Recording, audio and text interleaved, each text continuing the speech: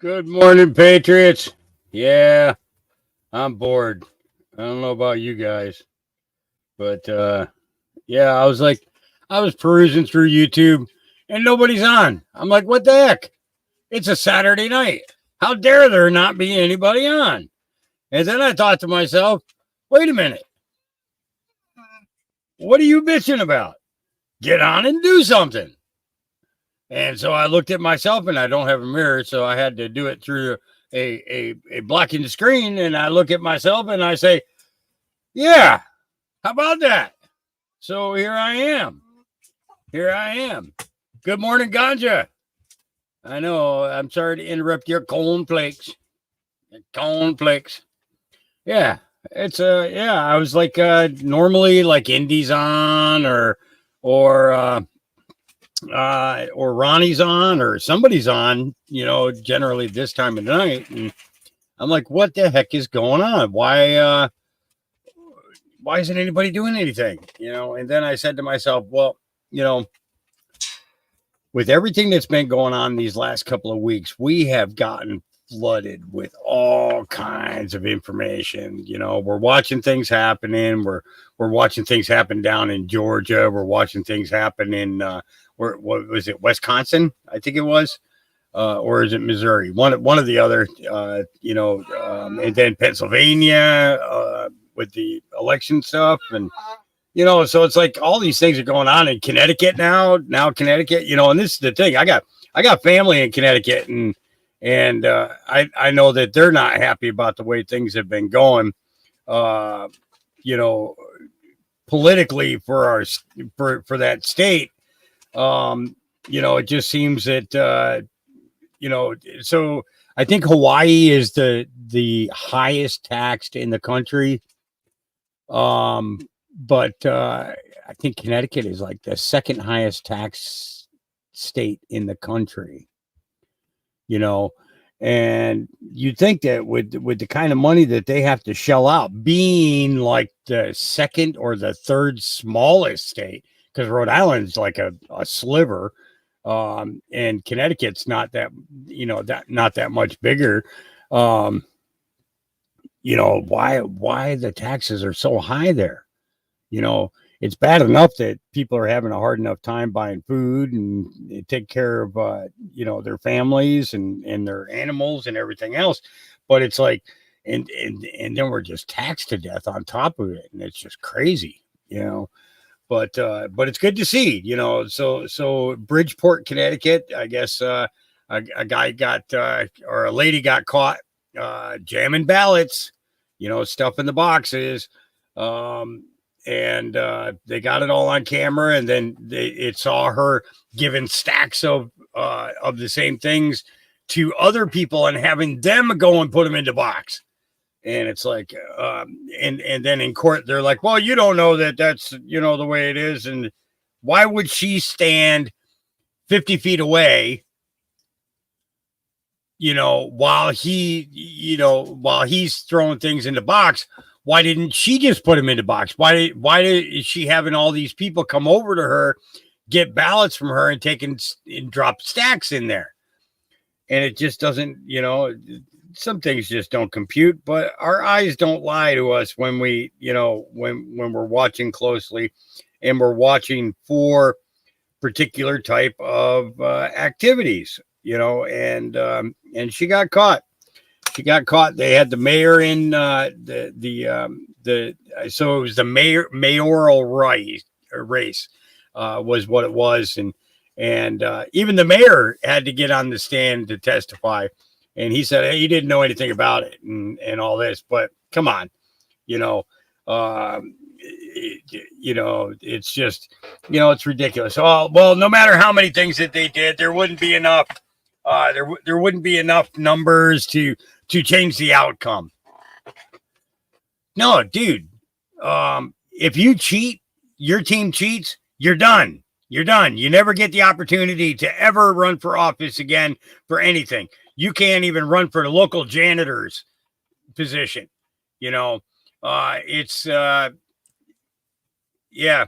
Oh, Sam reports that, that's good. That's good observation, because they used to be the constitutional state, but it appears that Connecticut has, in fact, become the unconstitutional constitution state. It's a politically filthy state. Correct. Yep. Well, that goes all the way back to Tip O'Neill. Because Tip O'Neill was in charge of uh, the funding and everything of what was then the Department of Children and Youth Services, DCYS, and a large quantity of the trafficking that was going on with the children in foster homes and things like that all fell onto his lap. The thing is that he didn't stay alive long enough for anybody to do anything about it, yeah,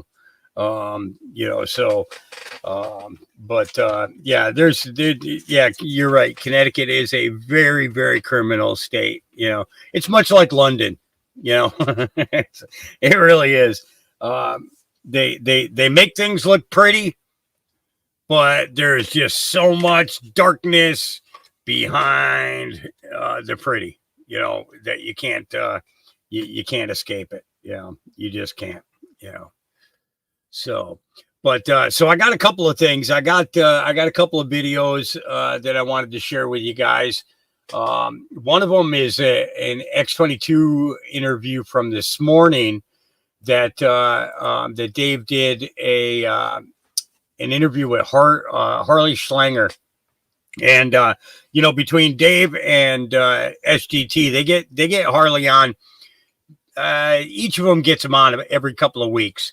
They kind of go back and forth. But Harley's got his ear to the ground and is listening really good. But I got to tell you, I've been listening to some of our long-winded friends. That's where I'll take this. I've been listening to some of our long-winded friends, and I get tired of this kicking it down the road. It's getting ridiculous. We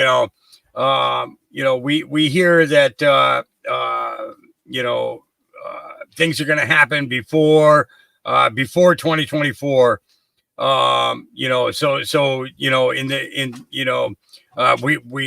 We heard the exclamations about October, Red October.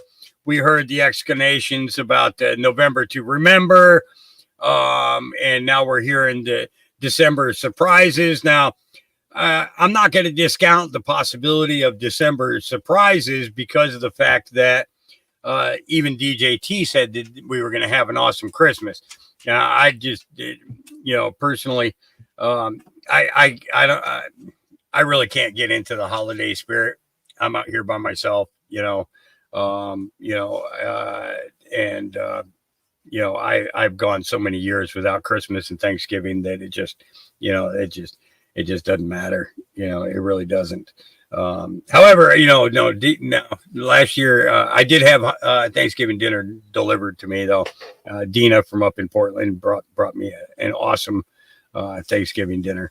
And then a couple of months later, she brought me a couple of pans of lasagna. It was, oh my God, she makes a kick butt lasagna. So I was, I'm not one to complain. I'm used to being by myself. As long as we got what we need on the farm, I'm content. And until I get out of here, it's patience. And the thing is my patience are really, really wearing thin. But you guys keep me focused and motivated and putting stuff together for you. So, but then after the Harley Schlanger interview, I have the Underground Patriot Underground did a roundtable. Yeah, she's not here no more, Tammy. Someday I'll tell the story behind that, but yeah, something really weird happened. And after that happened, I found myself going in a totally different direction. And she went in a different direction. But there was very heavy spiritual thing that happened to me at the end of that, and I'm grateful that that my eyes were opened to what I saw. It's because what I saw, yeah, we're not going to go into it right now. We're not going to go into it right now, but someday I will talk about it.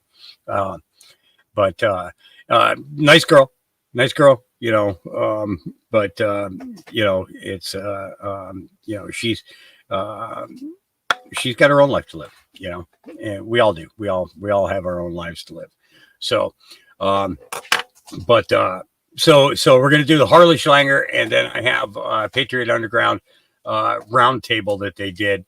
And I started listening to it, and I was like, wow, this would be something to share with everybody, you know, because, you know, you get all these different personalities and everything together, and people are coming and laying their, you know, they're laying their info on the table in front of you. You know, at the same time, you know, it's kind of like Space Shot, you know, with the Table of Titans, you know, we all got, we all have favorites, you know, that we like to listen to, you know, and then there's time to, you know, you just kind of got to just look and see what's going on, you know, and these long-winded people that I was talking about that are constantly giving predictions of the future and everything else, you know, it's frustrating for me because there was a time where I respected them for their opinion so much, you know, and now it's not so much because I'm done with the goalpost being moved. I'm done with that. You know, it's not right. It's unfair to the viewers. And you know, it's not, yeah, it's just not right. I don't know what you're tearing up back there, but you better knock it off, because I will come and I will whip some butt. Okay. So let's go ahead and get this first video going, and yeah, let's get our evening going. Right on. Right on.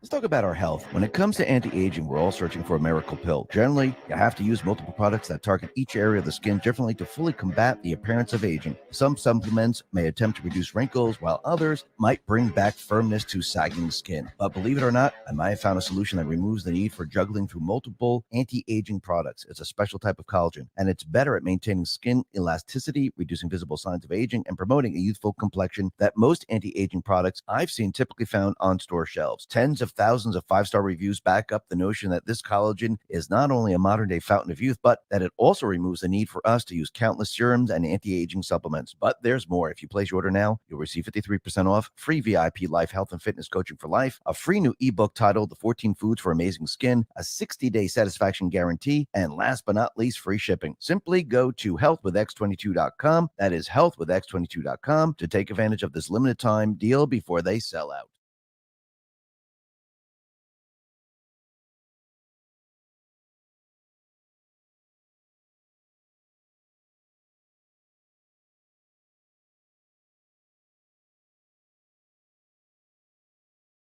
Hi, and welcome to the X22 Report Spotlight. Today we have a returning guest, Harley Schlanger. Harley is an historian, a national spokesman. He's been covering the financial industry since the 80s. You can follow Harley at the LaRouche Organization, and I am very happy to have Harley back on the X22 Report Spotlight. Harley, welcome back to the Spotlight. Well, I'm very happy to be talking to you again, Dave. Yes, I'm very happy to have you back. I haven't had you on for quite a while. I just want to go out to where you are in Germany to get a sense of what is going on out there, because here in the States, we're hearing that, you know, there are certain coal plants that are shutting down. Manufacturing isn't going well. The economy is not going well. So you're there. You're in the thick of everything. What is your take on what's going on in Germany right now? Well, what you said is basically the sort of the front end of it. The coal plants are supposed to be shut down by 2030, and they were going to start shutting them down sooner. But of course, we no longer have oil and gas from Russia. The nuclear plants have been shut down, and Germany as a whole is seeing a huge price increase on electricity. And they were going to try to move everyone away from gas heating to heat pumps, but that would have required about 25,000 euros per home for a transition. So they had to drop that. I mean, the problem is the Greens are insane. They're really trying to get a zero carbon output. And the Germans are, for the most part, passive about it. Although that's starting to change. The current government, which is the Social Democrats, the Free Democrats, and the Greens, you put the three of them together, and they're not even at 30% in the polls. And the parties that are being denounced as extreme on the so-called right, you have the Alternative for Deutschland. They've become the second largest party in the polls. And a new party that was just formed, splitting off the old left party, is now third in the polls. So I don't know if this Chancellor Scholz has any clue of what's going on. But the problem, and I just gave a talk in the Bundestag a couple of weeks ago, and they asked me, what's my impression of Germany? And I said, it's an occupied country.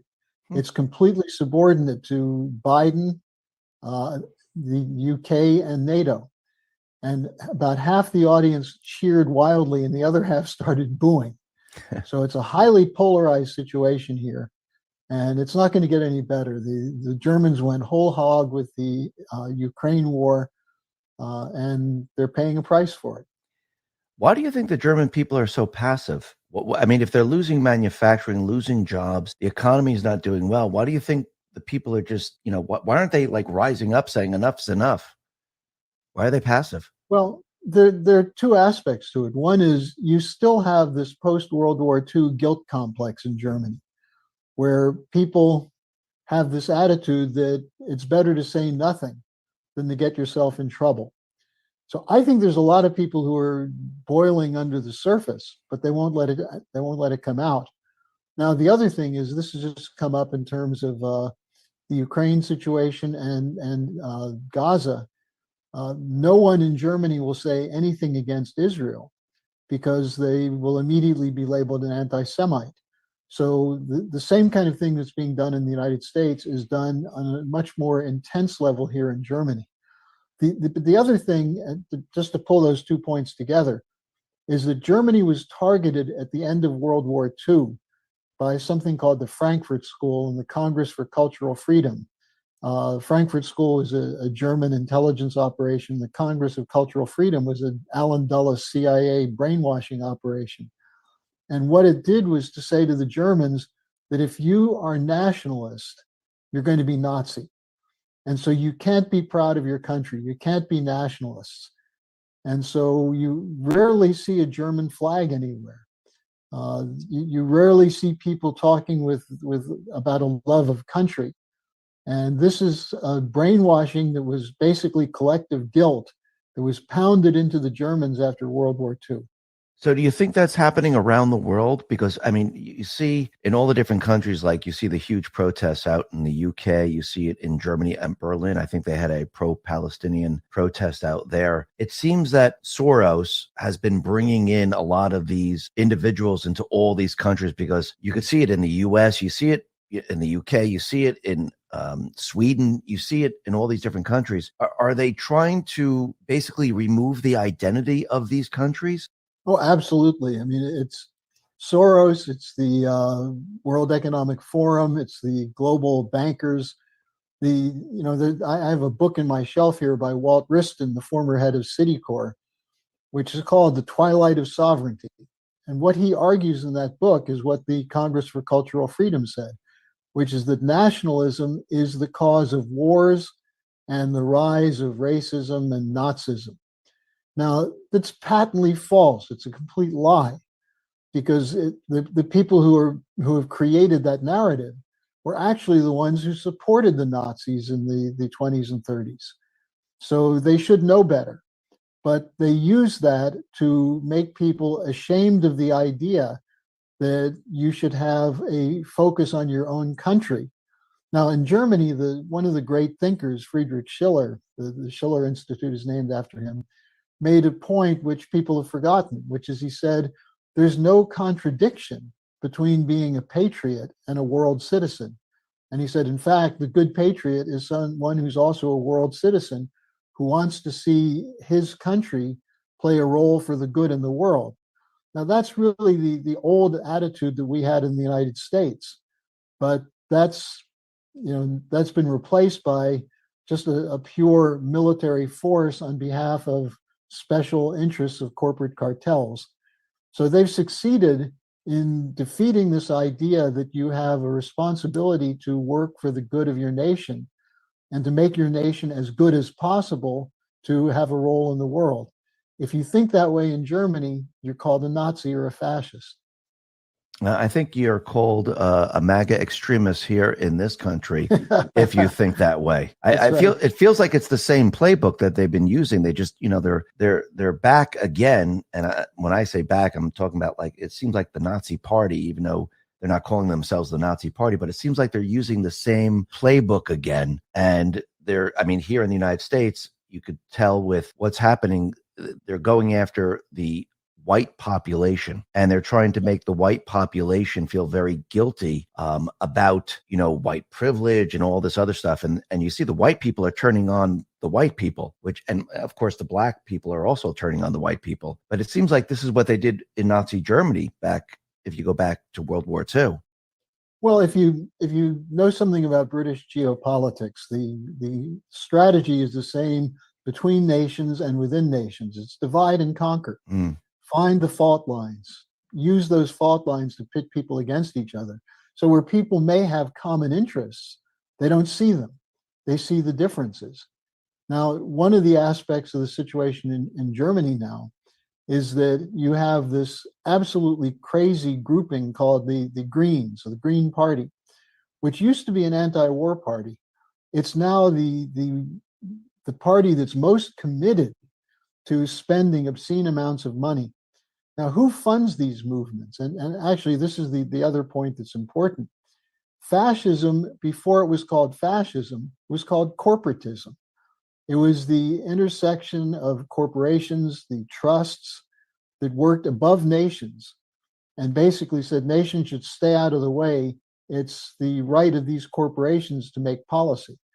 And what we see in the United States is that the corporate cartels, Soros is an example of that, but you have the banks, the financial institutions, you've got big pharma. They basically all work together for policies that benefit their shareholders, including the shareholders who are swindlers, at the expense of the real economy. And that's what we're seeing play out here in Germany, where the German economy was the driver in Europe at the end of World War II, actually after the end of the 40s and 50s.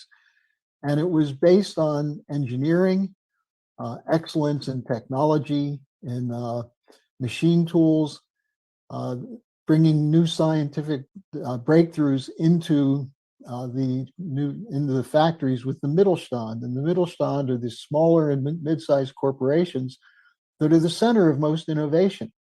They're being destroyed now. Mittelstand companies in Germany cannot get credit. And there are many of them that are like the suppliers to the auto industry or specialized machine tools and so on. They're now looking to move to the United States or to China because they can't get enough energy to run their companies here in Germany. And if they could get enough energy, they don't have the money to pay for it because they can't get credit. So it's a deliberate takedown of the industrial driver of Europe. And who's doing it? The political leaders of Europe.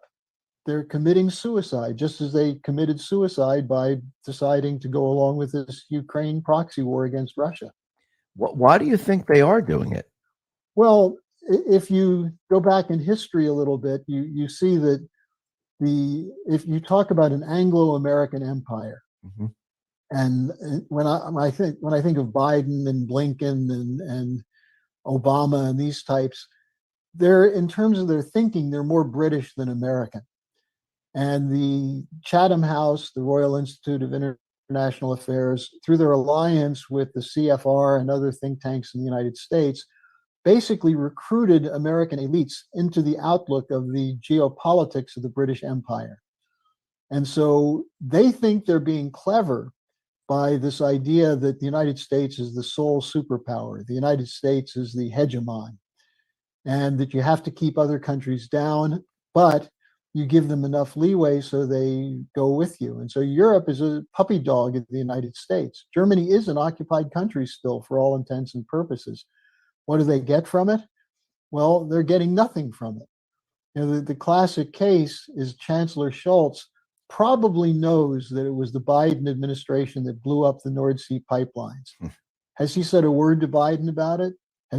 This hasn't even been brought up in the German Bundestag. So they let an action of terrorism, infrastructure terrorism that's affecting everyone in the country, they let it go without a comment. And I think that's what you find is typical in the problem in Germany. Now, it's changing a little bit in Italy and France, partly because it's changing a lot in countries like Hungary and Slovakia. But as a whole, Europe is a basket case, and the European Union has destroyed the concept of sovereignty in the nations that are members of the EU. So with Ukraine right now, since you mentioned the Nord Stream pipeline, do you feel like the Ukraine war is pretty much over?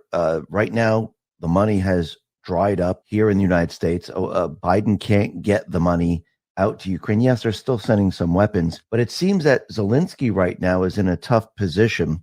He's postponing the elections again. And it seems that Putin kind of has the upper hand in Ukraine. So do you think the Ukrainian war is pretty much over for the Ukrainians and for Biden? Well, Putin's had the upper hand in Ukraine for a long time. Yeah. It's just that no one's telling you that. Yeah. The war should have never started, except that the United States, NATO, and the U.S. Military industrial complex establishment wanted the war, not just to make money on weapons, but to degrade Russia. The people who actually run the unipolar order are not the people who produce the planes and the jets and the tanks, but the people who run the financial networks. And their whole view is that if they could break the Russian state, that is, knock out Putin, knock out the military in Russia, then they could open up Russia far more than it was under Yeltsin to steal the raw materials. That's what they're going for. If you look at conferences from the Atlantic Council, the Heritage Foundation, this is what they're talking about. This is what the U.S. National Strategic Doctrine is based on now. Russia is an adversary, and we have to weaken them. So that was the whole point of the Ukraine war from the beginning, to use Ukraine as a battering ram. And Putin tried for 8 years to get an agreement. And of course, starting with Obama and the Maidan coup, they never were able to arrange it. There's a Ukrainian component in the Russiagate against Donald Trump, because Ukraine played a role in that. And I'm talking about even before Vindman. So that was a very important element of the whole Russiagate story. Now you have a situation where Russia has emerged stronger than ever. Russia's not isolated. Russia has these economic conferences, and you have 50, 60, 70 nations showing up to make trade deals. You have the Russia-China, the BRICS alliance, the de-dollarization. And why do countries like that? Because the dollar has been weaponized against these poorer countries in the same way it's been weaponized against people in the United States. So the policies serve no interests of people of any nation, but they serve this oligarchy that squats above the nation and uses its military to impose its will. Now, you can do that with Libya, you could do that with Iraq, you could do that. They tried to do it with Syria and they couldn't because Russia got involved. Right. You can't do that with Russia. Russia's too strong militarily and China's too strong economically. So Biden is stuck in a situation, and he probably doesn't even know it. But people like Blinken, Susan Rice from the Obama team, they know it, and they're panicked as hell. So what do they? The story is now out in Time magazine that the Ukrainians are starting to prepare to dump Zelensky. I don't know if you saw the cover story, but it basically quotes top officials, of course, anonymously in Zelensky's circle, saying, you can't tell Zelensky we're losing the war because he's deluded. He thinks that they're going to win. Now, under the circumstances, you had people like Matt Gaetz and others who drew the correct conclusion, which is that we've got a huge budget deficit. It's not getting better. Why waste more money on a losing battle? And so what happens?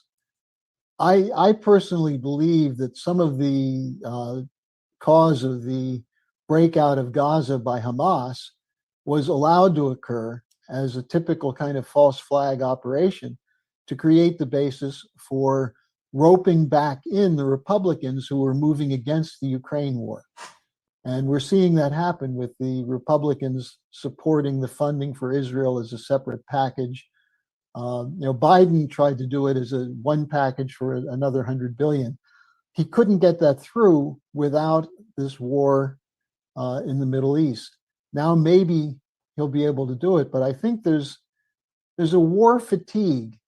We've been at war for most of the last 30 years, and it's not doing any good for the American people.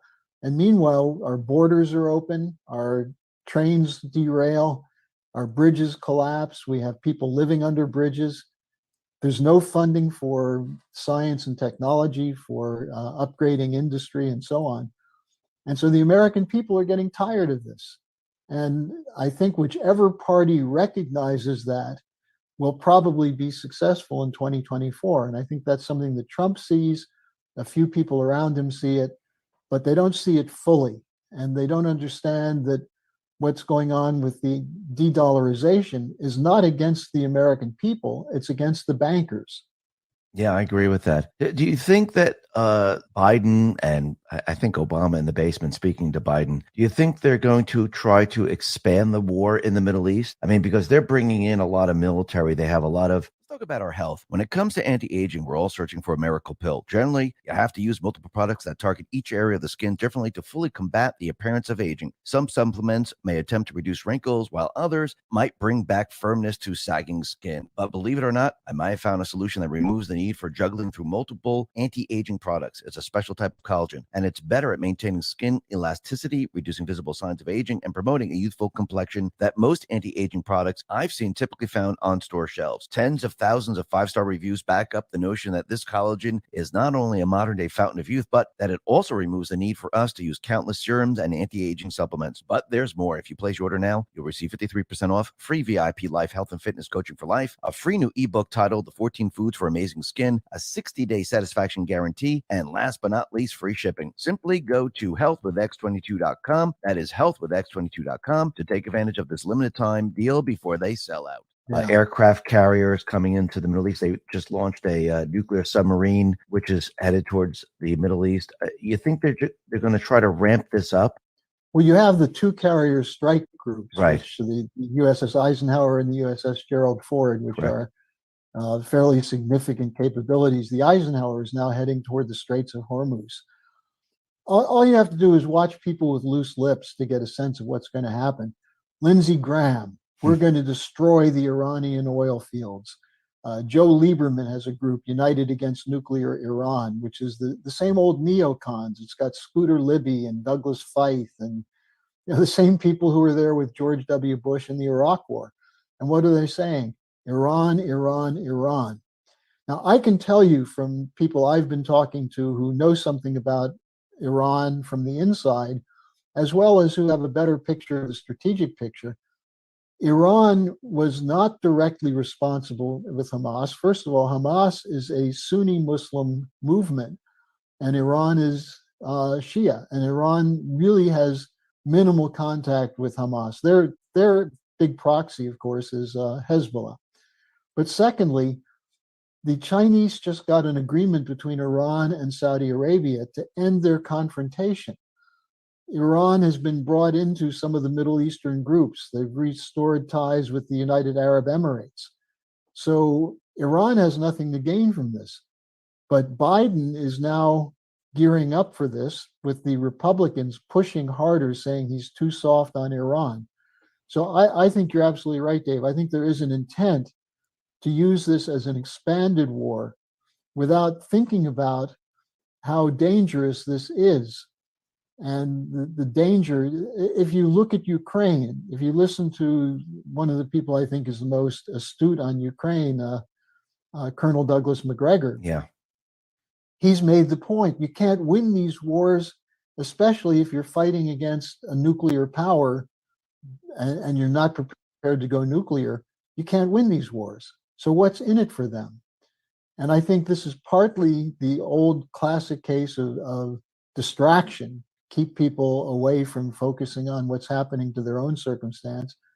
But also, there are some of them who think that if we crank up the defense budget to above $1 trillion, $1.5 trillion, it will have an impact on the overall economy. Well, it will, but it won't be, in the long run, it'll be more inflation. And so the people have to draw a line here and say, these wars are bankers' wars. These are not wars that defend the interests of the American people or the people of Europe. No, I agree with that, because once again, I mean, people are seeing inflation now. They're seeing fuel prices continually move up. People are losing their jobs now too. And I think, during this holiday season, I think people are going to start to realize that the economy is really breaking apart, and it's not getting better. And I think people are not just seeing it here in this country, but I think they're seeing it around the world. Like you said, out in Germany. But I think the world economy is having a major problem, because I think out in Canada also, I mean, the housing prices, the inflation there. I mean, you see video messages of people saying, I can't afford to pay my rent. I can't afford to pay for food. And I think it's starting to affect a lot of people right now. And they're starting to realize. Look at the United Kingdom. Yeah. It's in a complete downward spiral. But what's interesting is, where in the world are countries doing better? Well, India is doing fairly well. Thailand is growing. Malaysia is growing. Indonesia is doing better. These are countries that are working with China's Belt and Road Initiative. In Africa, we're seeing a resurgence of nationalism. We saw it in West Africa, in Niger, in Burkina Faso, and Mali, where they threw out the French. And the Niger case is quite interesting, because if you remember, Niger was a scene of the yellow cake uranium story that said Saddam was getting his yellow cake uranium from Niger to build a nuclear bomb. So they have a lot of uranium. They provide uranium to France. I think 20 to 30% of France's uranium comes from Niger, which is a former French colony. And France gets 70% of its electricity from nuclear power. They pay almost nothing for it. It's a classic case of a colonial system. And the army in Niger finally said, why should we give you our uranium cheaply when we can't even provide electricity for the people in our country? So they kicked the French out. And we're seeing a revolt against the green policy in Africa, because African countries, you talk to African countries about solar and wind, they say, we already have that. It doesn't work. It doesn't give us enough electricity. And there's a push for industrialization. And they're studying the American system. I do workshops somewhat regularly now in South Africa and Nigeria and several African countries, where they're trying to figure out, how could we leapfrog from a colonial system into a modern technology. And the Europeans are saying, oh no, if you do that, the planet's going to overheat. And they say, well, the hell with you. Blinken went to South Africa and tried to lecture the foreign minister there. And she said, Mr. Secretary, with all due respect, we are a sovereign nation. You may have forgotten that, but you can't come here and lecture us about transgender issues. And so there's a rebellion in much of the global South against the arrogance and the delusions of the people who believe this idea of the rules-based order. Now, it's interesting because of what's going on in Gaza. In the Arab world, including Arab countries that were close to the United States, that they're saying your hypocrisy is too much for us. Whatever happened to the rules-based order? And so the U.S. is losing credibility all over the world. People look at Biden, and even in Germany, people who are somewhat afraid to say anything intelligent will say, pull me aside and say, how do you still have this guy Biden as the president there? And I just say to them, well, have you seen the vice president? So you're saying that people around the world, they no longer respect the United States. They think Biden's a clown. And I mean, are they worried about what he's going to do? Well, some are, but they if you look at what's happened in Ukraine, Mm-hmm. we've poured in a lot of weapons.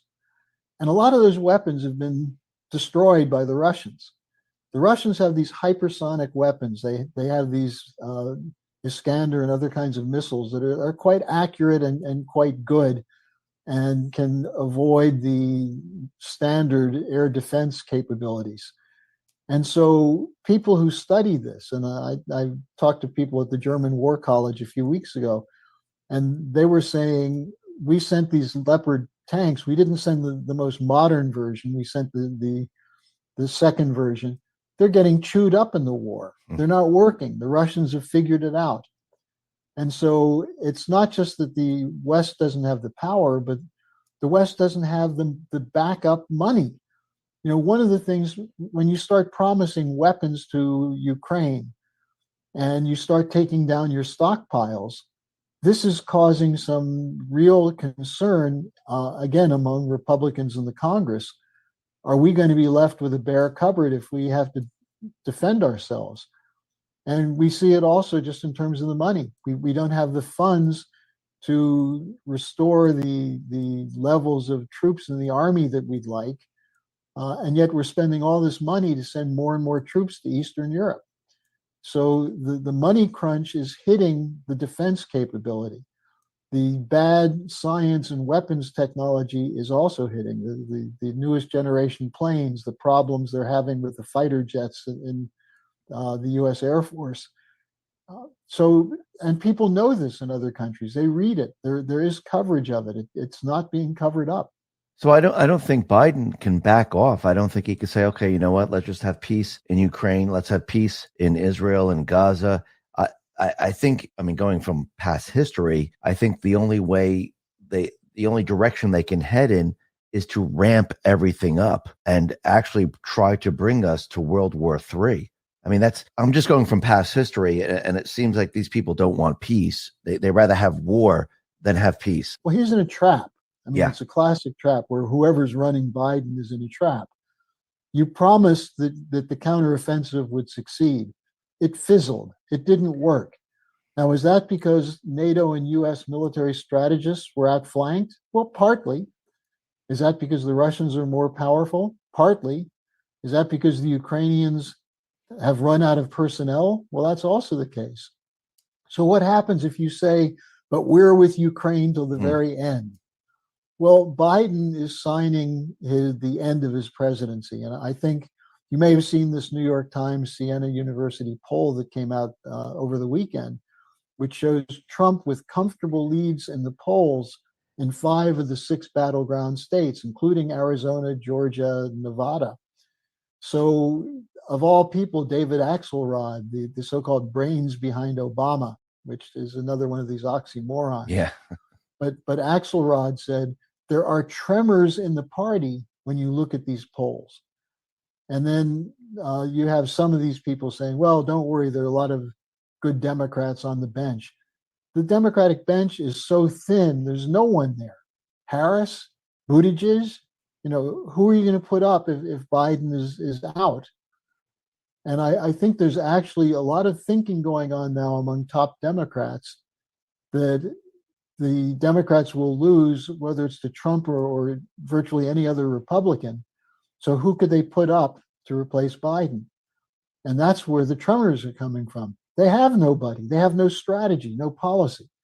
Now, I would argue that the other problem is the Republicans who might replace Biden don't have a competent strategy either. And this is the destruction of the American political leadership in the world, so far below the levels of World War II and the immediate post-war period. We don't have thinkers. We have people who are looking to polish their brass and get a good retirement package and get on the boards of directors. Can't really fight wars. And this is a point McGregor was making yesterday with Napolitano. You have these armchair generals like Patriot who never won anything. And yet they're the ones that the media is turning to for the analysis. So it's a profound crisis, Dave. And I see it when I talk to people in Europe. I was not too long ago at the European Commission, the center of the European Union, and they're pretty pathetic, to tell you the truth. But they were just shaking their heads saying, whatever happened to American leadership? And I said, well, why are you guys following American leadership? And they get this silly look on their face. But that's the crisis in the West right now. Do you think Biden's going to actually make it to the presidential election? Or do you think they're going to replace him? That's a good question. And the question is, who would you replace him with? If you put Harris in, the only thing they could do to make Harris seem like a viable candidate is keep her in a basement somewhere and go with a hyperinflationary bailout of the system, which is one of the options they have, including defense spending and including just pouring money into social programs to try and make sure they can reconsolidate the Hispanic and African American vote.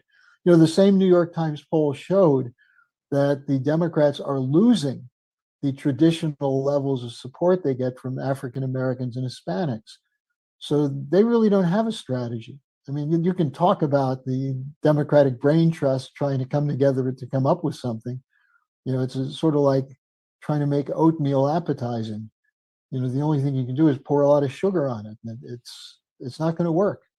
Yeah, it seems like all their energy is going towards Trump, trying to stop him from running in the next election. I mean, that's all their energy. That's what they're doing. Well, and demonizing the Trump Right. supporters, the same mistake Hillary made with her, what did she call them? The not deplorables. Deplorables, Yeah. It's the same strategy. Yeah. Don't they remember history? That's not so long ago. And by the way, Dave, the other thing that really just struck me the other day in thinking about this, we're talking about the presidential race underway in 2 months. Mm-hmm. The Iowa caucuses are 2 months away. Right. And so, the idea that you're going to have a buildup in case you have to get rid of Biden, you're going to come up with an alternative strategy. They're running out of time.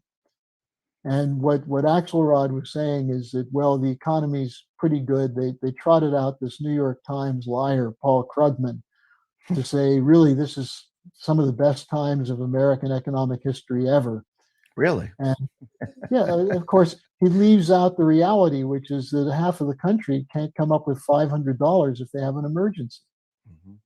Well, I also heard Van Jones is also saying that it's time for Biden to step down and not be the presidential candidate. So it looks like they're making calls now for him not to run. Well, I think that's been going on for a while, and they had an option which I knew they wouldn't take, which was the R.F. Kennedy Jr. And the reason they couldn't take that is because it exposes the extent to which they've been involved in a continuing cover-up of the murder of John F. Kennedy and the whole dirty operations in the intelligence warfare.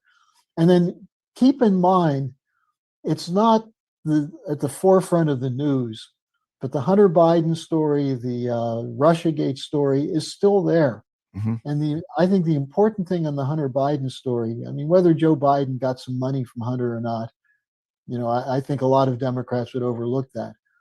But if you see the extent to which they subverted the intelligence community to lie to cover up for Biden in the 2020 election, That's where you begin to see people getting angry.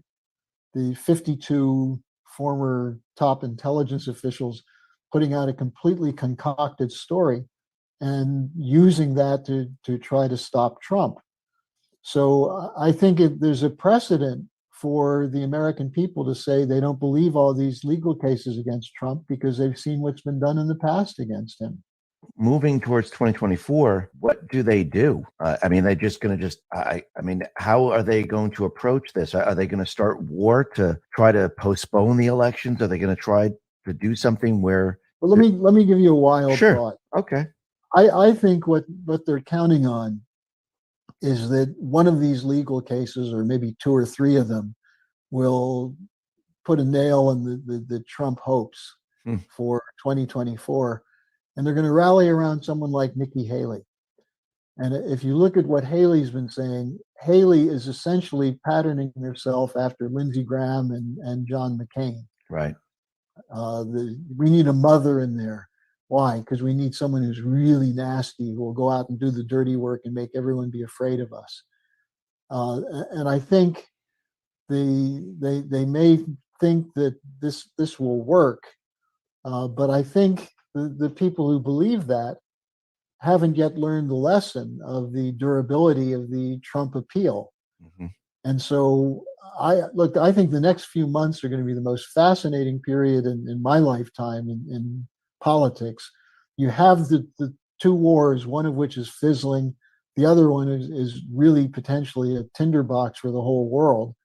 You have the economic crisis. You have the move against the dollar. The Great Reset is sort of an afterthought now. It's been discredited. That's what this whole de-dollarization is.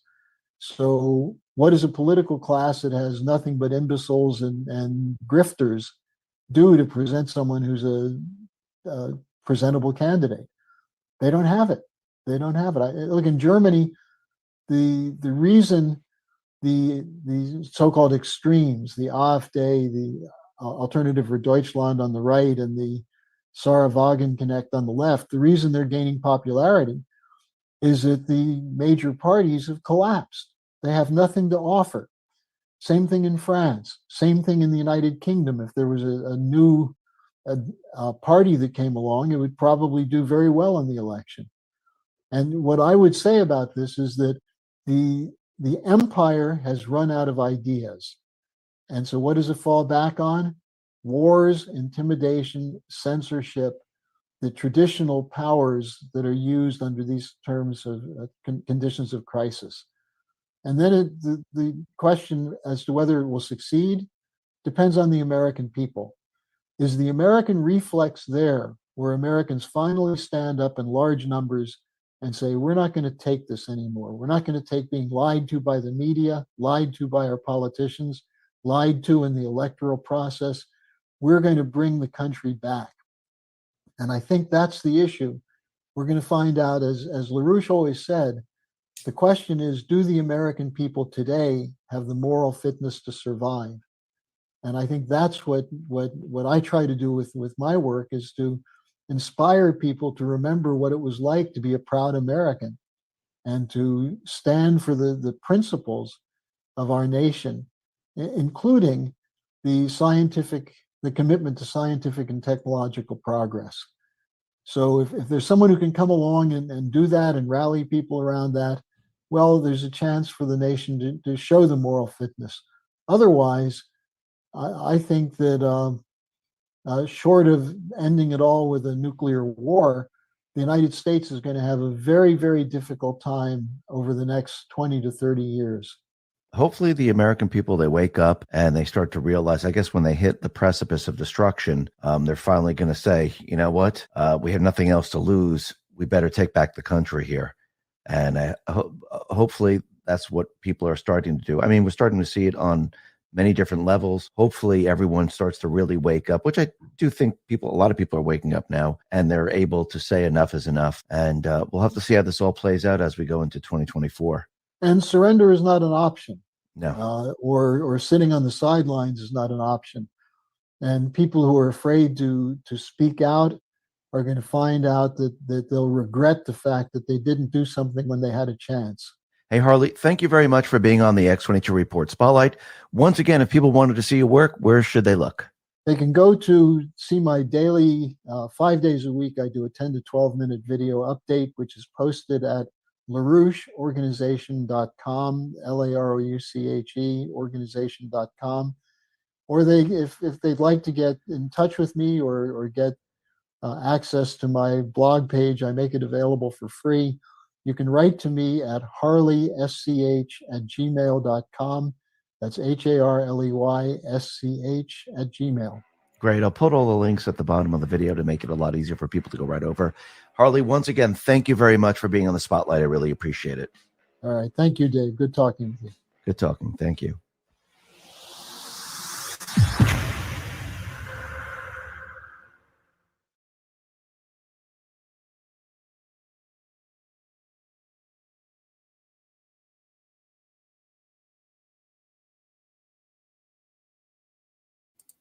I like that.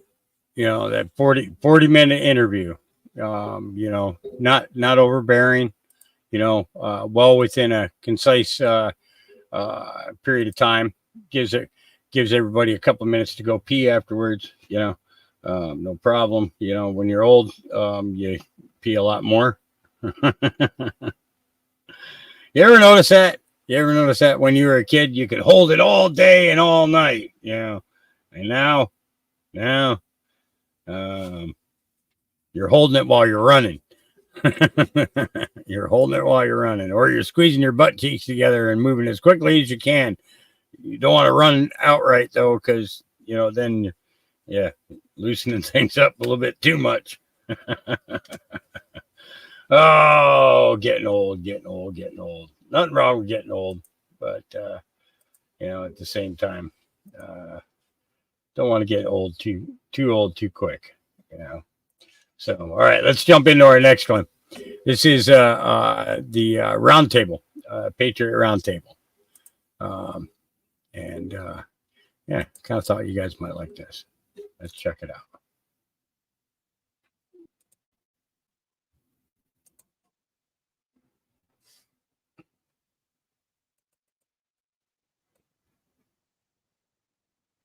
All right. Hello, everyone, and welcome to Patriot Underground. Today is Saturday, November 11th, 2023, 11/11/2023. Thank you, everybody, for joining me. We got a great show for you lined up tonight. This is going to be an incredible roundtable. I have to say, we've got a lot of new faces. And some faces that normally folks see on the show are not going to be with us tonight, unfortunately, but they do send their love. But as always, we already have new people stepping up, and I'm very, very excited about this conversation. So we're going to be hearing from, let's see, we've got about 10 people here, and we've got a whole bunch of people who are tuning in live. It's very exciting. We've got over 300 people. So thank you, everybody who decided to stop by tonight and to check out this chat, because honestly, we always have a really good one. This is the first time we've ever done it live, so hopefully things will go smoothly, but I'm very excited about it. It's always a blessing for me personally, just to be in this position to bring people together. So many great patriots who all have a different perspective on the issues, and there are a lot to talk about tonight. We're actually going to get a little bit of an international perspective. So let me just go ahead and start introducing my guests to the show and have them say hello, and then we're going to kick it off with my good friend Pat. So let's just start with Pat. Why don't you say hello to everybody? How have you been? Hi, I'm glad to be here. Oh, we have two Patricias. Wow. Okay. Well. Oh, we do. We do. So I got to be aware of that. Okay. Well, I'll just go by my first name. I'm glad to be here. I've been part of the previous chats and roundtables, and everyone is different and everyone is special, and so glad to be a part of this one. Well, we're really, really pleased to have you back, Pat. So let's go to our other Pat, Patricia. Patricia, say hello to us. How you been doing? Fine, thank you. Yeah, I'm Patricia. I can't find out what the pattern really is, so I don't know what's going on. Everybody says there's something different all the time.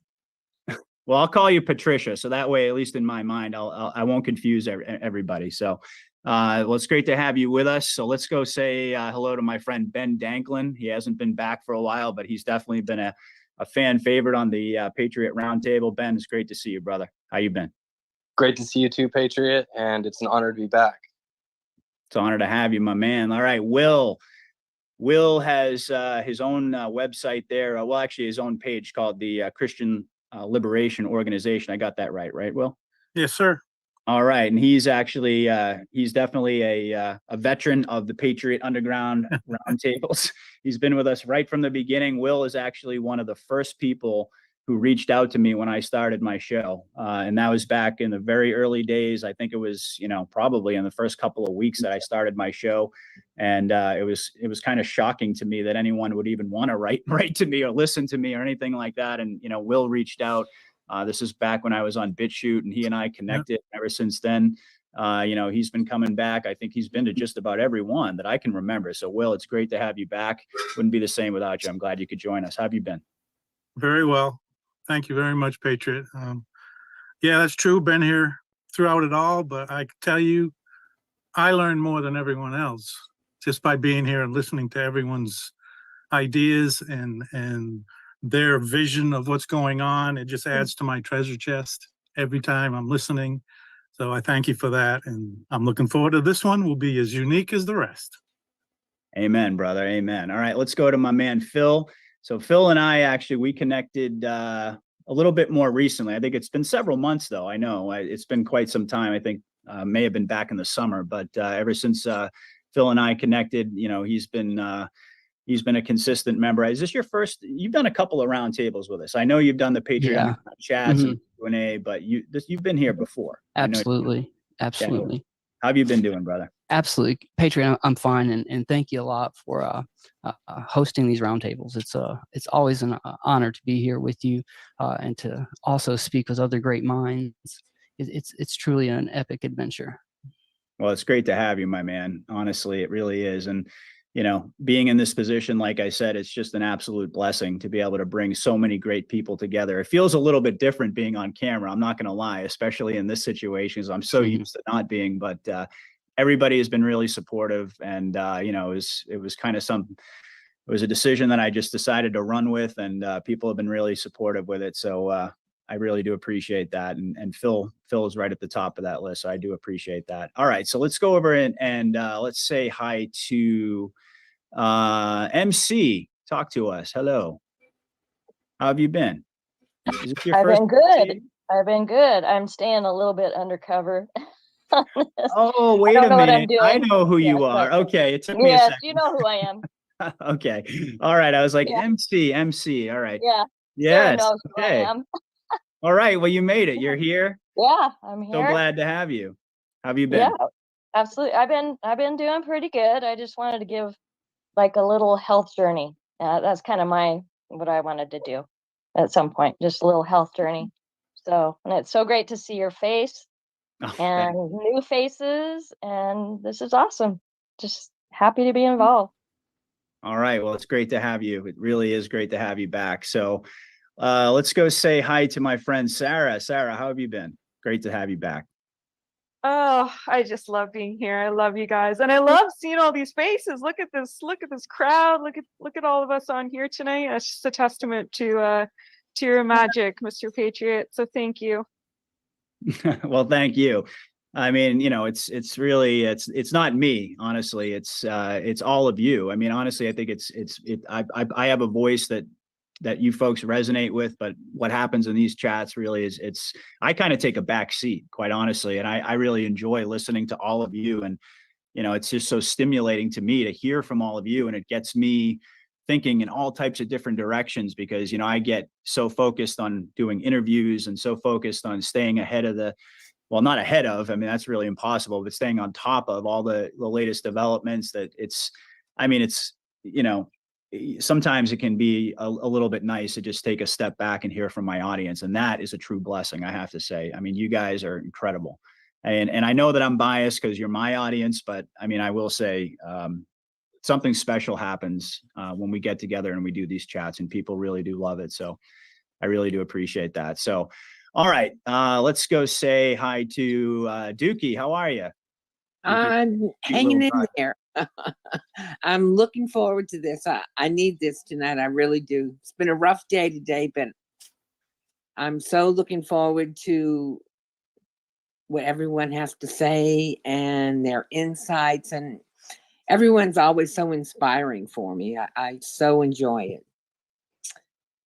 Absolutely. It's wonderful, really. And you know, having the ability to come together and to do this, I know that a lot of people out there who are listening feel exactly the way you do, and they haven't gotten to the point yet where they're ready to partake in, you know, in a conversation like this. By the way, if you're out there and you're listening and you're thinking, wow, I mean, this is something really cool, I might want to do this, let me know, because I always love to get the more people that we can get involved. I mean, I'd like to have calls with, you know, 20, 30 people.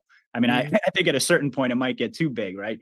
And I think Pat would agree with me, but honestly, it is a blessing. And I think the more we can do this, the more we can get together. I mean, this ultimately changes the world. You know, you know, we're speaking, we're having a conversation, and so many people out there are resonating because they're just dying. You know, they're thirsty for this. They're dying to hear more conversations like this, and not just from, you know, myself and other podcasters out there, but just from we the people, you know, from everybody out there, from all the patriots out there. And I'll tell you the truth. I mean, I learn more very often. I learn more just by listening to my audience and reading the comments and starting to look into certain things or different perspectives that I hadn't thought of before.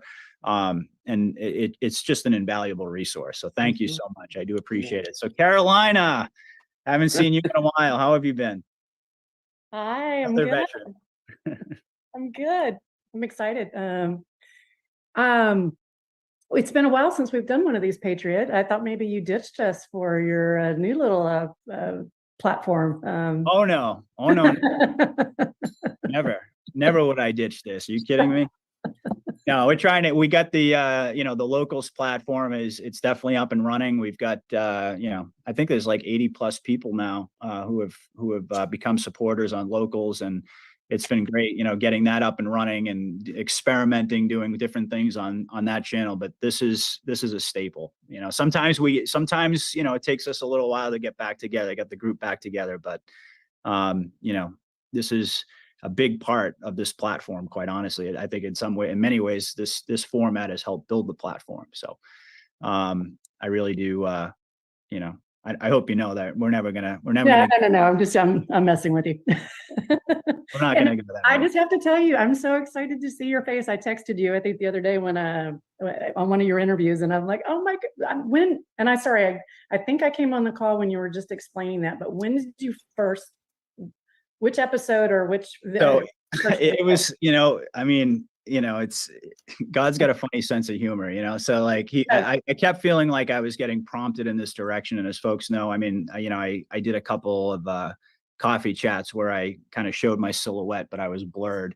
And I think that was his way of sort of like easing me into the idea. But it was actually my last coffee chat that I did, but what was so funny about it was, and it wasn't funny to me at the time, I was actually quite frustrated because I couldn't get anything uploaded to Rumble, and the file was too big for me to upload to BitChute.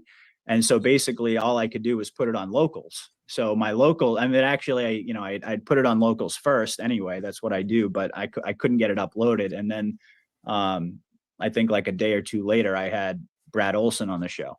And so I decided I was going to, you know, turn the camera on with Brad. So I think that was the first one that a lot of people saw. That was your first one then. Yeah. Cool.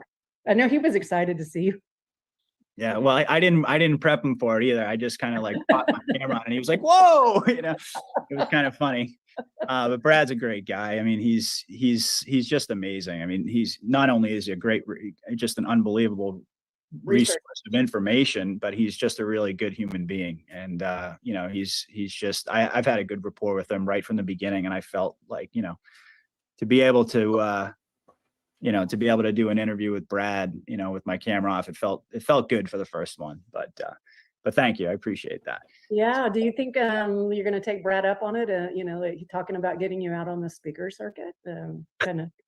Maybe. I mean, I don't know. You know, I honestly, I I kind of view myself as more of a, a researcher and, less of an expert. But if he wants to put me out there and have, give a little speech or, talk to folks about what I do know, certainly I would do that. But, a lot of the people that go on the, the circuits and they do those types of things, they've been, writing books, and they've been in this a lot longer than I have. So it's like, I almost don't even feel qualified to do that.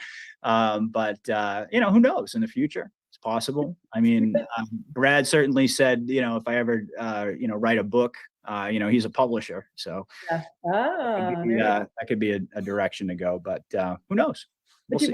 You have this. You have to know that you have this amazing gift, because I will tell you that there are so many days where I'm just like I'm defeated, and then boom, you put out another coffee chat or another situation analysis, and I'm like, boom, I'm back in the game. Because I don't know what you do for a living in your day job.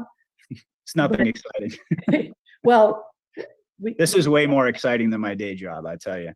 Well, because you have this uncanny ability to connect the dots and to explain it. Oh, that last one that you did was spot on, Patrick. Spot on, Patrick. It's Jim Willie. Oh, and Jim? Well, Jim. Oh, come on. I mean, I just get Jim on, and I wind him up and let him go, and he just, he does his Jim Willie thing. Right. It's kind of like interviewing Carrie. Carrie just goes. I just like, hey, Carrie, how are you? And then she just goes out the gate.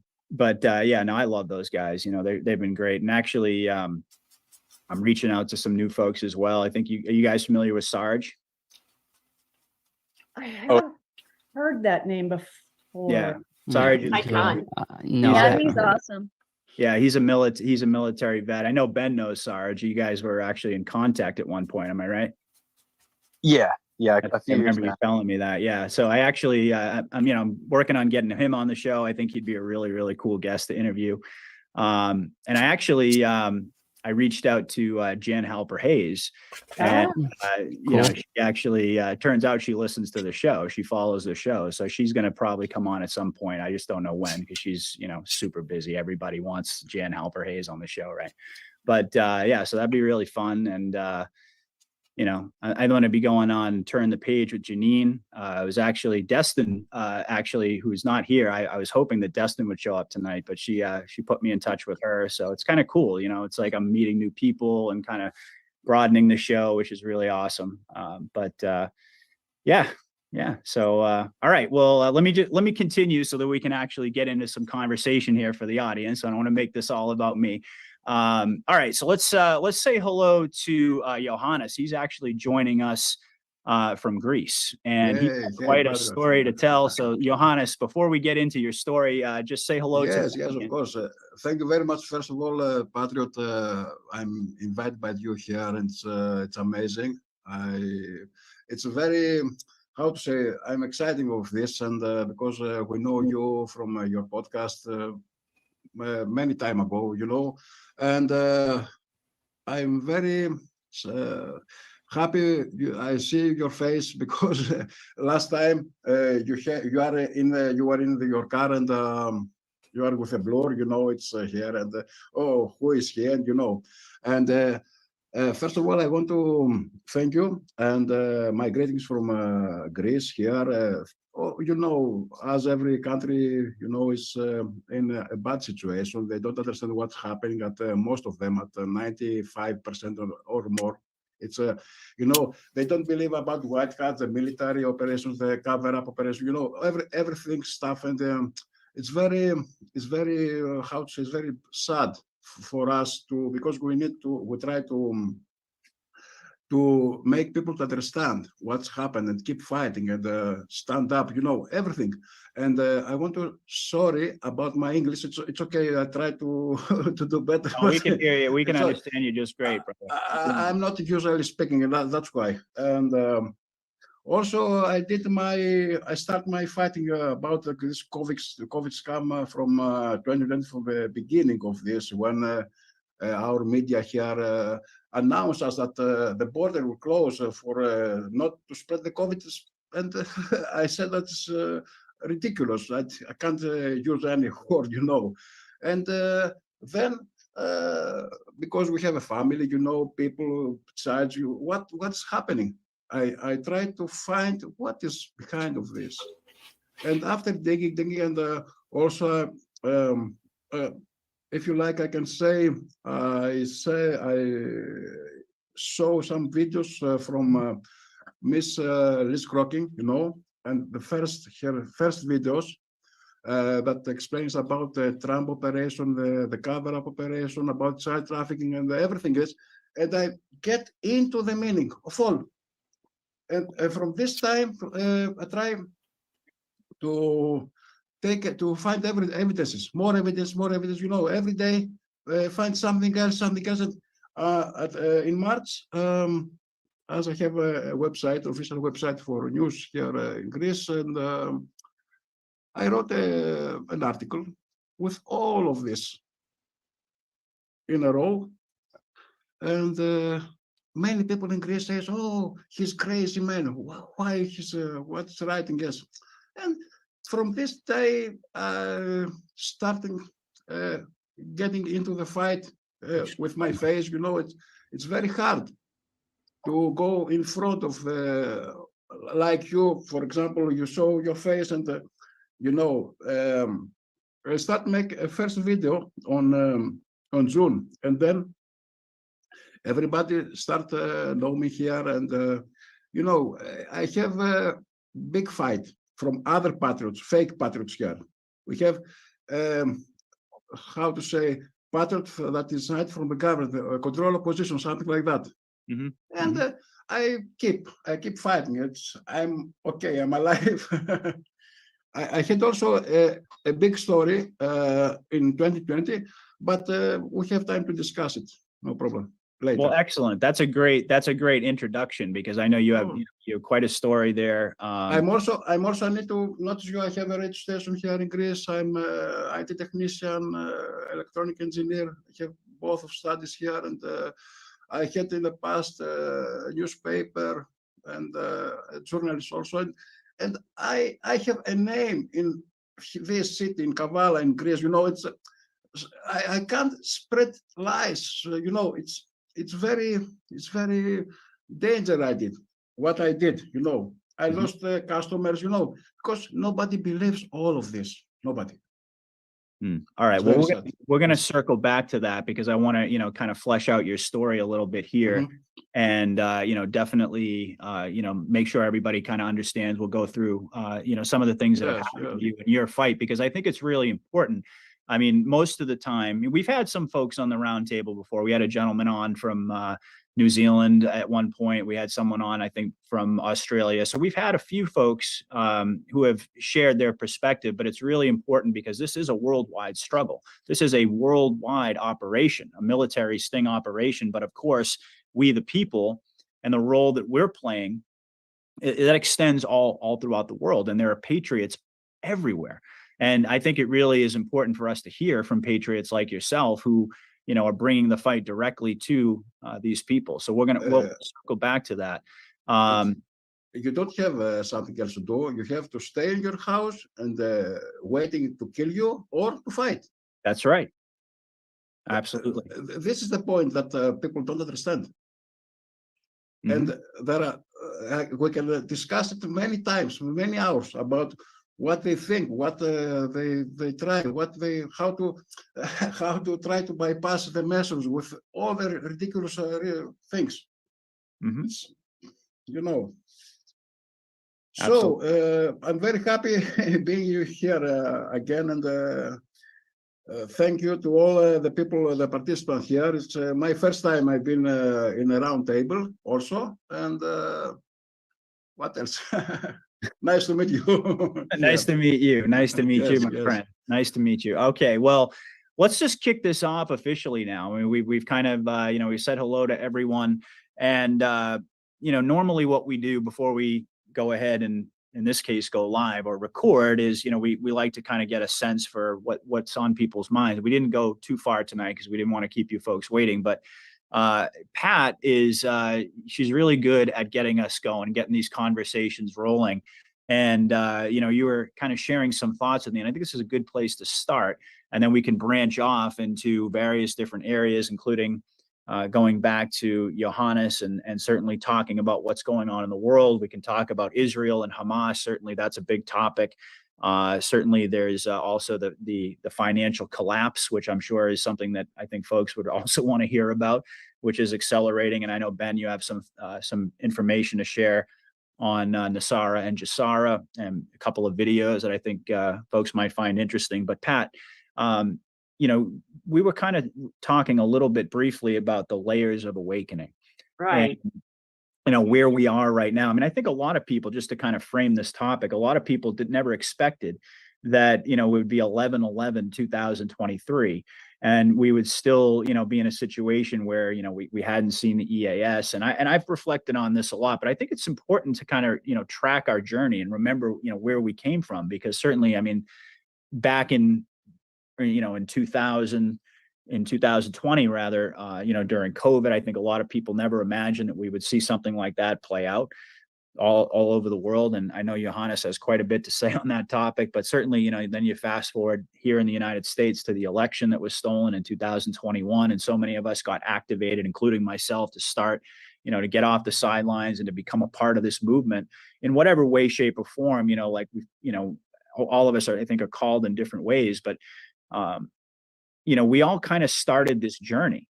And I know we have another gentleman on the call, Byron, who may, you know, he may just kind of observe tonight, but, you know, he's been awake since the 90s. I know people personally who have been awake for 30 years, 35 years. I myself have been awake for more than a decade. But, you know, there are layers to it. And, you know, and as we've gone through this journey and we've taken this incredibly epic journey together, we are expanding our consciousness. There's no two ways about it, but there's also this element to it where things just continue. It's like an onion, you know, the layers of the onion just keep, it seems like they're never ending. And to me, it's just, you know, much more of a kind of a springboard into the conversation that, you know, we typically have in many different ways about how this is truly a spiritual journey that all of us are on. So why don't you, you know, tell us a little bit, you know, about your thoughts on this topic, and certainly anyone else out there, you know, once Pat gets rolling, if you have, you know, some thoughts you'd like to share, just go ahead and put your hand up in the chat and we'd love to hear from you. So Pat, take it away. Yeah, in fact, I was going to use onion as a example because Oh, I'm sorry. I didn't every mean to steal your onion thunder. you did, but I've been at this for a long time as well, and every time I think that, and Patriot, you've been a big help with connecting the dots, but it seems that every time we think we've come to a point of figuring things out, then we realize with something new happening, we're scratching our head and reevaluating and challenging everything. And you know, one of the areas that has been big for me, and particularly since the latest war has started, is a lot of, you know, public figures, you know, well-known people, you know, with you know, channels, networks, ministries, you name it. I thought that I knew who these people were, and now I'm realizing that they have a strong stance on a number of things that came out of nowhere, and now I'm not sure who I could trust anymore, if who I can believe in and who I can't. So I'm just sort of sitting back and observing. But the other aspect that I think is really gets to the core is religious beliefs. People still all over the world still are stuck in religious beliefs because, I mean, we've had those since we can, as long as we can remember, and we don't realize how much they shape our thinking. And it's religions that divide us, and still are. And we need to rethink them, as well as what propaganda we're still buying into because of our religious beliefs. And so everything needs to be open for reassessment and challenge, and recognition that we still don't know the truth, and we still don't know who we can trust. So, but I'm going to forge through all this and not give up or give in to any propaganda, if at all possible, and continue to the very end. Absolutely. Well, we need everybody to continue to the very end. And that's really, a big part of my, I guess you could say what I feel is like, a big part of my, my focus when I do my shows is to remind everyone. That's why you typically hear me talk about, where we came from, and like is kind of the way that I frame this whole topic, because all of us are tired. All of us are weary. All of us are battle fatigued at various different levels. And certainly, as you pointed out, I mean, I think the deeper we get into this whole process, we need to remember, what it is that we're really up against. And you talked about, religious beliefs being a barrier. And I think, this is a topic that we've discussed before. And certainly I'm not one to tell anybody what to believe, as far as, I'm not putting myself in the position of, getting between anybody and God and what they believe in their spiritual path and their journey.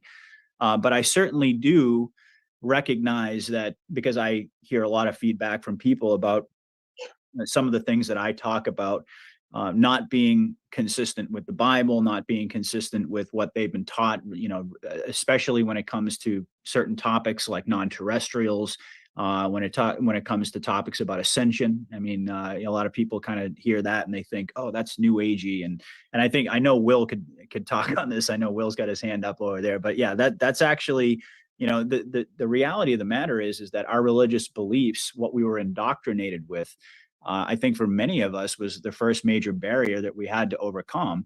And yet there's also kind of, at least in my view, I think there's kind of built into what I view as, sort of a very ancient form of mind control in a lot of different ways, in getting people to kind of keep God inside of a box. I think that there's kind of a built into that. There's what we're seeing a lot of people say now that we're getting toward the end, toward the end times, is, beware the deception, beware, of all of these people who are going to say, oh, and try to, kind of redefine the whole perspective on religion and so forth. So it's kind of like, on the one hand, I can understand why people who are still very grounded in their, organized religion are concerned about these things, and they sort of like they confront new information with less of an open mind and more of a sense of suspicion, because they've, in my view, they've kind of been programmed to do that. And certainly I've never been one to say, let's throw the baby out with the bathwater, right? Just because there are some things that I may, view as perhaps counterproductive to where we're at in the awakening. I do think that let's just be honest. I mean, religion has kept a lot of people spiritually grounded, and, perhaps, and even if I'm right, that kept them blinded to certain things, it certainly kept a lot of people spiritually grounded their entire lives. And who am I to judge that? So it is it's an interesting topic, and it's sort of a delicate one. So let me kind of pass it over to Phil, because you had some thoughts to share, and then we'll go to Will. Go ahead. Sure. Look, I've been equally confused a lot of different times over the whole issue between the Bible, religion, and what's going on, that the Bible's been corrupted, and the one thing I can say is this, and the same thing as you, Patriot, I don't want to get between God and someone else.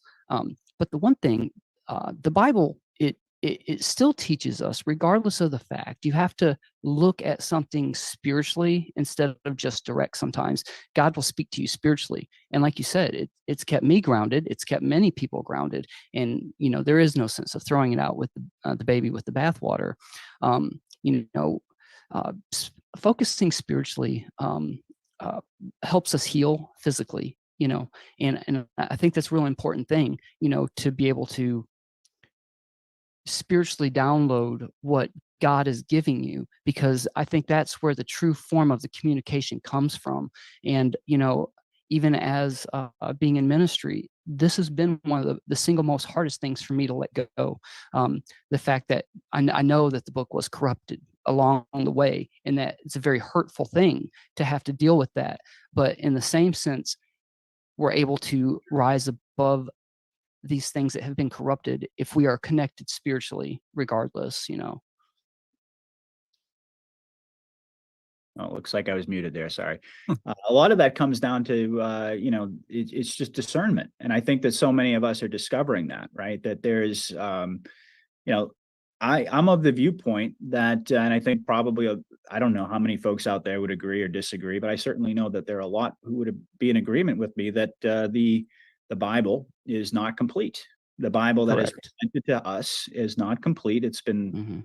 fairly well documented, I think. And you know, and even if you want to say, okay, well, prove it. No, I mean, I can't prove it. None of us can really prove any of these things in the sense that, you know, that people would, at least in the way that people would want us to provide proof, that's not available yet. But when you really take a step back and you think to yourself, okay, well, if we all are in agreement that there is this satanic enemy, that there's this cabal, that it does exist in whatever form, and their mission has always been ultimately to pretty much to kill us off and to enslave the Sure. rest.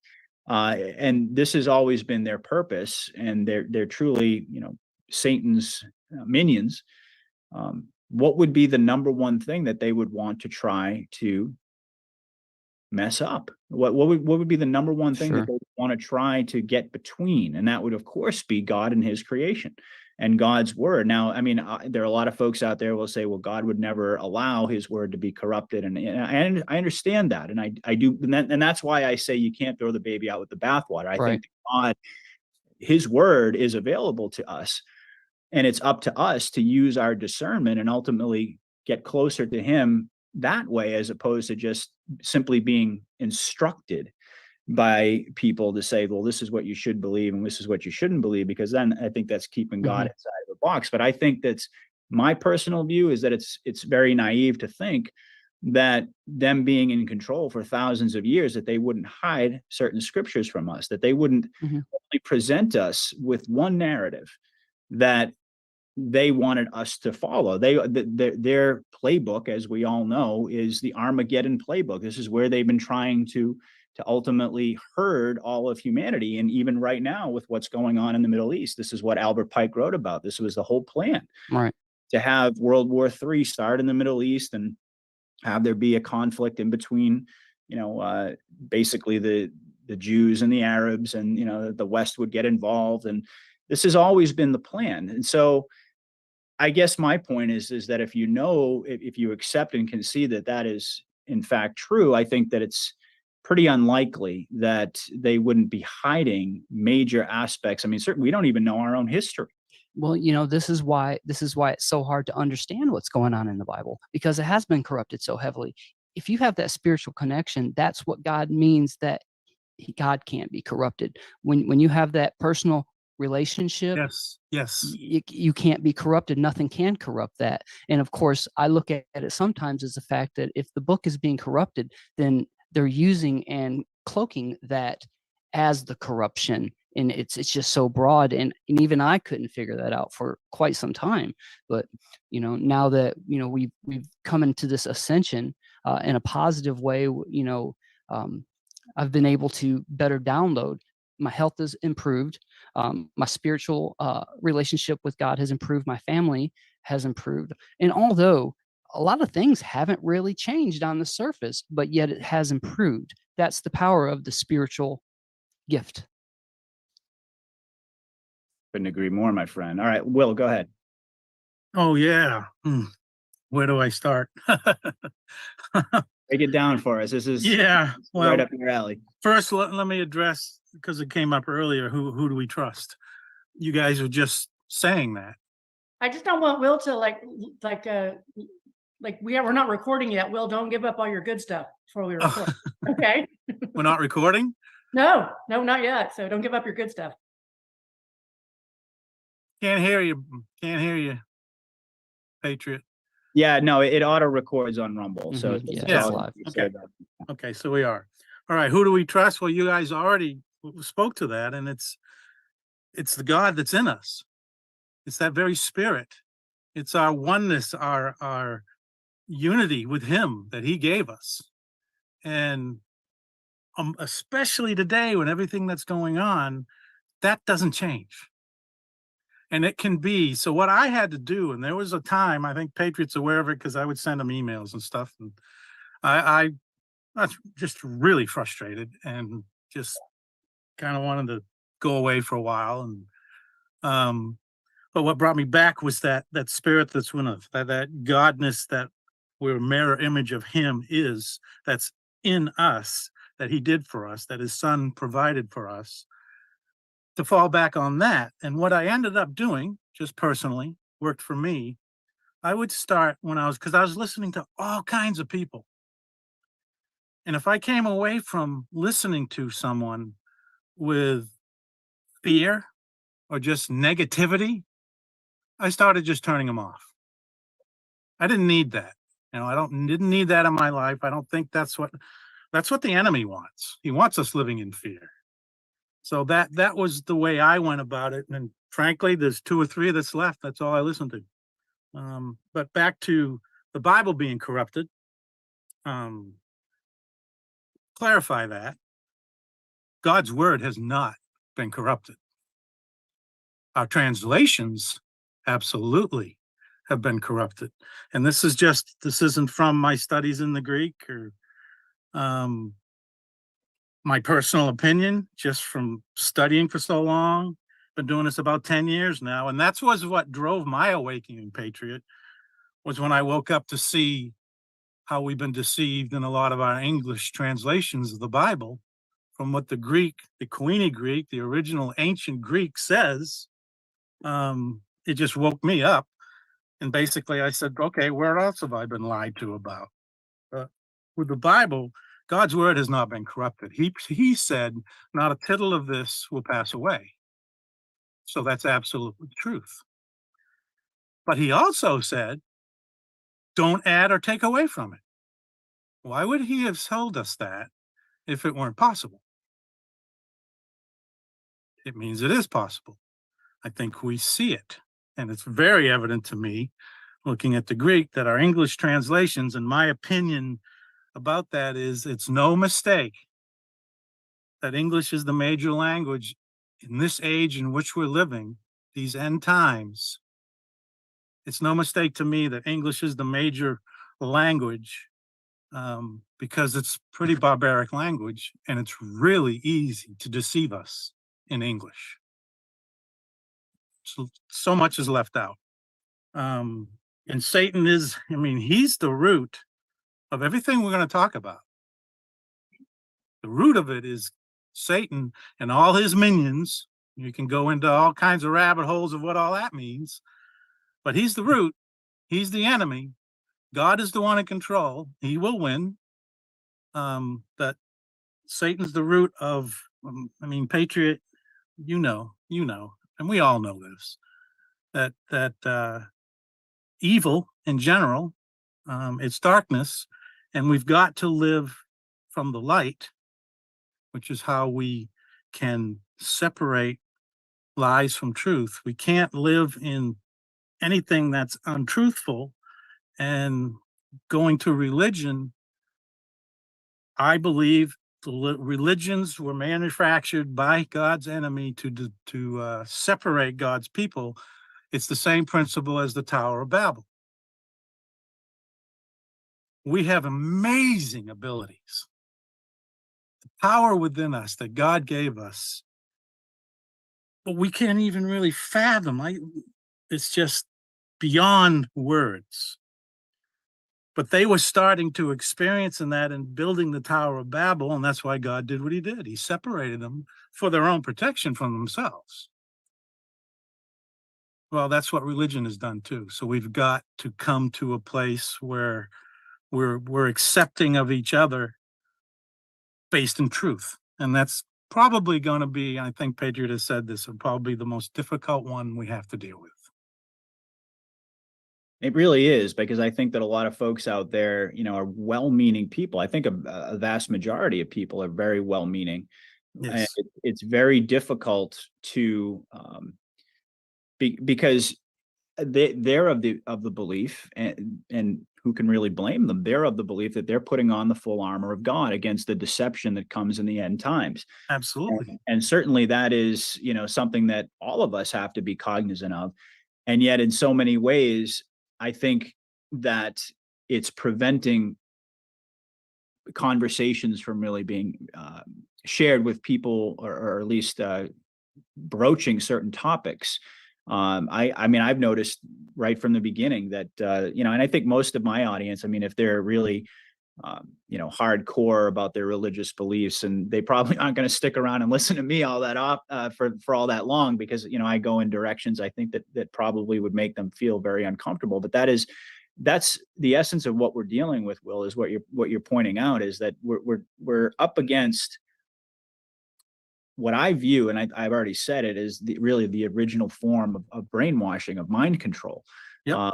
That goes all the way back to Babylon and even before. So I think that this is, and it's, of course, it's built into the genetic memory, as we know. It's not just about what people learned in Sunday school. This is something it's almost a defense mechanism that's put up. And I think we see that, we see that in the normies all the time, in terms of their quote unquote political ideology, which is really just, what the establishment tells them. But it's so deeply ingrained in people. Yes. And they believe, see, that's the evil genius of this MK Ultra programming, this brainwashing that the cabal, has had humanity under for such a long time, is that it makes you feel as if you're doing the right thing. It appeals to your sense of, that natural inclination that all of us have to, not just to be on the winning team, but to feel as if we're doing the right thing. And they've convinced such large portions of humanity that by closing off their consciousness, which is really what this is all about, that's what ascension is. It's about elevation of consciousness to new levels. They've successfully convinced such large swaths of humanity that it's that consciousness itself that is the enemy. Yes. It's like that is to be resisted at all costs. And we see it play out again. We see it play out in the religious plane, if you will, as well as the political plane. And this is really the essence of the struggle that all of us who have embraced the truth and have embraced, at the very least, the fundamental truth that this world is not the reality that we've been presented with, is not reality. And that's, we may not have all the answers, but certainly we all agree upon that. And I think that and just that in and of itself is so frightening to people. And that's why they say the enormity of what's coming is going to shock the world. There are going to be people, I think, are going to be in a literal, like, catatonic state when all of these things come to pass. But anyway, I want to give folks the opportunity. I know that Patricia, you had your hand up, and then let's go over to Johannes after Patricia. Go ahead, Patricia. I keep getting bugged. Can you email me the link to Zoom so I could join you on another machine? Because I keep getting bugged on here. This is my phone, and somebody keeps calling me. So I want you to let me join on a computer or something, please. Can you email it to me? I'm not sure if I have your email. pmauser, OSU @gmail.com. Is P Mauser, is Mauser Mouser? Yes, and then OSU on the end. OSU on the end. OSU at Gmail? OSU at Gmail, yes. pmauser, OSU @gmail.com. Okay, I'm gonna go ahead. Did you have any thoughts you wanted to share with us? You're on here now, so do you want to? I don't know if she's gonna call me back or not. That's the problem. I'm afraid to get into anything right now until you let me join you on another machine. Okay, well then, how about this? We'll go over to Johannes, and I will go ahead and shoot you that email. All right, thank you. Oh, okay. Yes, Patriot. Okay.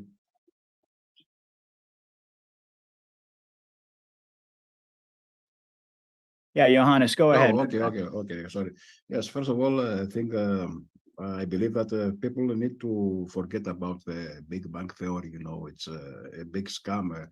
As about people and humanity fooled about many decades, and also as about the NASA, you know, all this bullshits about this fake space programs, you know, and the funding from people. They took taxes and for invite to, you know, to go to the space, to the moon, everything. And every time we see that they told us another lie every day about the scam of the moon landing, about what else, about the monkey theory that humans comes from the monkey. Yes, all of this is lies, you know, all of this. And this is done from Cabal because Cabal wants to tell us that we're not a small gods, you know, because every human species is a small god. We have too much power inside us, spiritual or whatever you can have in your mind. But they want to believe us that we're nothing. So imagine that we are a small ball in the space, and there was an explosion, the Big Bang Theory, and we're so much small, so we're nothing. This is they want to believe us, you know. How? And we have many opportunities here to do anything. And something else, of course, the Bible manipulated many times. They remove books from inside, you know, everything. I think that the correct Bible, the books or the Bible is Vatican.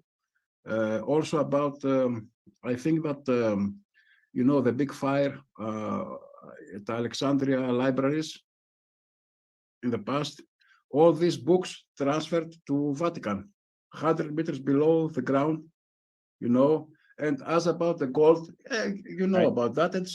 And there is the truth. There is the truth about the free energy, everything. And something else, how people can continue their lives when, you know, we're growing up, everything we have technology, electricity, everything.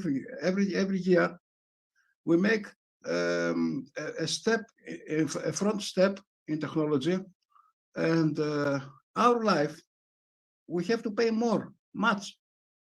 How this can be?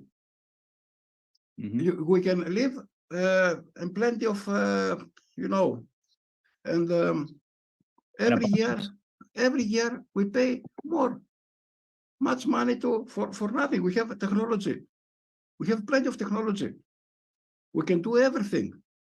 How we can pay much every year? Things going worse.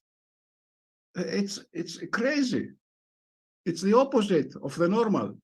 And how people stay and how to say it, and believe all this system. All the politicians, every year the same thing, every year. Here in Greece, the same thing, the same. I've been involved in politics.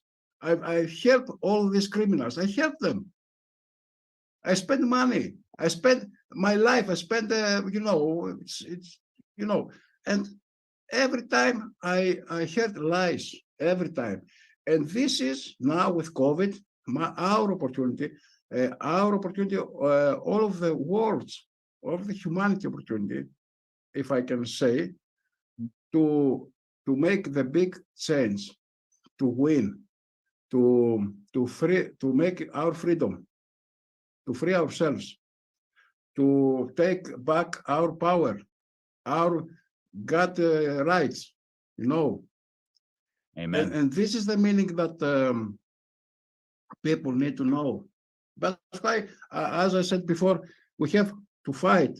It's a one-way road, the fight. Not to give up, you know. And COVID scam is the green light for us.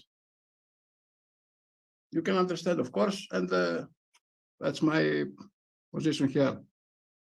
Absolutely. Well, you know, you touched upon a lot of really, really important topics. I mean, first Yes, of all, you yes, talked yes. about all of the underground uh, treasure troves, really, of hidden books. I mean, we all know Yes, about hidden, the yes. gold Mhm. and the dumbs and you know, underneath the Vatican, Yes, what they found the there. taxation, they took our taxes, more and more and more taxes to dams, to you know. Right. That's right. It's really, you know, it's a multi-pronged operation that's to drain us of our resources, to drain us of our, you know, basically all of the abundance that exists in the world, to hide all of that. And at the same time, to very slowly and methodically uh, take away the purchasing power of our currencies, take more and more of our money in taxes so that they can Yes, basically, so that we can fund our own. Okay, while these guys are having their conversation, Wait, I want what? I want to show you But isn't guys that, isn't something he? really quick here. Okay, give you something to think about, because after we get done listening in on Patriot Underground, um, I'll probably drop the link for people to come up, you know. But I thought you guys might find this interesting. I made a post today called "And the Dead Shall Begin to Rise." Now, we know that a certain individual by the name of John McAfee died approximately 7 months ago of a massive heart attack in Spain.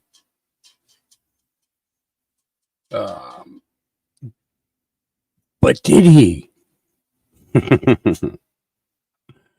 Did he? Wait, what? But isn't that, isn't he? People are asking what this cage of tinfoil and metal is all about that's around me. It's a Faraday cage. A Faraday cage is a cage which emits no signal, and no signal can enter. And you can see here, it's all around, including the floor, all metal, and the ceiling. Why am I doing this? Why am I going to this trouble? Oh, in addition to the Faraday cage, we have an 8-channel scrambler, which you can see here, I hope, which prevents any signal from getting into this room or leaving this room, just in case the Faraday cage fails. Why am I doing this? Because I am an escaped slave, a slave to the system that escaped, and I have a loud voice. You think you're not slaves, but you are. The 9-to-5 existence of your current lives is structured by the American industrial corporate complex, complicit with our government. You need to free yourselves from this, not as me. You don't have to go out and risk yourself by speaking out loudly, but free yourselves. This is not what life is. This is not what life is. Life is a great mystery, a glorious, unbelievably mysterious, beautiful existence if you are free from those who control you, provide you with propaganda, lie to you, deceive you. Everyone is looking for this escaped slave. I will not be found, and I will continue to speak. Thank you for listening. So I just wanted to share that with you guys before I forgot. Link to that video that was posted last night. That was posted is right there. There you go. There's a link for that. All right, back to Patriot. Destruction. Yes. Their hands. They Just something to think about. Things, they inviting the ways to make us to pay. You know, pay for the school, pay for license for something, pay for another license, and now a new law for paying something else. Every time they invited ways for something to pay. And with all of this technology, That's right. Well, I think that's really what the Great Awakening is all about. It's the Yes, yes. awareness. I mean, Yes. see what it is. It's basically it's awareness. It's coming into awareness of all of these truths, these basic fundamental truths. Like, why do we have to pay for the basics to live? I mean, if this is our planet, if this is our home, why do we have to? And not only do we have to pay at such a level that it diminishes our ability to live a quality life. And we all know that the standard of living, despite the fact that we continually pay more and more taxes, and this is all by design, the standard of living continually gets worse for a vast majority of people. And I think there's this coming into this realization, like, we're starting to realize, we're starting to look at ourselves more as sovereign beings, and not just completely stay locked in the indoctrination and the programming that has told us. Because when it really comes down to it, with most people who are still asleep and who have been asleep, but I mean, God bless the ones who have woken up, but the ones who are still asleep, it's like they can never get past, well, this is just the way things are. Absolutely. This argument, this idea, like this is the way things have always been. And to argue anything different, to point out any fundamental flaws in our existence and in the reality in this, what we all know is a matrix, but to point this out to people, to even begin, forget about the whole concept of a debt prison matrix, which is basically what you were talking about. Forget about even going to that level, even the level of having the conversation, of a broad conversation about the plight of humanity and where we are right now. And all the things you pointed out, we have all this incredible technology. We have all of these resources. We have all of this brain power. We have, most importantly, all of this spiritual power. But see, that's the whole thing, is that most people don't know that. They're completely unaware of that. They've been blocked off from that. And I think religion, tying back into our previous conversation, while it might provide a sort of spiritual founding and a foundation, but it also keeps people locked in. And I think that's what this is all about, is humanity inevitably at some point was going to break free. And that we were going to go through this process of ascension where we finally realized, started asking ourselves these questions, started getting together like we're doing right now and having these conversations and saying, wait a second, this doesn't make sense. We shouldn't be doing this. We shouldn't, and we should be challenging all of the ways that we were indoctrinated. We should be looking back at these things and saying, well, that doesn't make sense. But that's the whole point, is that humanity is finally doing that. And I think also, I mean, part of that is that let's face it, we wouldn't be having this conversation if there wasn't the advent of all of this technology. And the white hats had always planned on using the internet as a red pill machine, basically to begin to red pill the people and to bring us all together. This is not by accident that this happened. This was conceived of as a part of this operation. All right, but let me go let's go over to Dookie. You had a hand up, and then we'll go back to Patricia. And then I know we've got C and Ben on deck as well. Yeah, thank you. Well, you pretty much summed up a lot that I was going to say.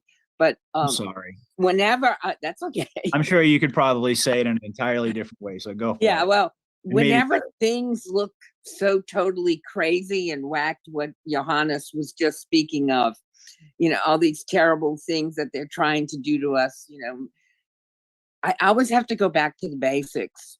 And for me, one of the most basic things is they're scared to death of us, because they realize how powerful we are, what powerful beings we are. We're God. God is inside of us, and they are scared to death. They really are. And so the crazier things become in our personal lives and geopolitical, to me, that's just more actual proof that, we're doing it right. And we are here. We have a mission, right? We are not only the children of God, but we are God. God is inside of us, and he guides us every single day of our life.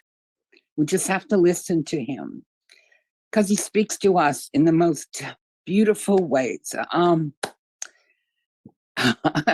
don't want to cry, but anyways, God's here. He's with us, and we are His children. He's not going to forsake us. That's for darn sure. And something else I think that's so powerful is that we have the ability, each and every single one of us. You know, I know we all become frustrated because family and friends and people, a lot of people we know in general, don't see it, right? They're blinded, but that's okay. All we have to do is send them God's love, God's light. Just send him all of that beautiful love and light. And believe me, they will change. May not be on our timeline, but it's going to happen. It will happen. And this really, truly is an exciting time to be alive, even though it causes us a lot of distress and frustration. But coming together with a group like this, it's so uplifting. And it just makes it lets us all know, hey, this is it. We're doing it, and we're doing the right thing, and we're following his lead. Yeah. Absolutely. I couldn't agree more. I mean, you said it beautifully, really. I mean, you're absolutely right. When we come together and we do this, I mean, sure, we may not be polished. We may not have, the flash and the pizzazz of the mainstream media, right? But everyone knows, everyone can see that it's all smoke and mirrors. This is real, and what we're talking about here, we're just ordinary people coming together and pooling all of our gifts, really, and all of our spiritual power, all of our intellectual power together, be able to uncover the truth, but ultimately at an even deeper level to get that connection. And I think, I've always believed that, that God works through people. And, and when we come together with a common purpose, I couldn't agree more. It's like Jesus said, and two or more of you would come together. I'll be there. And I do believe that. And even though we don't necessarily come together in a Christian context, kind of going back to our earlier conversation about organized religion, I think we've all realized that that's never been what it's about. It's always been about seeking that personal relationship, whether you do it through an organized religion or whether you don't. I truly believe that. And I think it's about this spiritual journey is about removing so many of those barriers that, that prevent that from happening. And for so many people, even just tuning into a chat like this, or much less partaking in one, I think is, it's a big deal. And I think we have the ability to shift the consciousness in this direction by, in a sense, kind of making people understand that they're not alone. And I mean, for me personally, that was what I came to realize so profoundly when I started my journey, is because I recognize I'm not an expert in anything. I tell people that all the time. There's a lot of people out there who are experts with their military backgrounds or their all their different backgrounds, and they have unique perspectives. And I love to interview those people, but I knew right from the beginning, I'm just an ordinary person. But I had no idea, absolutely no idea, how many people out there were just dying to hear real conversation and real. It's not even just about, oh, well, you tune into the show, you're going to hear the truth, quote unquote, but you're hearing an honest dialogue. And I think that that's something that is just so dramatically powerful for people in a way that, I never imagined that so many people would be drawn to it in the way that they are. And I think that beyond, whatever, the way that I present information and some of the other things that people have said, I think it goes to an even deeper level. I think it's the fact that, I was willing, and I'm not the only one, certainly, but, I was willing to go there and to have these types of conversations. And so many people, I think, were feeling so alone and not like they had anyone to communicate these feelings with. And especially for people who I think are newly awakened, people who are going through the beginning stages of awakening, to feel like they're not alone. Because that's the reality is, even at this late stage of the game, quite honestly, if if you take away my podcast and my audience and all of you wonderful people out there, I mean, and you took all of those things out of my life, God forbid, I mean, I would still feel completely alone in the sense that I felt, in the very beginning stages, because we still haven't had that mass awakening. And for me, it brings me back to the beginning of my journey. And it always reminds me that that's really what this is about. It's like, everybody wants to hear the latest intel. We all want to speculate on what's going to happen. And I get into all that stuff, and it's a vastly important portion of this journey. But I think the most important part is this spiritual quest that all of us have been on. I think I speak for all of you in saying that we could never be the same people, even if we wanted to go back to who we were. It's just like there are certain roads you go down, and that's it. I mean, once you go down these roads, I mean, once you extricate yourself from this spiritual and this mental and this ideological prison, how could you ever go back? And we've come so far, and it's like, and I still see so many people, in my own personal life that just, they just haven't, and this kind of brings us more back to kind of like the, I guess you could say the kinetic or the military, portion of this whole operation, which is basically the military is the only way, because it's the only way that people are going to ultimately come to accept these things. There's only so far that some people are willing to go. But I think that, the fact that we're having these conversations, as I've said many times, is in preparation for what comes next. Because quite honestly, I think that, I heard someone say, I think it was Juan Savin say recently that, that we're already inside of the storm.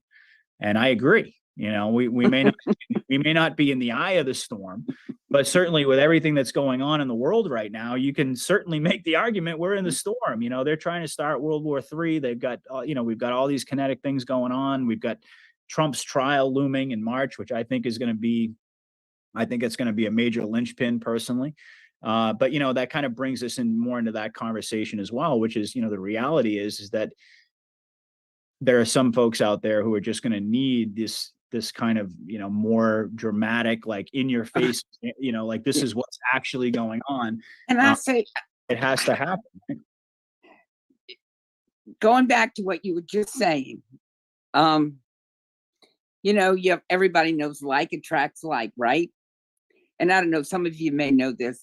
I was raised Catholic, then I was a Buddhist for 35 years. Now I'm back to just plain basic me and God, right?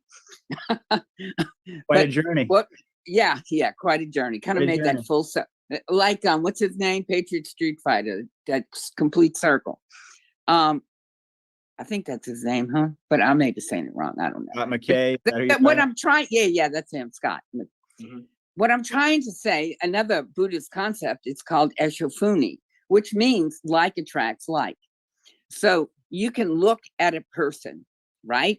And see all the people around that one person, and they're all going to kind of be alike. So the secret is, once we change, we can impact everybody around us. And it doesn't have to be like in a physical sense. It's in a spiritual sense. So once we change ourselves, our environment will automatically change. The other thing that I'd like to bring up is that everybody knows cause and effect, right? Everybody knows that, right? Karma, cause and effect. So right now, what the world is experiencing is the effect, right? So we're all going through experiencing all the effects of years, thousands and millions of years, aeons, right? Of all this terrible stuff. And that's what we're changing. And that's why it's so painful. But, I'd like to be in the eye of the storm, because I think the eye of the hurricane is really nice. You can look up and see the stars or see the sun in the clouds, but it's that first outer wall of the hurricane, and that's where we are, and that's where all the crap is. But I think that the more we try to tap into our own spirituality, our own God within us. You know, the kingdom of heaven is within you, right? Just connect with source, connect whatever word you want to give to God. It doesn't really matter. He doesn't care what you call him, as long as you connect with him and his love and his heart. We'll have him licked. And just keep praying, keep meditating, and whatever it takes, you know. And the devil's going to come after you, that's for sure. He loves to do that, but just be ready. That's all. Amen. Okay, I'm going to shut up now. No, that was great. That was really great. I could honestly, I could vibe off of what you were saying, and I could probably talk for several minutes, but I want to give everyone an opportunity. So let's go back to Patricia. So now you're back with us, and what's on your mind, Patricia? I know that you had your hand up earlier. So what's your view on this kind of spiritual angle that we're talking about here? Well, I've heard that we're supposed to lose the internet, and I was wondering what we're supposed to do for comms during that time. It's supposed to be without internet for a while. I don't know if you've agreed with that or not. Say that one more time. What do I think is going to happen when the internet goes down? Yeah, what are we supposed to use for comms? Well, I mean, I can't answer that, with any precision in terms of, direct knowledge, but I will say that in terms of blackouts, my view on it, and this is, corroborated by people that I've spoken to, and you can take that for what it's worth, is that I don't think that they're going to be, there are going to be certain portions of the country that are going to be in a blackout scenario, but I don't think that it's going to go on for as long as people might be afraid of. I think that there's certainly, I think it makes sense for everybody out there, and this is kind of shifting us in a different direction, and I won't go too far in this, but does it make sense for everybody out there to have bare minimum, a couple weeks worth of food, the ability to, a little bit of cash on hand, the basic things in case the power goes out and the internet goes out and things like that. Certainly that could happen. And I do think it's going to happen. Don't get me wrong, but I also don't think that it's going to go on for a long enough period of time, because where you couldn't undo the damage of that. And I think that the White Hats are very aware of just exactly how far people can be pushed before they're going to essentially take matters into their own hands, and they're going to lose faith, and they're going to basically, the whole thing just falls apart. Not only that, I know that there are military assets that are that are all over the country, all over the world, that are already in position to be able to facilitate in situations and scenarios where people are going to need that type of support. I think for most people, what this is going to be is it's going to be a scary period of who knows how long. I can't say honestly, do I think it's going to go on for weeks? No, absolutely not. I think it's going to be probably more a matter of days than weeks. Not to suggest that I think everything is going to just get rolled up in a nice little package within a matter of days, but I think the real critical phases of this, regardless of what it is, if it's some sort of a standoff, a military standoff, nuclear standoff, if that's the direction it goes, if it's a blackout, if it's a financial crash, any of the above or all of the above, I certainly don't see it going on for long enough to make that a major concern for people in terms of their ability to survive. Do I think that smart people are should be putting themselves in a position to be prepared? I think most of us, I think pretty much everyone out there in the audience is at least somewhat prepared for the grid to go down, for the internet to shut off for a little while. It's certainly a possibility, but I don't think that. I also heard that we're supposed to get the Signal app. I don't know if that's supposed to work through that, or Zella. I don't know about those. I've gotten them both. I've heard mixed things about that.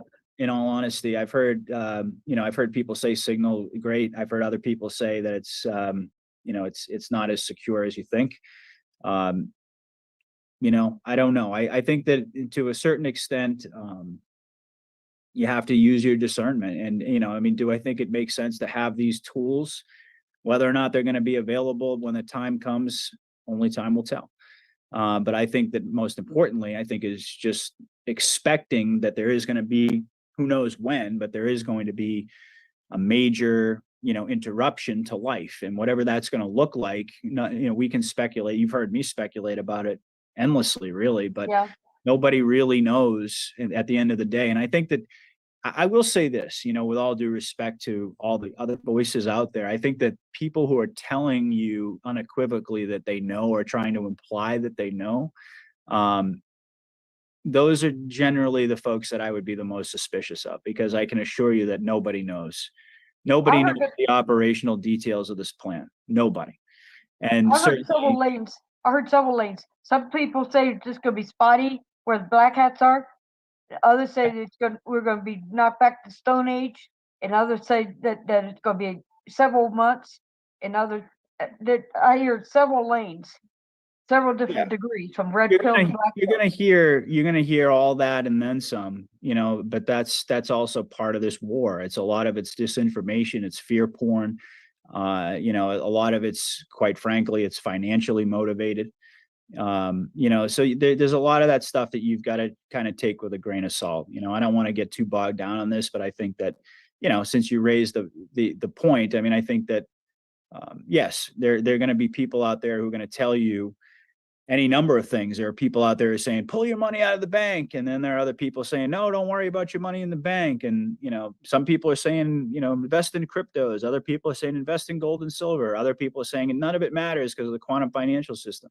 And you can pick for yourself, ultimately what you think. I mean, I think that's just it. I think we have to kind of get beyond getting us back into the sort of spiritual angle here, is that we have to kind of get beyond being led around so easily, and allowing this, because that's what a lot of these, individuals do. They use fear, they use the insecurity, the uncertainty of the situation, and they capitalize on that.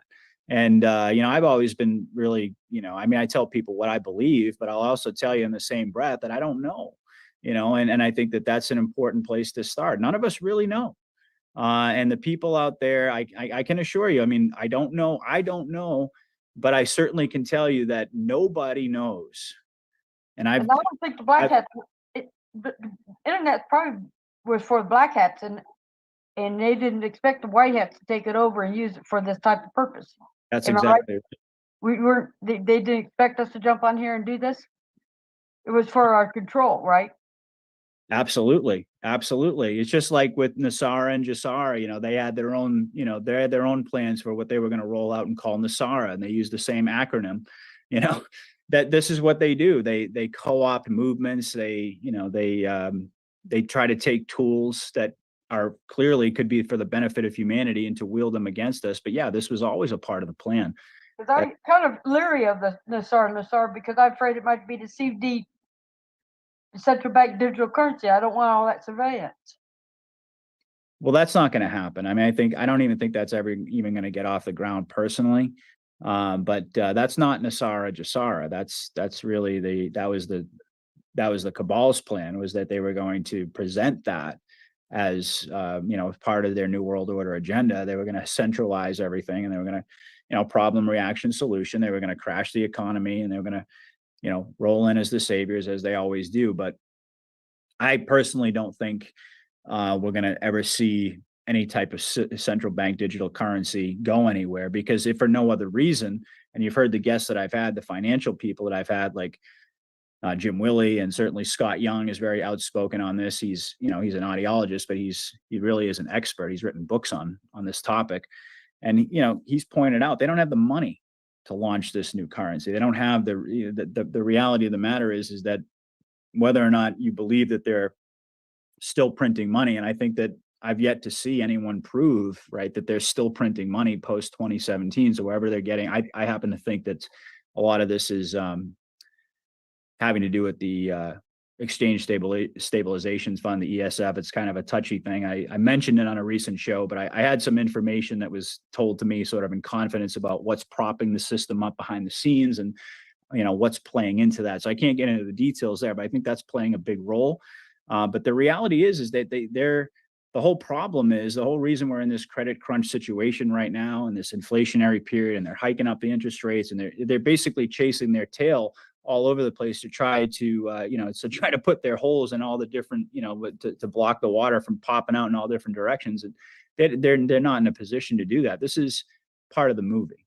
I think that this whole topic, this whole concept about CBDC, because they want to bring people up to speed. They want people to see this is exactly what they had planned for you, that they were going to take control of your money. And by doing that, they take control of your entire life.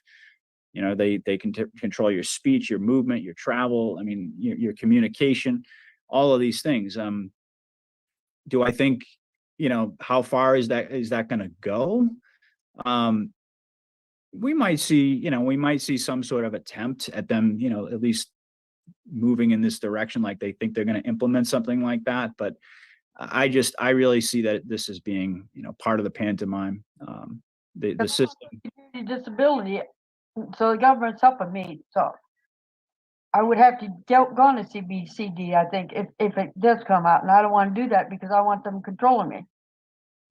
Yeah, I don't think it's going to happen. I mean, I think that, to sort of, because I want to get to some of the other folks here, and, I think you raised some really, important topics and concerns, but I think what it really boils down to is that I honestly don't think it's going to get that bad. First of all, I don't think you're going to be forced into a situation, because I don't think that system has any legs. I don't think it's, like the metaphor that Jim Willey has used is it's not even going to make it out of the harbor. That ship's going to sink. There's really nothing there behind that.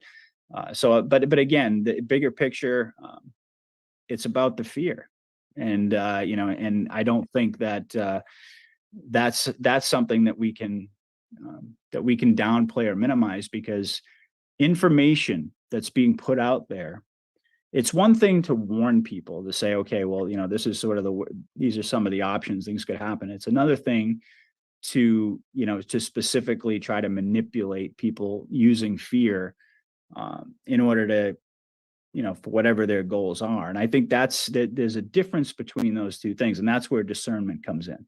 And you have to be able to use your discernment and to listen to these folks and say, and I'm not going to mention any names. I certainly, I have my opinions just like everybody else does.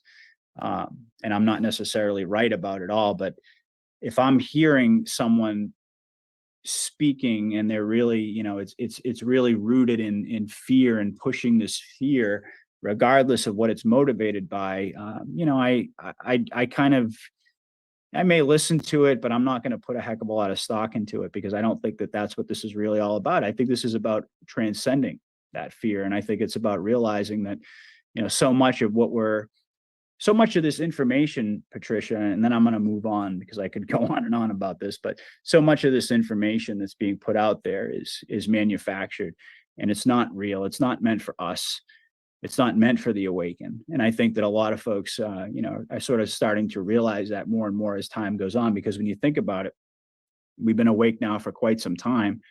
And, all throughout this journey, we've been pulled in all these different directions. We should be afraid about this. We should be afraid about that. I mean, 1 minute the conversation's focused on one topic, and then it seems like that topic just completely goes away, and then something else gets thrown out there. And I think that's kind of the pattern that we've seen. And this is a topic that I think a lot of us could speak to, is that, we've seen this pattern play out over and over and over again. And after a while, you start to recognize it, and you realize that so much of this, it's just, it's fear porn, but it's not meant. I've been awake since 2012, I think. Sorry? I've been awake since 2012 or 2013. I've been awakened by Alex Jones. Okay. Yeah. Well, I mean, he had a big part in my early awakening too. So, I certainly understand that. And, I happen to think that Alex Jones is playing a big role in this whole operation, quite honestly. And that's a whole separate topic. But all right, let me move on now, because I want to get other folks involved. They've been waiting patiently. So let's go to MC and we'll go to Ben. Thank you for your patience. Of course. Of course. All right, MC, take it away. You with us? Yes, I am. Yeah, I just wanted to, I'm so glad that you are willing to go there with the spiritual Patriot. Thank God. Yeah, I just wanted to add to, speaking of the spiritual topic that we've been on, Madison, I don't know, I've mentioned her before, but I don't know how many people have heard of Madison Marquette. She plans, or she claims, and there are others as well, to have been trafficked through the mega churches, through the tunnels, through the basements. It's terrible. And she's been involved in at least over 100 tribunals, is what she's saying. She says she has receipts and all that. Of course, she doesn't show them. So, but I tell you, I wouldn't doubt it. I mean, and these are, like Patricia was saying, the first Patricia that shared, she, learning about these spiritual leaders, it's been horrible, and you just, I don't know, you really wonder, and also, when I started learning on my journey with the Great Awakening for the past almost 3 years, these, like, these pictures of Jesus, the white Jesus, and these sweet old pictures and stuff like that, supposedly it's a Rothschild gay lover, things like that. Um, and then that the fake, they were, the cabal pushing the fake second coming of Jesus, that it was going to be one of the Rothschilds. I can't remember which one now. It was going to be a blue beam, or the technology, whatever. Is it Blue Project Beam? Blue Beam, yeah. Yeah, yeah. And I would have run to that, a couple of, 3 years ago or so. I would have run to that, and then they were gonna supposedly get us in those concentration camps and all that stuff. And how can we know, like, with several of the books of the Bible missing, and we know the book of Enoch, the true book of Enoch, was supposed to be put back in the 60s, and they never put it back in, but people realize that is a book of the Bible. But of course they took it out because it talks about, the child sacrifice and all that. And I'm just adding these points, things that I've come across, and I would not doubt these things now. Like, at first that's the thing that's so awesome about talking about this with you guys, because, I don't have anybody else, just one other person to talk to about these things, because everybody I know is still just, going to church, acting like, everything's okay, sit on your couch, wait for Jesus to come back. I mean, it doesn't make any sense. Well, that kind of never made sense to me. Just sit on your couch and eat the church donuts and wait for Jesus to come back. I did have, a problem with that. But, and who's to say he didn't go to the Eastern countries, and who's to say that he didn't minister with the Muslims and things like that? Who's to say, and that our current Bible comes down from the House of Windsor. Seminary comes down from the Vatican. That the preachers get their training. It's just Absolutely. it's through all this, I've just learned, or I'm learning, I should say. I haven't learned, I'm learning. Like, I thought I learned so much, but that was spiritual arrogance, and you guys were talking about that earlier, some of you. And I just learning to love all people, wait on God, the God inside of me, I'm learning to wait on him, God inside of me, for the truth. And it's a process. And when you get older and you get so set in your spirituality, and then you realize that you need to change that, it's very hard to just, like, oh wow, that what, Mhm. and that spiritual awakening, it did happen for me several years ago, 27 years ago or something like that. But I had to realize that the things that I learned through the religious programming was not all correct. Some of it is good, some of it is not. And I just kind of wanted to just add those things. And I think it, some of this did affect my health. And I have a story about that. I don't know if I'll share this time, but because I'm a serious person, and I want to do what's right. And I've realized that I need to be patient with myself too, along with others. Yeah, I need to be patient with the people that have been programmed, and I need to love them, and no matter what, even if they don't want to talk to me or whatever, because if they do ever find out, it's really gonna hit them hard, especially if they haven't had time to if this all comes out all at once and they haven't had time to really process any of it. We're gonna have to really be there for them. And like I said, I've just learned to not be spiritually arrogant, and just to love all people groups. It doesn't matter religion. You can see their heart when you really start learning how to see other people's hearts. You look through all that garbage, those religious barriers and walls and everything, and you just see their heart, and you pick out the good things in them, and just kind of let the bad stuff go to the side, because we've all had it, and we've all been lied to and conditioned all our lives about so many things. And we just have to be patient. And I just kind of wanted to add that while we were on this topic, is all.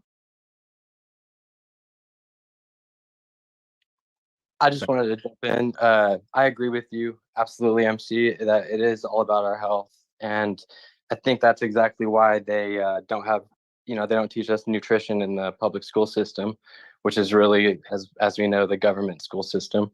But yeah, it's an ongoing attack on our health with everything. And as far as the spiritual stuff we're talking about, it's hard to believe 10 years ago that Joe Rogan had me questioning whether or not there was really a God or not, and then as of a few years ago, started, researching more into the Great Awakening stuff. And then, began realizing, oh, wow, this is all absolutely real. And, praise God that I did, because now I have my son, and I wouldn't have known better, because knowledge is power. And people that don't know better, that have children, they just pump their kids with toxins, not knowing, thinking that they're doing the same thing their parents did to them when they're born. So it's all good. So yeah, absolutely. It's absolutely key to research and find out different attack points that, they've been getting us since the day we're born. But as to touch to this invisible war that's going on, a lot of people say, when the military steps in, I believe that, a lot of them mean like when the military steps in publicly, because a lot of people believe, including me, believe that the military has already stepped in. And Joe Biden is a pure example of why, one would think that. It's not the Joe Biden that, we once had. And so it's because this is all an information war, as you know, and it's up to you to find the information and whether or not to discern it. And you got to pray to God for discernment. And then, no one knows the truth, as you were saying, Patriot. And I would definitely look at the guys that, or girls that are saying that they do know, and, definitely take that into consideration, that maybe they might not be a good actor. But I think that certain people know certain things. Don't get me wrong. I'm not suggesting that certain people don't have intel.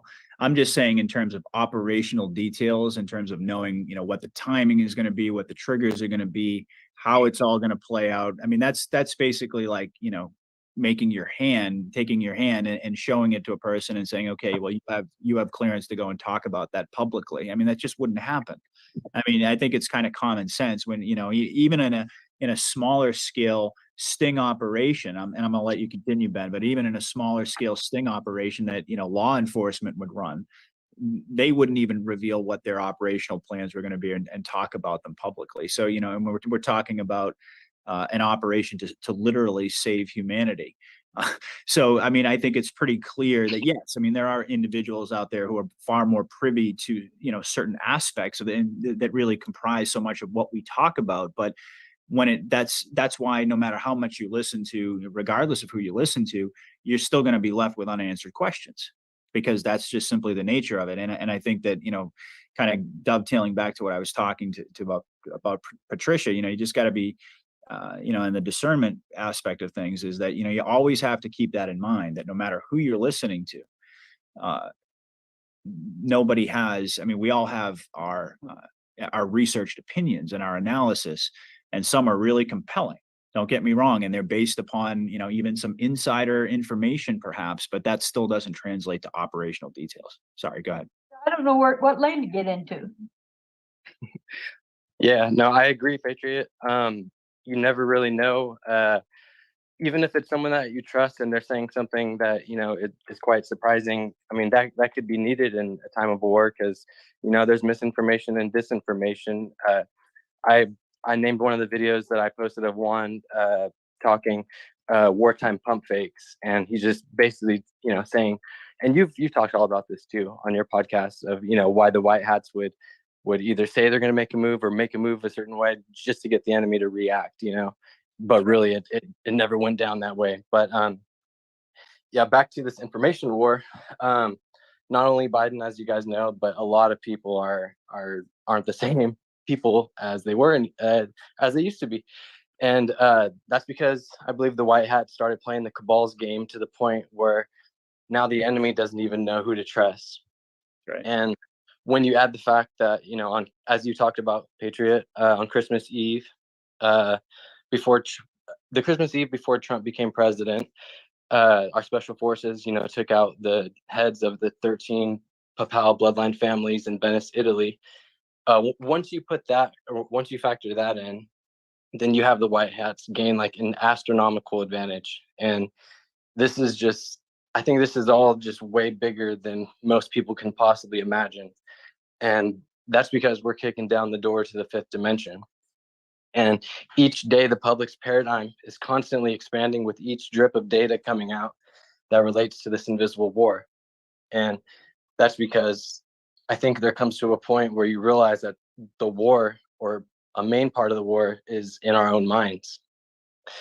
And scientists have found out that experiencing like a virtual reality simulation or even a dream with the brain can't tell a difference what's real or not. And that's what exactly I believe the movie that we are watching, that's what I believe the motive behind the movie is. So part of it is deprogramming from the Mossad media matrix that taught us over and over, and how our parents how to think and act and perceive reality as we know it. And also what our job is to deprogram from that and then find out what it's like to be a natural human on Earth with no sort of invisible slavery or manipulation, and truly being at service to others and passing those same values down to our children. And that's what I believe is going to be, our main job after this is all over and the new beginning starts. And I did have one little 3-minute video from my teacher, Michael Brian Protzman. And he's just explained, he was asked about the straw man and, how this new system is going to affect us. And then he kind of just breaks it down. So if I could just play that really quick. Here we go. Oops. I'm asking for monies, and I'm wondering if he has any information about a straw man account. So again, this is tied to the birth certificates we talked about earlier. All that crap that we thought we had to fight for, we don't have to fight for. So every dollar you ever paid in income tax on your wages is coming back to you over a 10-year period. All bank is going to, all bank debt, all credit union debt is going to get wiped. And every dollar you ever paid in interest on loans, you're going to get back over a 10-year period. So you can take the whole straw man thing and chuck it and forget all about it, because we don't have to fight. Each individual person's not going to go to court. We're not going to have 350 million people go to court and overturn a bunch of corporation lawsuits, a dead corporation. We're free people. We were always free, and we're going to remain free. So it's a system that a bunch of people work in, and they work together to fight, and that's fine. They're all working together. You don't have to tell them to quit. When the truth comes out, they're a group of people that know each other, and they've been fighting. Now they can at least work on the truth. So that's the best thing about those groups getting together. But you don't have to do it. It's not necessary. It's already been done. There is no U.S. Inc. anymore. Trump bankrupted it on 11/2, which is 112. Milestone 112. The Last Dance 112. It's over. Okay. So, but timing is everything, and it's complicated, and they had to, disinformation is necessary.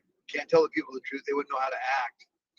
And plus the deep state would be in a position to kill a lot of people. Once the people wake up, if they wake up too fast and they know that, hey, the deep state is our enemy, and the deep state has any power or any people in position to kill billions of people, they would kill billions of people on their way out the door. So Trump's job is to keep you safe. In order to do that, he's got to basically keep you stupid, except for they gave you the Q program for everybody to figure out what the hell was going on. And turns out the best Q drop was just Q drop number 40. Q is 17, then you have a 4. That's 174, trust plan 174. And 17 and 40 is 57. I'll be back. 57. John 3:16, 57. So that was the best drop there was. It tells you the most, and that's the one I figured out. And that's why I'm.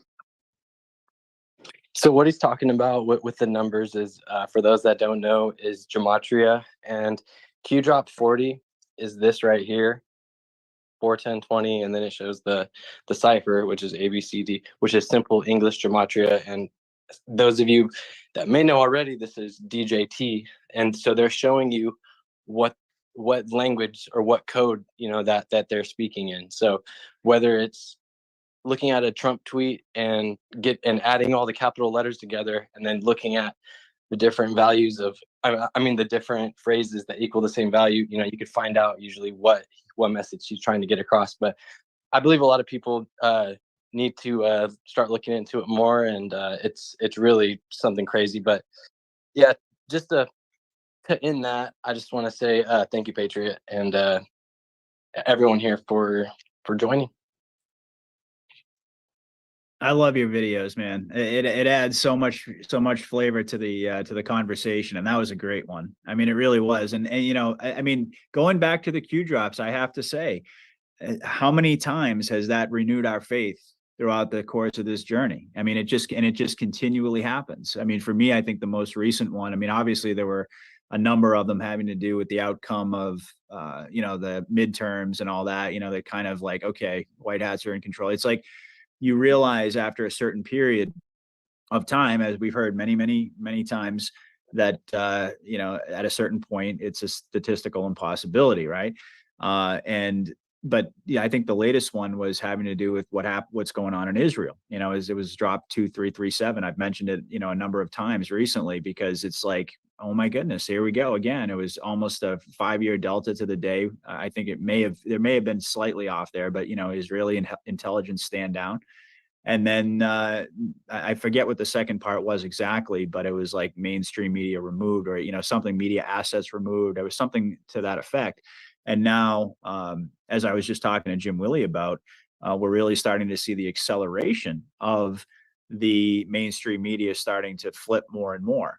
I mean, we were starting to get little drips of it along the way there. And I think now it's starting to become really obvious that the white hats are actually in control of mainstream media. But, you know, you're going back to the Q drops and, you know, so much of what negative 48, you know, points out, you know, he obviously is like the master of gematria but it's truly incredible because you go back to those basic posts like the one you just highlighted that basically is like the key, you know, it was one of the keys that Q provided us with to confirm that yes, this is how you know interpret these drops. So yes, I mean, I think that so much of this, I mean, one of the things you said that I really loved, I don't know if I wrote it down correctly here, but you were talking about, I think in the beginning of your comments about how the brain can't really discern between what's real and what's a movie. And that's really what this whole process has been about on a large scale. It's been about so many different things on a spiritual level. I've heard it said that the Q drops themselves in the same way that the enemy and their occult belief system, they have to tell us what they're going to do in order to get us to ultimately, you know, acquiesce to it. Whether or not we recognize it is on us. They told us, right? But that the Q drops are really the white hats reversing that on the enemy and basically saying, this is what we're going to do to you and nothing can stop what's coming. And in essence, you know, kind of turn the tables on them. But, you know, back to what you were saying, you know, about not being able to discern and going through this entire, you know, deprogramming process. I mean, because I think that's really what so much of this is about, because even us, I mean, we have these conversations, we're the awakened, and we have a very difficult time discerning often what's real and what's not real and what's actually going on and who's pulling the strings. I mean, at one point in time, that was like an obsession of mine. I mean, I was like, that was the only thing I was thinking about. Every time something happened, I'd be thinking, well, who did this and who was responsible for this? And if the white hats did this, then how does that make sense? And how do it, you know, and at a certain point in time, you realize that, you know, you're kind of like twisting yourself up into a pretzel, you know, trying to figure it out from that perspective. But in essence, I mean, I think that, yes, I mean, I certainly believe that there is, you know, from a I guess a 40,000 foot perspective, there's certainly war going on. There are kinetic situations and realities that are happening. You know, people are dying. It is war. All of that is true. But the overall trajectory, as I often say, it seems to have been consistent all along with what the Q drops are telling us, not necessarily in terms of the timeline and when we thought things were going to happen. I mean, obviously this takes us back to 2017 and we're still in 2023. And of course the naysayers, they think that that's what makes us crazy, not realizing, you know, that basically all of the Q drops are still, the future is still proving past, it's still going on. And, you know, we're just moving this, you know, toward what I believe is this climactic moment. But yeah, I mean, this deprogramming, and this is something that I've done many shows on MK Ultra and so forth, is exactly what this whole journey has been about. It's about taking the people through so that they can finally not only experience what the enemy had planned, but also in that process start to realize that, wait a second, that doesn't look like the old Joe Biden, and you know, and just start to point out all these anomalies. And I do think a great many people have. Unfortunately, they haven't done it in my life. I keep waiting for that. You know, that for me is always the biggest barometer. Like, you know, the day that I wake up and I get a phone call from someone in my personal life saying, tell me more. You know, that'll be a great day. That hasn't happened yet. But I mean, obviously, when you're looking at the big picture, I think it's undeniable that a great awakening is happening. And, you know, before I pass it over to Carolina, you know, just I keep going back to that Jerusalem Post article, like 9 out of 10 people, almost approximately, believe that it was an inside job, believe that Netanyahu ordered a stand down, that there's no possible way that ever could have happened. I mean, that is seismic. I mean, when you're talking about an awakening of the people.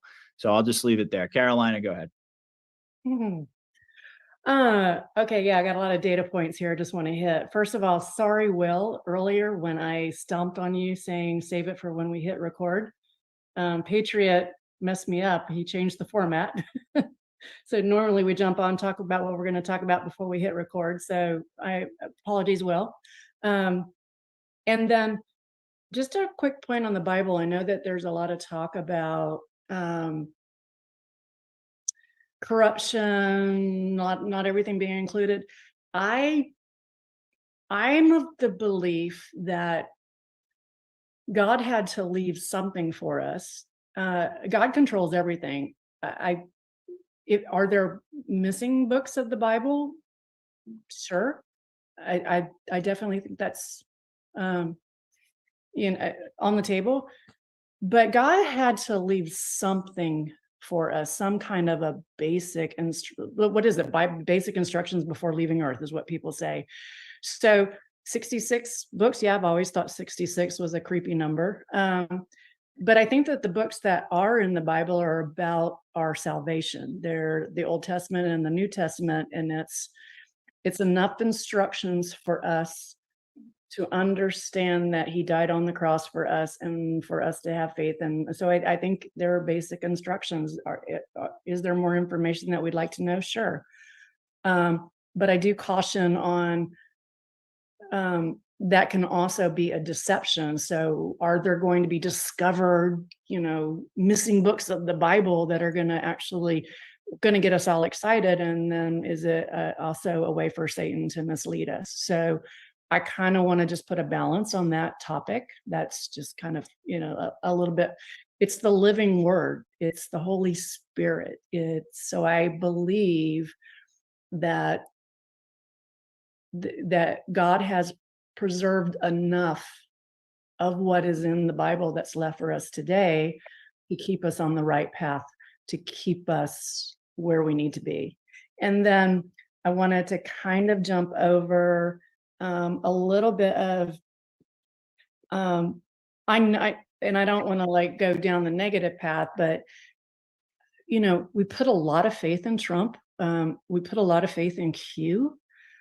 And I just kind of want to sometimes go back, and I get a little concerned because I do hear that there's this other, there's other discussions out there about us going dark to light, that the evil is supposed to fall and then the light is supposed to rise.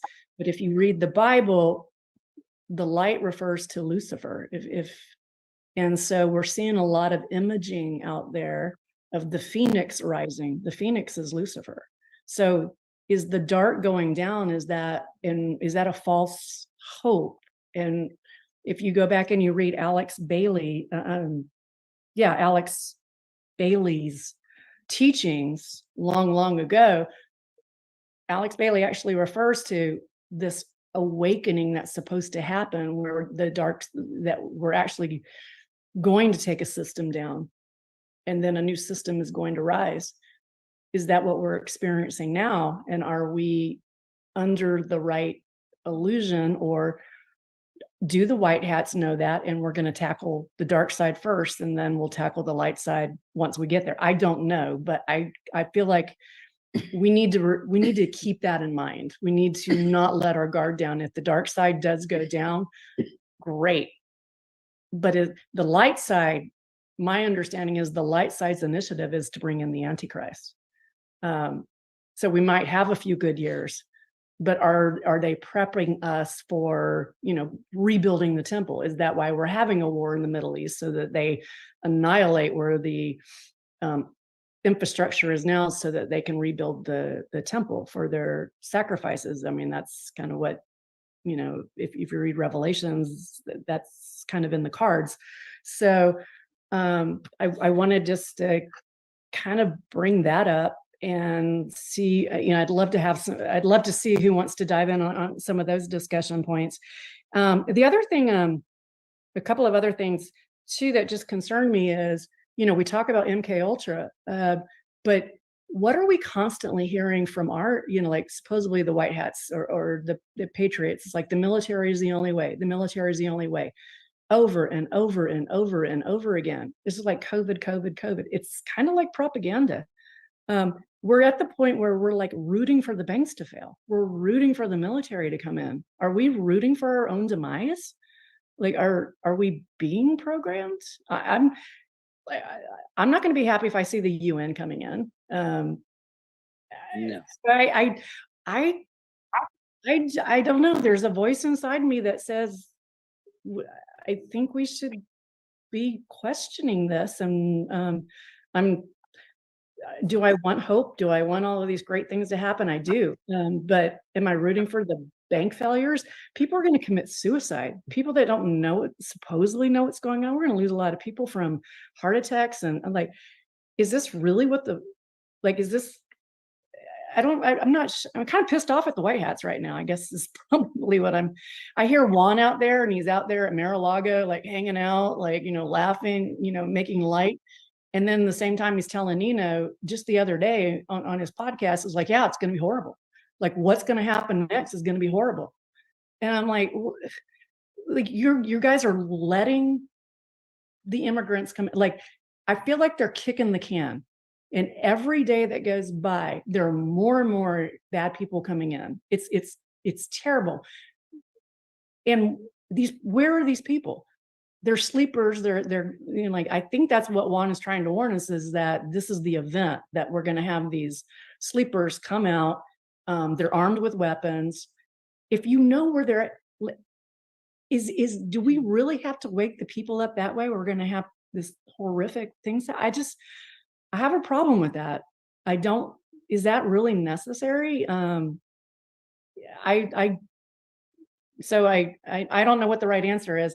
I don't know if anybody else is feeling that out there too, but I'm pretty disturbed by that. I think that's when they talk about like the scare thing, I think that's what they're talking about, is these sleeper cells are going to come out with their weapons. They're going to come into these subdivisions or their homes or whatever, and they're going to like wake people up in the middle of the night, kill them, take over their homes, because they've been told that whatever you take, you can keep, right? I think we're pretty clear on, there's a lot of military aged men over here in terrorists that have been coming over to this country, not just this past year, but for quite a while, but there's millions of them here. That's pretty freaking scary. And I'm kind of like really, like, I'm just really uneasy with that. So maybe I'll just stop it there and see if anybody wants to like cheer me up or give me their. Man, I could always cheer you up, but I could do that anytime. So, Phil, why don't you, I think Phil, Johannes, and Patricia wanted to pipe in. So go ahead, Phil. Sure. Look, first of all, I want to say that we started out the show with 333 members in the chat. So when Ben was talking about the gematria, like I'm a true believer in numbers and like the Fibonacci scale, the numbers of nature, and kind of how all that works. But moving on to what Carolina was speaking about, yeah, this is something that I often worry about too. Like, what do we do? We all know that they're coming into this country. It's happening, and so now what? We all have to be able to be prepared to take care of ourselves. But like, what do you do if there's 20 of them with AR-15s all at one time? I mean, how can you get out of that unless you're in a basement or you have already sandbagged up, like in that case? But yeah, it's scary, and it's hard to wrap your mind around what's really happening. Just this week alone, we laid off about 50 people in my company. I'm a blue collar worker and I work in freight. I'm telling you right now, freight in my company is like a ghost town. Look, we have thousands and thousands of trucks. I work for a major company, big company. I'm not going to put the name out there, but we can't even work over 40 hours. We're blue collar workers. We work 70 hours. We get right at 40 now as starting next week. And this is right around Christmas time. What's really going on? Like, what is really going on? So that, and that's are you saying there's no freight? Are you saying that we don't have anything coming in? Is that we got freight, but like, listen, we're a West Coast company. So I think a lot of that stuff is coming from the West Coast ports, a big port out there. I think Long Beach, maybe I'm not 100%, but we got freight out there, right? Yeah, we have freight, but the thing is we have very little, and it seems to be that I don't see a lot of shipping containers and none of this stuff coming in. It seems to be local. This seems to be local stuff, and I can't 100% say that how exactly that is, because this is just now kind of coming to surface that I'm seeing. I've been seeing it for, you know, a couple months, the freight slow down, of course, because I work on the vehicle, the trucks. But now it's really apparent. A flatbed rolls out now. It's got one little tiny something in the middle, and that's it. You know, you know how we used to see flatbeds rolling out. They're rolling out full up, you know, 8 feet high on the trailer, full. You know, I haven't seen one full trailer in 4 months.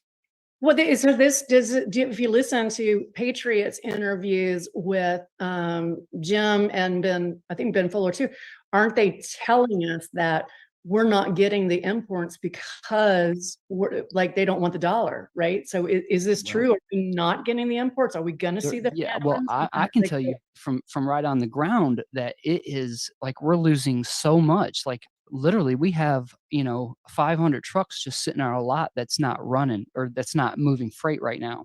We've lost a ton of drivers,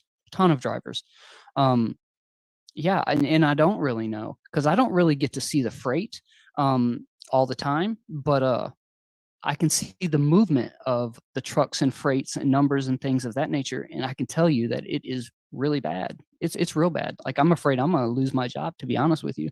Like I'm right now, you know, and I have, you know, I went to school for this stuff, so and even high up on the seniority right now in my area, so even I'm fearing right now that I may not have work, you know, but you know, and I'm not trying to have fear porn, you know, especially for the audience, you know, but there's something happening. Yellow trucking went out of business. Trucking went out of business, and like a few years ago, you couldn't get enough truckers. I'm in recruiting, and I'm like, you couldn't get enough truckers, right? So, and now we're having the opposite. So, like, I think like your perspective is like really important to this conversation about on the ground, yeah, with the freight, because I'm not seeing it, and I'm hearing all along the watchtower of my bosses and stuff.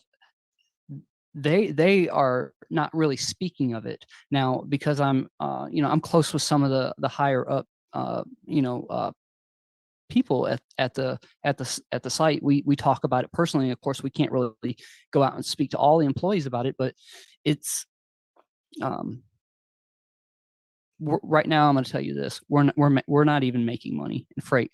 We're having to use our savings just to keep the company open, and this is a big company, like you know, millions and millions a week normally, tens of millions a week, and now we're not even. I heard last week we cleared 700,000, and I'm just going to put a number out there, 700,000 just from my company. So that's whoa, that's scary. That sure is. Yeah, absolutely. Well, I mean, I certainly could speak more to, you know, to what Carolina, you know, is talking about, because certainly there is, you know, a conversation to be had. And I think that's welcome on this show. You know, it's always been welcome. I mean, certainly I have my perspective, but you've also heard in the past, you know, there have been times when I certainly have questioned, and I think it's healthy for all of us to question. I think the moment that we stop questioning, I think we kind of lose our purpose, you know, in a sense, we lose our bearings, because that's in essence what this is all about, is going through this process of questioning what the White Hats are up to. And certainly, I mean, I think that I've always imagined that as we got toward the end, and I do believe we're in the final stages at this point before something breaks, let's just put it that way. But I always, I guess in some ways intuitively knew that it was going to be pretty horrific. You know, the closer we got, it was going to seem less like we were talking about something, you know, off in the future, you know, projecting about, you know, how things are going to happen. Now, granted, obviously the timeline has always been uncertain, but I think that all of us have this tangible sense, whereas, you know, a couple of years ago when we were having similar conversations, or even a year ago, things weren't quite as heightened as they are now. And I think that the reason that they are is because we're all feeling the energy of what's coming. Now, what exactly that's going to be, how it's going to transpire, nobody really knows. But I've always imagined that, and who knows? I mean, could it involve the activation of sleeper cells? That's a real important topic of conversation. My view on it, and certainly from the folks that I've spoken to, is that and also that I've heard, provide certain levels of intel on this subject is that it's not as if these groups aren't infiltrated, and it's not as if they don't know and aren't tracking that a lot of these individuals that are coming through the border, yes, I mean, they're bad actors for sure, but they're not all bad actors. And this is a really big part of the scare event, you know, and ultimately, I think that we always have difficulty in this conversation because it involves real people losing their lives, regardless of how you slice it, no matter how you look at it. You know, what we've seen happen, obviously, even up until this point. I mean, if you go back even in recent memory in Lahaina, for example, there's still a lot of unanswered questions about that. And there's no doubt that real people have lost their lives. And there's no doubt that real people are going to continue to as we get through the end of this war. But it's always a difficult conversation on the one hand to talk about that and to acknowledge that, but also on the other hand, from a strategic standpoint, to examine it through, I guess you could say, an entirely different lens, which is, you know, there's all it's I guess it's easy to look at what we're looking at, what's directly in front of us, and say, you know, and to criticize the moves and the tactics that they've adopted throughout this entire process. And I don't think it's wrong to do that, but I also think, in my personal view, it has to be measured by the alternative. And certainly there have been a lot of folks out there who have talked about this, including myself, at length about the alternatives, what they really had as options available to them. And I think even the video that Ben shared a little while ago with Negative 48, they're talking about, you know, and I've heard Ricardo Bossi recently, you know, make some very excellent points on this subject. The simple reality, in my view, is that this was a tactic that needed to be adopted. And as we get closer to this scare event, yes, there are going to be real people who lose their lives, but I still think that, I mean, as far as, let's just say, take the border scenario, for example. If, let's just say, you know, God forbid, our worst nightmares came true and all of these. Jay, I'm not talking about anything. We're watching a video of other people talking about it. And yeah, we know it's a big shit show, but, you know, what are you going to do? Just do nothing? Is that what you plan? Is it just do nothing?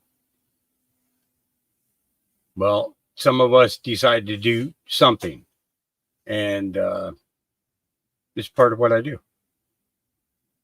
Don't like it? Go to somebody else's channel.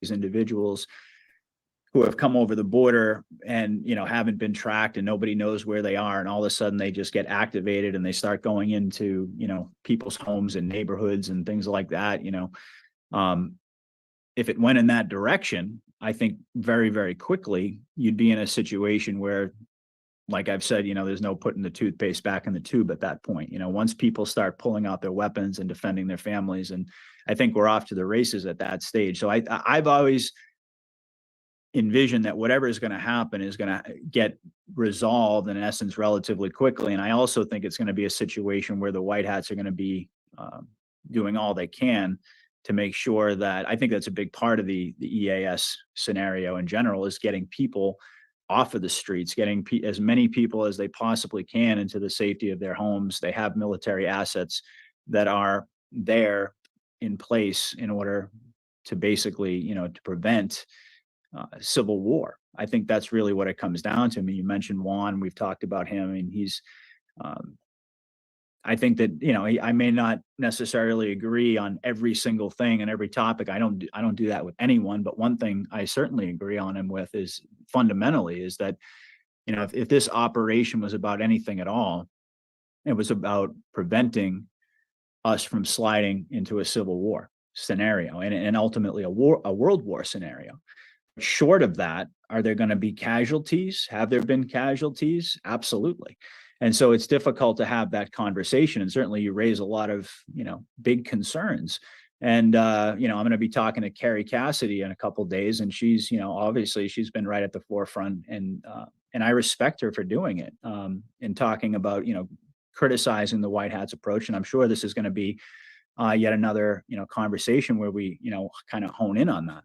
And, you know, you also mentioned the topic of the white hats, you know, ushering in the Antichrist, you know, and that's something that I've talked about, as you know, and you're very familiar with Jesse Zaboter. You know, we've had conversations about that, and that's, you know, that's also an interesting conversation. I mean, I'm not going to necessarily get into that now because that's a whole different topic of conversation. I want to, you know, get everybody else involved, and we've already been on now for over a couple hours. I mean, it's hard to believe, but you know, there's certainly, you know, an element of that conversation that I think, you know, is very important.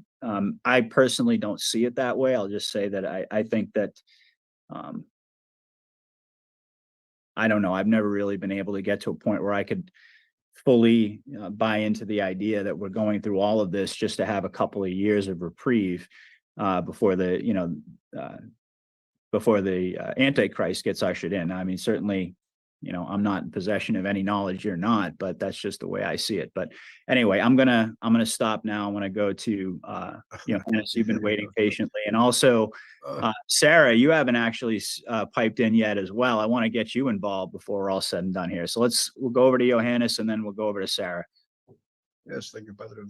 Just first of all, I want to notice to all the people that watching us to have faith in our God and also to our Creator, as you know, it's better for everybody.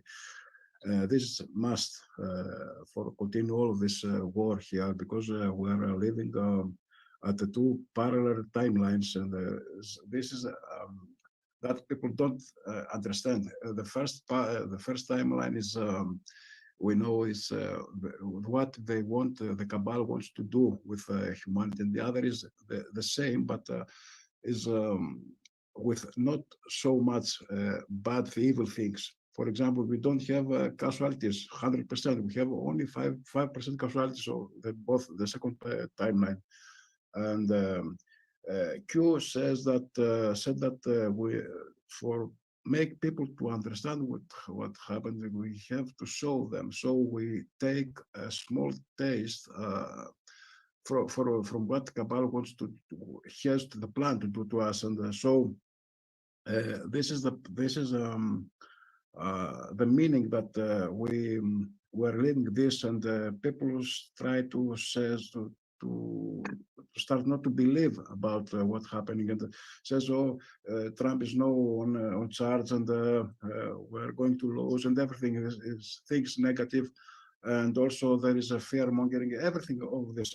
So the second thing is that as we know, we have to believe to the plan. We have to trust the plan, as Q says also. But as everybody knows, that Trump came at 2016, and in this period, we know that Hillary went to take the elections, you know, to make another fraud and continue this evil things another 8 years from Obama. And we have the plan to have the FEMA camps, you have the FEMA coffins, every all this evil, and COVID to start in 2016. So nothing's from all this happened. And so we are going to a new era, but people need to understand all this fake war. And also, if we see it from another point of view, from the point of view of spirituality, for 5D, as we can say, it's everybody here came for a specific reason. We're here now. I'm talking here. For example, I'm here, you are here, and also you, Patriot, show your face. It's not by luck. It's not by, you know, everything has a meaning. So we're here to fight. We're here to give, you know, to give a positive message to all the humanity to stand up and fight, and this is all. And white hats are behind of this. Okay, they help us, of course. And as we know, the plan of Cabal is to have, for example, 2 years of lockdowns, continuous lockdowns. Where are they? We don't have. As I told, is a small, a small taste from everything they want to do to us. Just to understand, just to know the difference between evil and good, And I just want to add something about Israel. And, somewhere I read, because I'm searching too much about all this scandemic and the vaccines and all these bioweapons. And I want to add something about Patricia and something she said before. There will be no digital currency. They had to vaccinate us. This is the plan, and take money about our behavior. We will how to say it? They said in their plan that people don't have to have money or cash or digital currencies. They have gratitude. Gratitude is something, it's about our behavior, because this microchips, nanotechnology, they want to fit in our bodies, receive and transmit signals with 5G connection, and all of this makes humans not to be humans anymore and be like cyborgs and something like that. And this is the plan, their plan. So the base of all of these evil things has to do with Israel, and maybe there is a connection, like a supercomputer to control all the humanity. So that's why white hats make this all this war like war, as Ukraine about the biolabs, something like that at Israel. And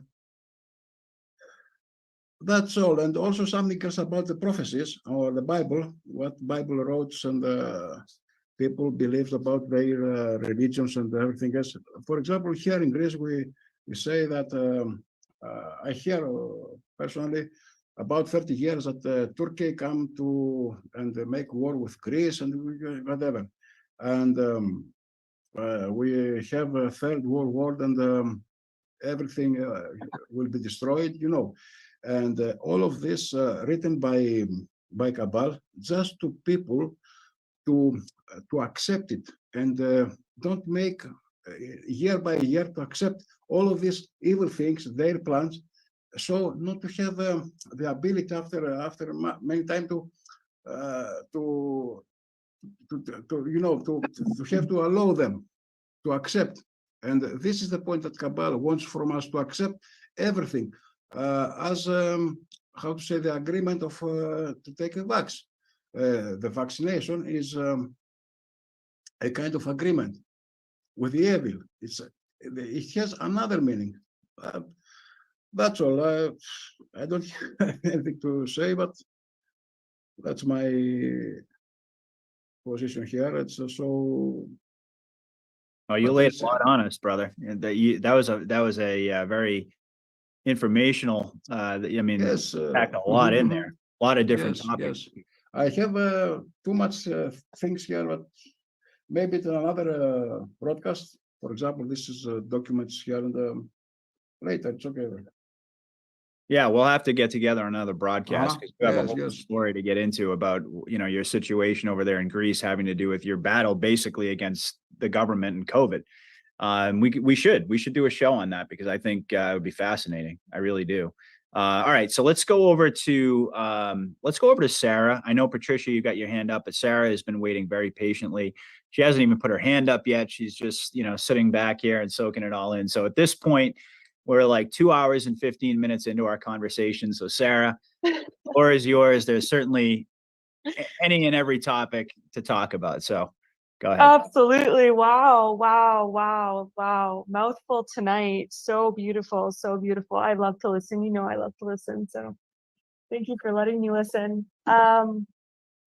you know, some of what I'm saying, most of what I'm saying tonight, you guys have heard, so it'll just be repetition, but it does speak to what everyone's speaking to tonight. And it's more self-talk than anything. So, you know, I'll talk a little bit about, you know, what this war is really about. I'll talk a little bit about the waiting game, what I call living in the void. And then I'll talk a little bit about love. And once I get there, you'll know I'm wrapping up. And please cough if I go on too long there, Patriot. So You've waited long enough, so the floor is yours. Go for it. okay, thank you. It's also storming here, so it's really hard for me to hear you guys. And if it's loud in the background, I apologize. So, you know, I always talk about going within. I mean, that is what this war is about. That ability to remember, that gift, that basically who we are, remembering who we are, getting back to the simplicity of it. You know, we've complicated. I mean, they've complicated it, but they don't exist without us. That's what we tend to forget, even in this truth community, as we continue to go on about the information and the knowledge. And don't get me wrong, it is fascinating and it is relieving to wake up to all of this and finally understand why you were the black sheep, why you never fit in. But as fast, I always say this, as fast as you go down that rabbit hole, you have to come out of it, because that rabbit hole is the matrix. Trying to decipher information and discern information that is external of you, that is through the mind, because the mind is to believing and thinking, as the heart is to knowing and feeling. So when you are constantly in your mind energy and trying to discern, you are constantly thinking, trying to come up with your belief system, and you're not sitting. I mean, it doesn't even have to be sitting. I'll get to that in a second. Like it's not this sitting in meditation, kumbaya, you know, it's simply going back to the basics and accessing the knowledge that you already have. And I call it the void because we're all this, you know, we're all one step in the matrix. We still got the 1 foot in, and there's benefits there, right? We have to discover enough knowledge to understand that, wow, if they've been making fun of us in plain sight, if they've been making these movies, you know, if they've been hiding in plain sight all of this, then what does that say about the magic that we are? If they've gone to this extent, right? So that's what going down the matrix gives you. Going down that rabbit hole gives you. It gives you a sense of there's something more here, and there's something big here. And I mean bigger than the X-Men movies, something big here. And so, but there's this void right now, right? Where the difference between observing the thought and being the thought, right? So the difference between, and it is an onion, it's circles, it's not linear. So difference between having the 1 foot in the matrix to keep a tap on it, right? Because we are activated to still have knowledge of it. Still be able to bring people along, not be so far gone that we can't bring them along, that we can't speak to it, we can't relate to it, right? We did come here to experience that. And by golly, we've all experienced that. But then there's true oneness. And I want to speak about oneness because it's taken me a while to get there. That this is my biggest self-talk every single day, is to remind myself that oneness, I am the walking God. For God is me and God is you. To heal me is to heal you, right? So it is not the man with the white beard sitting upstairs telling us, you know, and orchestrating some big plan. You are God. And I didn't grow up religious or spiritual, so I can be objective, but I also appreciate and have compassion for that. Anyone who does have faith and did go down the religious path, did go down the spirituality path, I mean, that's a start. I mean, that is believing in something bigger than you, right? Bigger than this experience. But but I mean, this isn't about even, you know, anything outside of you, nothing outside of you. There's no plan outside of you. You are the plan. And I'll get to that in a minute. So even spirituality, right? It's still mind, energy. I did give spirituality when I finally awakened. I awoken because of some health issues. So I did go down the spirituality path. I went down plant medicine and did all the modalities. And it took me maybe 8 months to a year to get to the point where it's still something outside of you, right? Still, like at the end of yoga, namaste, you know, the instructor is always telling you to come back to your body, right? In Shavasana, come back to your body. Where did you go? No. This is not about leaving your body. This is not about going somewhere through some experience. In fact, if you want to experience something out of body, you should be able to get there on your own. But that's the problem, is that they've made us believe that this is something outside of us, that this is something supernatural that we need to leave the body for. And that's where they come in. That's where we invite them in. And so this channeling of the third eye, it's a double door. You might invite in good, but you're inviting in so much that shall not even be named. I won't even give it a name. But that is what this war is about. It is not about the physical aspect. You cannot fight this war in a physical sense. And don't get me wrong, there is a physical sense. That's what the military is bearing for us. But we're sitting back here waiting for them, and they're waiting for us, my friends. They are fighting the physical war so we don't have to live there. They're waiting on us because we're the heart. We are the heart. We are the ripple. By simply existing, the beast cannot exist. But if we fight this through a physical aspect, we are feeding the beast. You don't feed the beast, you go around the beast. You don't fight the matrix, you go around the matrix. You don't fight the parasites, you go around them. You simply ignore them. And by simply existing in that light, in existing in what you know to be true, and this is what I mean by the void, you haven't experienced true oneness because we don't have our memories back. So we don't have the experience that is coming with this knowledge, right?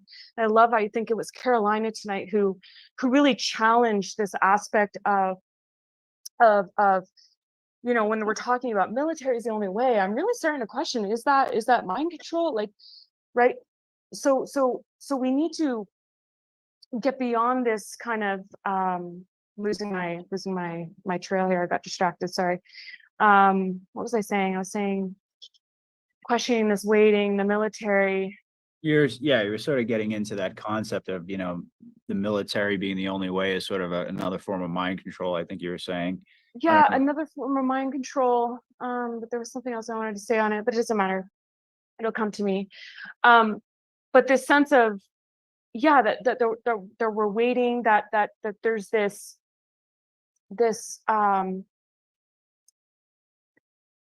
you know, we're waiting on the military, we're waiting on gold back even, right? All of these terms, I mean, if we are aware of it, I can almost guarantee that it's not the plan. And it's just more of this Operation Mockingbird. But all of this is to really get us to a point where we are this frustrated. And I kind of like hearing that we are this frustrated. We are in this limbo of what is true and what's not, because we're not supposed to be told that. That's the old way. Those are the systems that, you know, have already fallen. They've fallen long ago. And the only reason they're still standing is because we are still creating them. Right? We're still going to our jobs. We're still paying the taxes. We're upholding these systems. But this is not about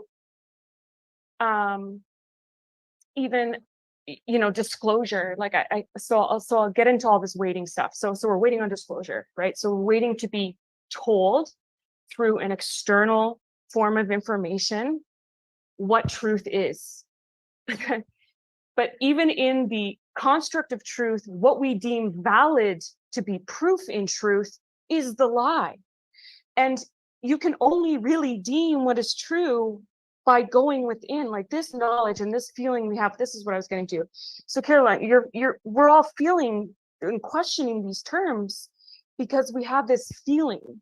We can no longer do it through a mind exercise, right? Because we've deconditioned enough that we can actually see through the news. We can see, you know, that Joe Biden is not Joe Biden. But what does it even matter? Because that's not what this war is about.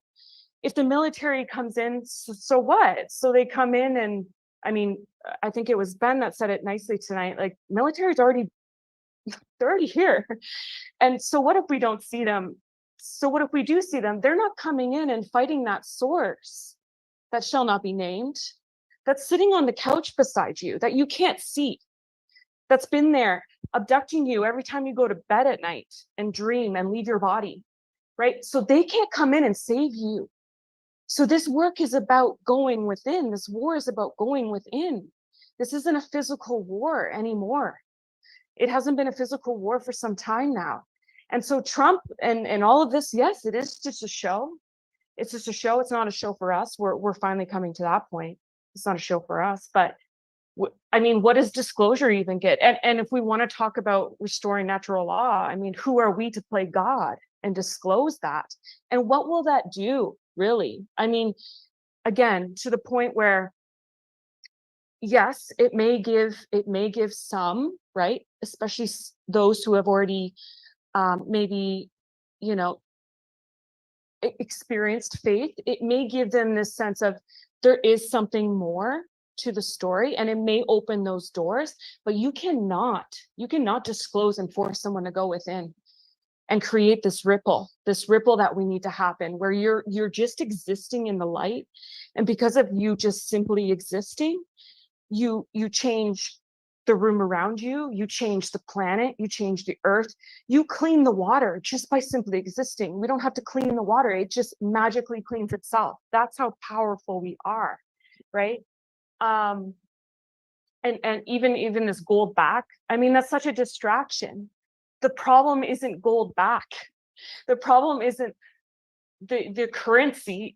I mean, the problem is having a currency, trying to put a value on a tree. I mean, who am I to say how much that tree is worth? Who am I to even sell that tree? That tree is me and I am the tree.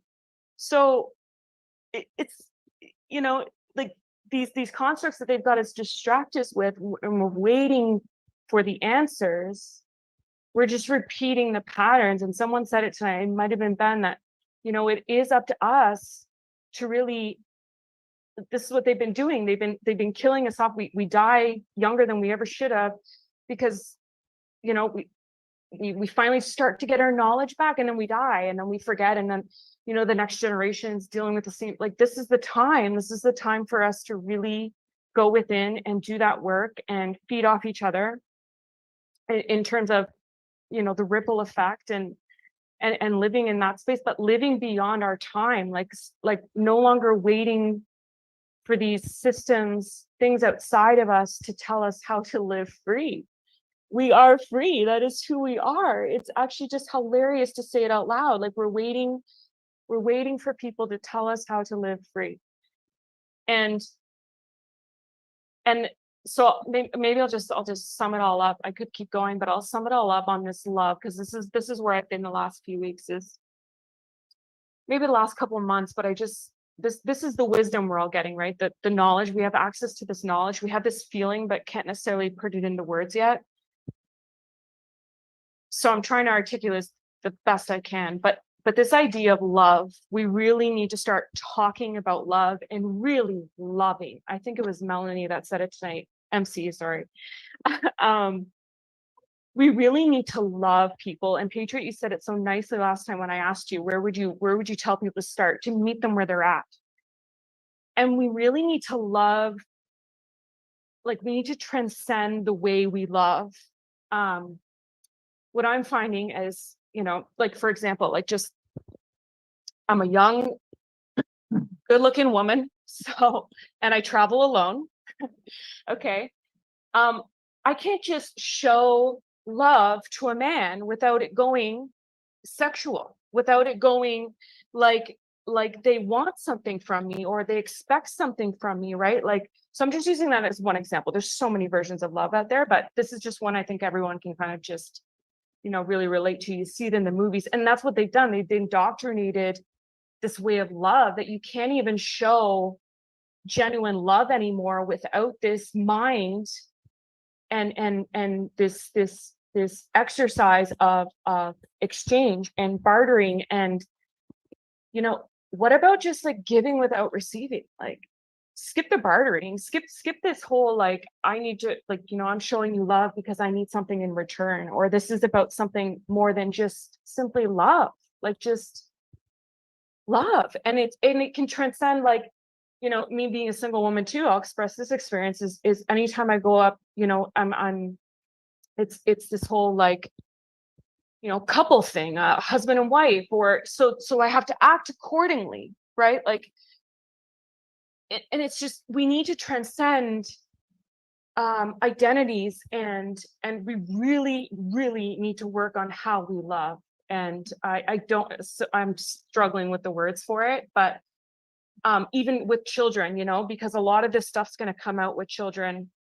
And I think there's going to be a sensitive period of how, a stranger goes up to a child and what that means. And, but all of this is still fear, right? We're still living in this fear, and we really need to love unconditionally. That is the ripple effect. That is the difference between the work we're all doing on this call by going within, because we're all doing it here and we're all activated. We've been activated for some time now. But to really create not just that one experience with the cashier at the coffee shop, but that the whole shop feels it the moment I walk in, right? And then when they leave, by simply being in my presence, they then ripple. Like, the ripple needs to grow, and we need to be focusing more on love rather than, and it sounds so cliche as I say it, right? The love and the light. And they've done such a good job of manipulating the English language so that we can't speak about ascension, and that we're restricted, and that all these words are cliche, but it really does come down to that love. And we need to change the word love, because you spell it backwards and it spells evil. So, we need to really, I think, stop focusing so much on this understanding the matrix, on this, what is the truth? I mean, the truth is you. The truth is that you're free, and we need to start living there. And I don't necessarily have all the answers. I don't know how, but I know it's not sitting around and waiting for gold back. It has nothing to do with us. Money is black magic. It has nothing to do with us. I mean, and waiting for military. I mean, they've done their job. It's and they're not going to. It can't. It's why would we even want to take that freedom of someone? Like, think of all our experiences of waking up and truly feeling source for the first time. Would you ever want to really take that freedom from somebody? Can we really fight for this war we call freedom, to restore natural law, and want to play God with someone like that? It's just such an oxymoron. And I'm not saying I have the solutions on how we turn this all around, besides just, instead of calling to arms and grabbing your gun to go storm Parliament, get down to your birthday suit and run down to that ocean. Because what else is your birthday suit for? And what else are we here for but to play? We need to play. We need to play and love and transcend even this concept of love and what they've done with love through movies and all of that. So I'll just leave it there, that I love you guys so much. And above all, I finally love me. I just love me. Beautifully Thank you. as usual. All right, well, guys, we've been on now since 7:30, so we're past the 2.5 hour mark. So I think it's time now that we kind of wind it down a little bit. So what I like to do is just give everybody an opportunity. We'll just go around. I mean, Sarah just shared. We'll give her a moment to kind of leave us with some parting thoughts, but we'll come back to her, I guess, at the end. So let's go over to Johannes. Go ahead.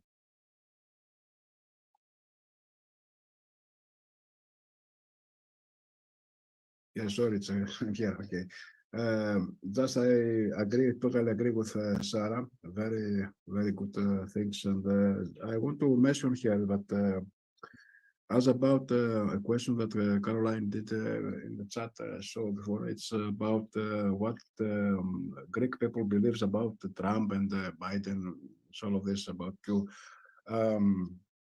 When I started talking in 2020 in the March, April, you know, about all of this operation, people told me that I'm crazy. People, you know, I'm crazy guy. That's, you know, everything, all of this. And as about 2016, when Trump won the elections, most of the Greek people went against Trump, says that he's crazy man. He's, you know, the things that you already heard about. So something is inside, was inside me, and think that I thought that how to say something has to change all of this. Something different happened. I can't explain. I can't transfer the feeling. And nowadays, people still don't believe what is happening. Before 1 year, I get interviewed from a Greek man there in Tampa. He has a radio station and they make broadcasts, and I was invited there, and he asked me about all of this operation, and he don't also believes about Biden is fake, and he supports Biden. You know, is this kind of fake patriots, as you know. They don't want to. They always goes where they took money. You know, and this bad thing here in Greece. We have this problem. Nobody believes about Biden. That is fake. About Trump is already commander-in-chief, you know, and we have a negativity here in Greece in most of the things, most of the part of all of this, you know, about they believe in digital currency that happen in the next month. They believe in digital IDs and everything, all of this evil. And that's why I'm continue to say to people to believe in God, have a faith, because if cabal has a power now, we're not talking, we're not living now. We're dead, you know. It's in common sense, you know. And as about the money, and I finish what I say now, many people takes a mobile phone and make videos. They play the truther, you know, as many. And talking about Sarah and Sarah, about money, as Sarah says before, and that's why I agree with her, because money has nothing to do with the awakening, because, and all of this awakening about, we need about the free energy, everything technology, about all these patterns will be revealed in after, in the correct time, you know. So if you have free energy, free moving for about the cars with because energy is all the thing. So what do you have to do with money? What the need of money? You know, that's all. Very well said, my friend. And honestly, I mean, we could have gotten into a whole conversation. We don't have time tonight, but I mean, you know, the conversation that really Sarah brought up, and I think it's been mentioned at certain points along the way tonight about Nasara and Jasara and what that's going to look like and all of that. That's, you know, a whole different road to go down. But I mean, certainly I agree with you. At the end of the day, we're headed to a place where we're recognizing that money is the very instrument that was used to enslave us. And I think really in the short term, in the transitionary phase, the way I see it, and I'll just kind of leave it at this because I don't want this to go on for too long, but you know, that we're going to go to a more balanced, just system as a way of ultimately transitioning out of that to a point where, you know, money is no longer, it's certainly not going to be relevant. I think in our lifetime, it's not going to be relevant in the same way that it is currently.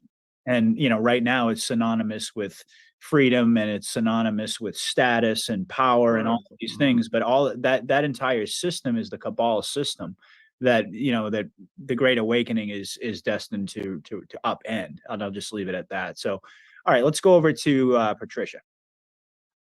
Well, I wanted to close with some comments about how my eyes have been glued to the background of our Greek friend, we the people, our Constitution. And we need to recognize how unique and special our Constitution is and how integral it's going to be in saving us. And why the world is envious of us because of this Constitution we have. And they say, if the U.S. fails and goes down, the whole world goes down. And that is so true. And two key lines that I want to just remind everyone that it has: all men are created equal, and we're born with God-given unalienable rights. This is basic. And most people have no clue what's in our Constitution. But think about how critical that is to creating the new world that we want to see. And it's important for us to remember this, and because that's what keeps us in the fight. That's what we want for everyone. That's what we want for the world. And whenever I get somewhat disillusioned, I remind myself of two cute statements. One is, it had to be this way. And two is, have faith in humanity. And I do.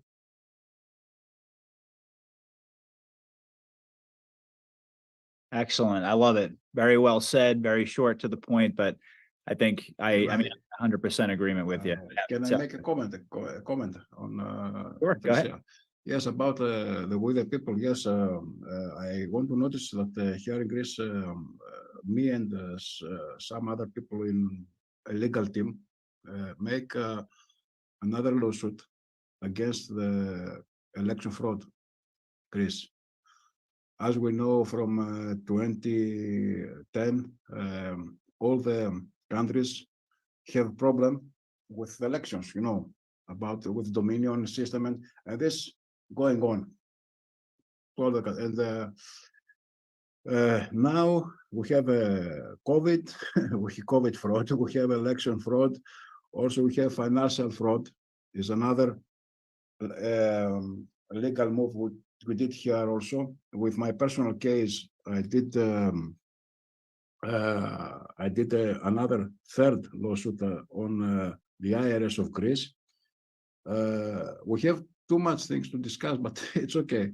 And also, I want to say that everything in Constitution is the oath, the civil oath, because we have here 75 laws from the first constitutional in Greece that says that to have the ability to vote or to be elected, you have to give the civil oath. Is the most important to be a power people, to be not to be, for example, the straw man, we can say. You know, not to be a straw man, you need to give an oath to go out of the you know, not to be a ghost. Now we are all ghosts, we are all products. We are not humans. With the straw man rules, you know, it's very important this for people to know. Nothing are how to say it. People says that I buy a house, okay, but the house not belong to us, they belong to them, because nothing is ours with this way we're living, this system, the Kabbalah system, the matrix, you know. And Strawman teach us the whole story and the truth that is behind the banks and the loans. And also, you know, there are big companies that grow their scale of business by taking money from this how to say, you know, the amount of gold from Bretton Woods. Did you hear the Bretton Woods Treaty? It's you know, every country put money for their government. So we have a big amount of money, and many companies took money from there to grow up, and people are starving. You know, maybe if I have a better translation, we can give you to understand. But it's okay. There's a big story, and so people need to pay attention on that, because we live in a fraud. Every day is a fraud for people. I agree. I totally agree. And like I said, you know, Hannes, I'm going to get you on. We're going to do a show so we can really kind of go into this in a lot more detail than we can tonight. I appreciate that. But it was great. It was really great to have you with us, and we're going to get you back on the show. So let's go over to Dookie. Leave us with some final thoughts. Okay. I had to figure out how to unmute myself. I want to thank everyone, because you guys have really helped me. I've had such a hard, the past 2 weeks have been unbelievable. But that's another story. I'm not going to worry about it. I like what he was just talking about, the fraud. And I think that's what's been going on all around the world, right? Major fraud. If we look at this on a strictly, I guess, three-dimensional type level, it's horrendous. What's going on around the world, it's absolutely horrendous. And that's the trick. The trick for us is to not be sucked in to this major fraud that's going on, right? We're all experiencing it, and it causes all this angst, frustration, misery. The trick, it's the opposite of what you think. The trick is to not be sucked in, because that's exactly what they want. They want us to be miserable. And so going back to what Sarah brought up, Carolina brought up, and so many of you have brought up, Will, is that we have to go back to the basics. And the basics are that we are here for a purpose. We have a job to do. What we signed a contract with Source, if you want, God, whatever you want to call our creator. That's our job right now. And our job is not to be sucked in, not to let what's going on in this mundane world, even though it makes us all crazy and makes us really want to fight. It's the opposite. We have to go within, connect with Source, whichever way, anyway. Doesn't matter how you connect with him. He knows you're talking to him. Just talk to him like you're talking to your best friend on the telephone. Doesn't really matter. I don't think God cares about that. He doesn't care. Just talk to him and he will talk back. And he will give you the answers and he will comfort you. He's a great comforter. And I think that's where I get all of my comfort. No matter how horrendous my day goes, if I go back and I talk to God, I'm going to be okay. And the people around me are going to be okay. And I can carry on and not be sucked into all the fraud, because it's a major fraud. And like Sarah brought up, once we change and we become better, everything around us will automatically change. It's a law of the universe. It automatically will happen. Yes. So that's all I have to say. Excellent. That was wonderful. Absolutely. And, you touched upon something that, kind of crossed my mind earlier. I don't remember who it was. It might have been Ben who was talking. I don't remember, but there really are, there's two different aspects of awakening. I think one of the aspects that I was touching upon was the fear associated with the Yeah. that Yeah. is what keeps people inside of that box. But the flip side of that coin, and you just reminded me, is the exhilaration of God working in your life. And that, I think, is what propelled all of us ultimately down this path. Because let's face it, I mean, if God hadn't provided us with confirmations along the way, even Exactly. as difficult as it's been, I mean, I certainly know that it's completely radically changed my life. And I Mhm. know that there are so many people out there that resonate with that on such a deep level. Like I was saying before, we could never go back to being the people we were before this, nor would we want to be Yeah. we were before. And the exhilaration of God actually, not just, like going from having this sort of abstract belief to really knowing that God is Mhm. actively working in your life throughout all of the pain, throughout all of the struggle and all of the suffering that goes along with it. It's so amazing. I've had some wonderful experiences this past week where God has shown me some just knockout signs. It's like, oh, holy moly. It's unbelievable. Yeah. It's like, God, you just gonna slap me in the face and say, hey, look, I'm here. It's just like, whoa. We don't talk about that often Blow enough. me over.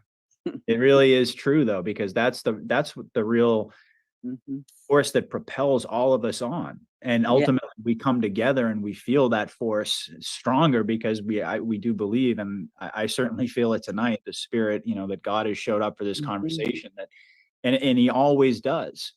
Every Yeah. single time there's this incredible energy.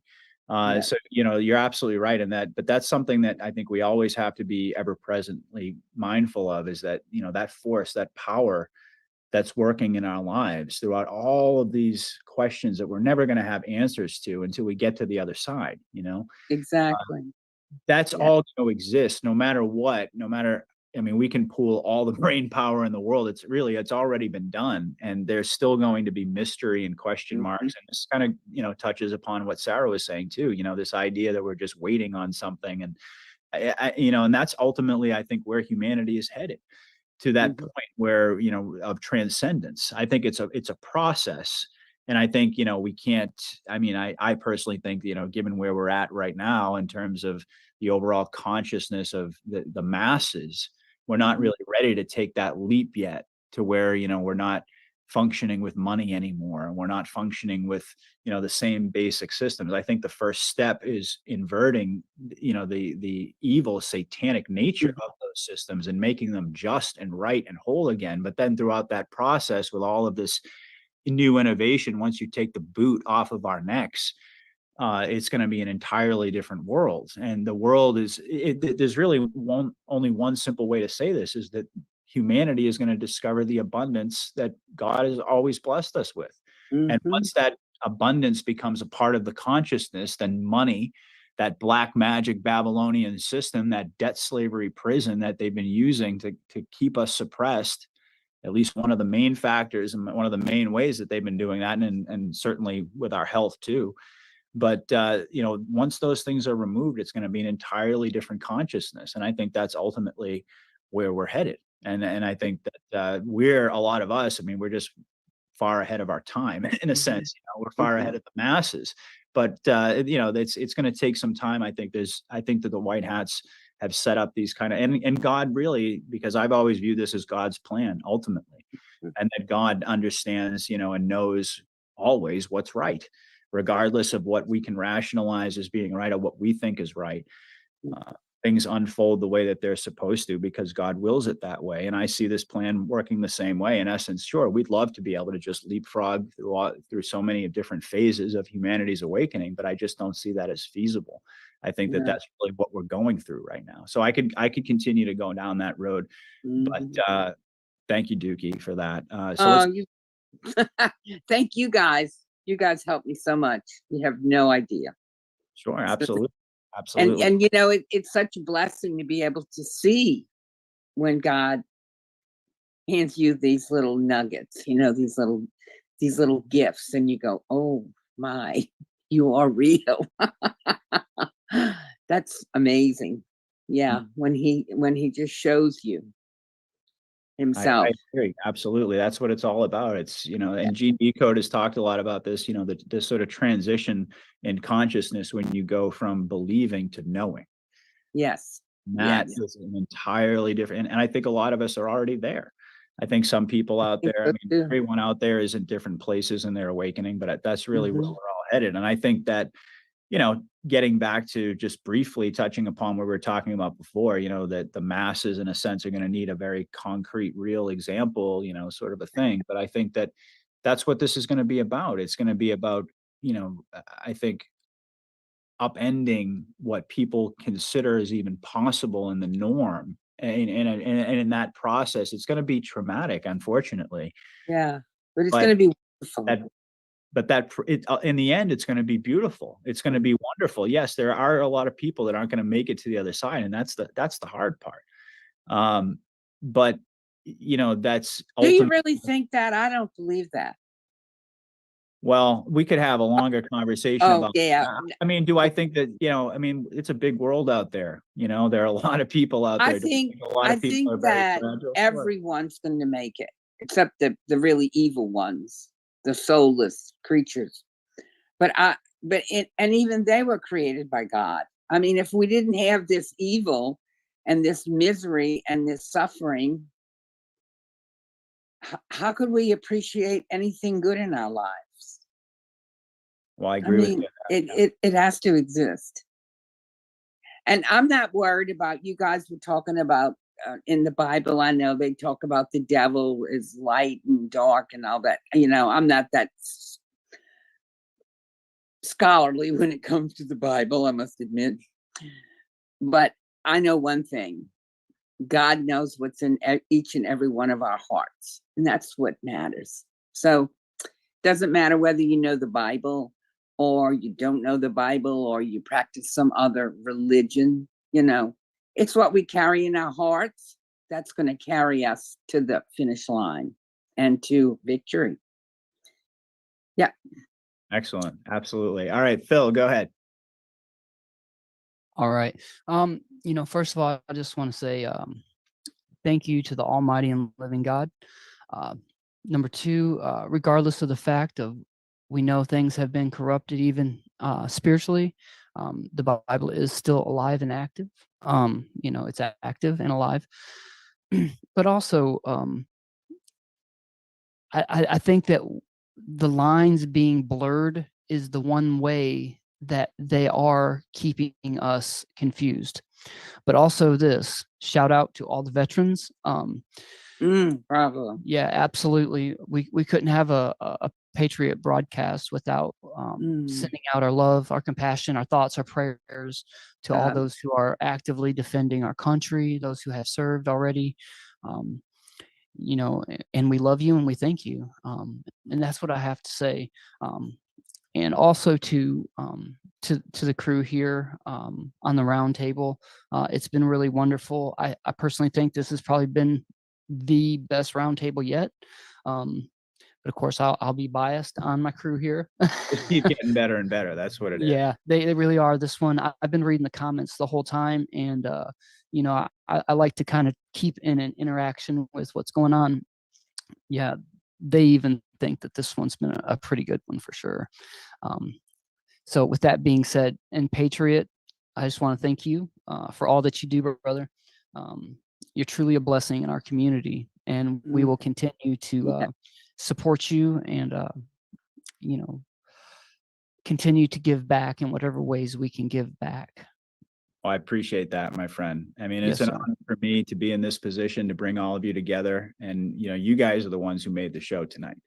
And, you're absolutely right. We've had quite an audience tune in. I've sort of, kept my eye on it as well. I just want to thank everybody out there in the audience. And certainly, you touched upon a very important topic I was going to get to towards the end. I actually, my father's a veteran of Vietnam, and, we spent the day going to a ceremony, a commemorative ceremony. And, to everybody out there who has served, and certainly for those who have lost those who have served, I just want to say happy Veterans Day. And I'm glad, Phil, that you brought that to the fore. But, I just have to say it's just an incredible honor be able to bring all of you folks together. And really, I think what happens is that we come together, we pool our energy and our knowledge and our different abilities and communicating different ways. And it's incredible the way that the audience responds. And it's really all of you who have made this show. So thank you. You guys are incredible. All right, Carolina, you're up next. Oh.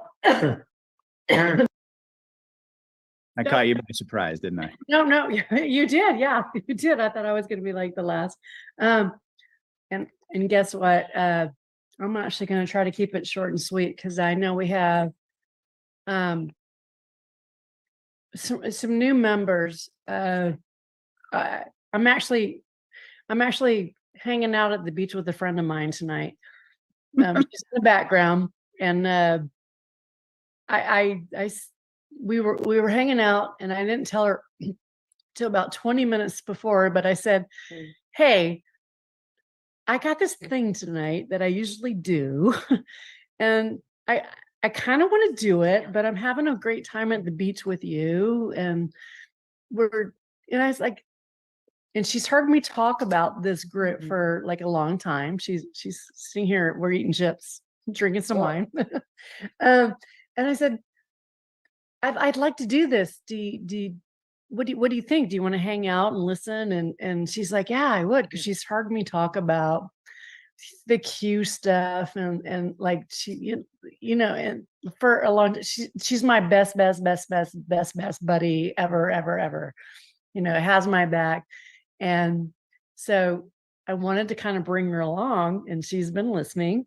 And I just think that's really cool. And I wanted to share that because we're all, and I think that she thought it was really cool too, that we had somebody from Greece on here. And I told her in the past, we've had people from Australia, New Zealand, and so I gave her the background, Patriot. So I know I said I was going to keep this short, right? And I'm rambling, but I wanted to bring this perspective. She's been listening all night, and it feeds into what I've been telling her for the last few years. And by the way, she didn't take the vax. And I think she will tell you, I don't know, I think she'll admit that, and I'm saying God worked through me to get to her, but I say at least one person. And I saved my very best friend. I saved my very, very best friend who's sitting right here. And she said, that's right. That's true. Very true. That is very true. Okay. I saved one person from the vax. And then we are. And a couple of my sisters and a spouse that would have gotten boosted and all that did not. Great. Thanks to Trisha. Yeah. So there you go. There you go. Like I'm sharing this. We're sitting here in Southport, North Carolina. And I brought her into this podcast to say, do you want to listen? And she did. We paused our Netflix movies because it's rainy here and we did this. And anyways, I that's the experience. That's what I'm bringing to the table tonight. And I love that we got some new people on board, because I know I've been doing this with Patriot Underground for, I think, 2 years now. And we have kind of a staple group that we do this with. And I noticed there was a few of those people that I was hoping to see tonight that couldn't make it. And I was disappointed. But then I saw that we have some new people, and Ben hasn't been with us for the last few times, but Ben's been with us before. And I was so happy to see Ben was on board again. And I'm so happy that we got some new people on board and we got to meet some new people. So usually I talk a lot. Patriot knows that I do. And I've actually tried to not talk a lot tonight, just to give the new people on board some room. And I'm going to shut up right now with my favorite sign off to say, here's my favorite thing. Be the person that your dog thinks you are. And I'm going to leave it with that. Good night, everybody. I love you guys. Thank you, Patriot. Oh, that was awesome. All right. Well, thank you so much. It was a pleasure having you, and I'm glad that your friend jumped in as well. That's really cool. So, all right, let's go to MC. Go ahead. Hey there. I don't know if I can say this right, but I'm gonna try really hard. Each one of us comes together. I think of this tonight. Each person comes together, but look at this as a broad perspective, in this great awakening. Each person is a piece of the puzzle. And whether it's in our spiritual lives or whatever, each person that's waking up, we're a piece of the puzzle, and we all have our truth that we bring to the table. And every single person is important. I don't care what religious background you are. I don't care if you're in the medical community. I don't care if you're in the religious community or any community or not in a community, whatever. And also, I wanted to say to the person that lives in Greece, each one of us is dealing with our own, and maybe it's not as intense here. Some people are going through it, but each one of us has a loneliness. And Hey, Javier, seeing that you're tired of listening to Q-tards, I'll help you to the door. Goodbye. side of us right now, because so many of our family members and friends have not woke up, and there's a deep loneliness in each one of us, I believe. There is. And I just want to say that each one is a part of this puzzle piece in this matrix that we're coming out of. We all play such an important role in this. It doesn't matter who you are. And I too am learning how to love myself. I never had that before. And I love myself now as well. And because God loves me and God is here, He's not afraid of our questioning. He wants us to question. It's okay to question. He's not afraid of it. He wants us to know the truth even more than we want to know the truth. He wants us to know. He's not afraid of us questioning. I question him out loud. What is this about? I've asked him so many questions. And I just tell him every night before I fall asleep. And I have such a hard time going to sleep at times. It's crazy. Part of it's my medical condition, but I just say to God, I'm learning not to feel sorry for myself so much anymore. And I just say, I want to know the truth. That's all I care about. And I believe, like I was saying earlier, it's a process. Just little by little, we're all learning the truth. We are all such an important piece of this puzzle. However God speaks to you. And, whether it's through his word, whether it's, through another person or whatever, take it to heart. Use discernment, but take it to heart and just stay awake. Don't slip back. Don't slip back into the matrix. And I'm talking to myself here. And I know I'm talking to the choir or preaching to the choir, whatever, but that, to me, that's what this is all about.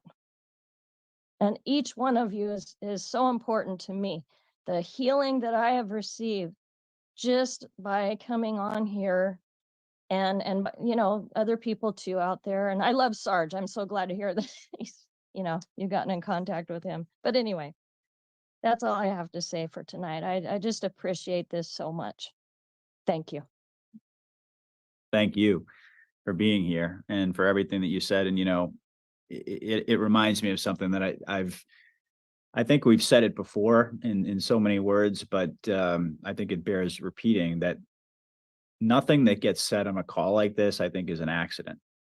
And I think that people, you never know who's listening, who needs to hear whatever it is that, gets said on these calls. I really do believe that there's an energy that takes over.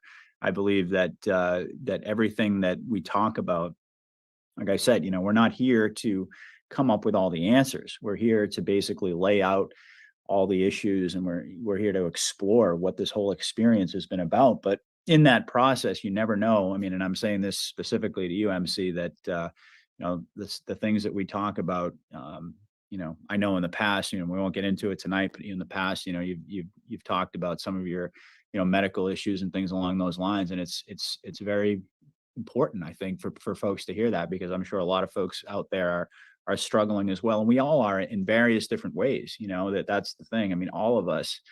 I talked about the two different aspects of awakening. One side being sort of the fear of the unknown, and I guess another element of that is, all of the pain and the suffering that we've had to go through. And but it's also not without purpose. And I do believe that that all of us who are on this journey, I think that ultimately we're going to make it to the other side. I really do.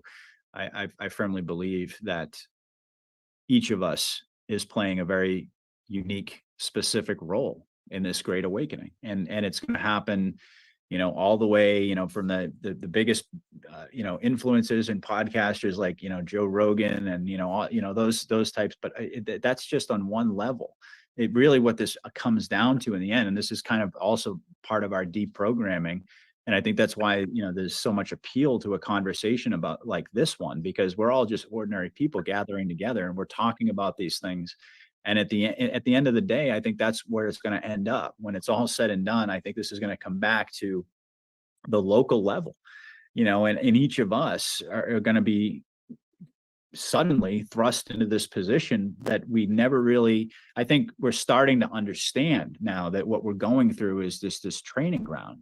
This whole experience has been in my view, a preparation. I mean, obviously we're working on ourselves, like Sarah talked about. We're going within, but it's not without purpose. It's so that when the time comes, all of us have been activated, and I think it's for a reason. And I think we're all going to discover that. And I think even now, when we talk about all these different subjects on these calls, nothing is an accident. I firmly believe that, in situations like this, everything that gets said here is for a purpose and for a reason. So I'll just leave it at that. But thank you, MC, for sharing that. And we love you.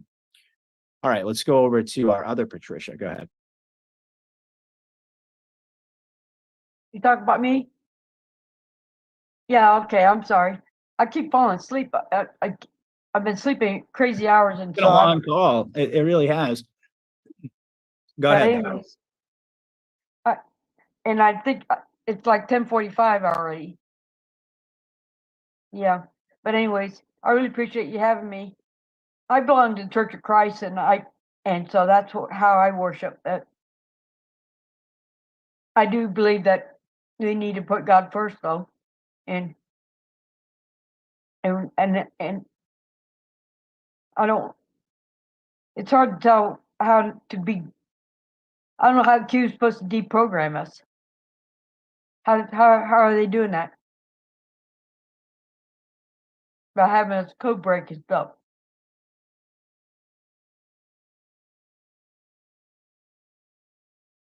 Well, I mean, I think that's, in a lot of ways, going back to what Sarah was talking about, that so much of this is, this pantomime, this movie, whatever you want to call it, that this element that we know is at play here, that we can't really fully quantify it. It's not like you can just say, well, I can identify everything that's part of this pantomime, everything that's real versus not real. I mean, I think that's kind of a fool's errand. And honestly, I went down that road many times, so I kind of know from experience. But in the end, you're right. I don't think that necessarily is meant for our deprogramming. I think we've already gotten to a point where we're there. I think it's so much of what we're seeing happen is for the people who aren't there, who need a more, like I've said, kind of a more concrete in your face, this is what's going on, like you've heard it said so many times that you can't tell people things in certain contexts and with certain people. Unfortunately, they need to experience them, especially something of this magnitude, before they're ever going to believe that it's reality.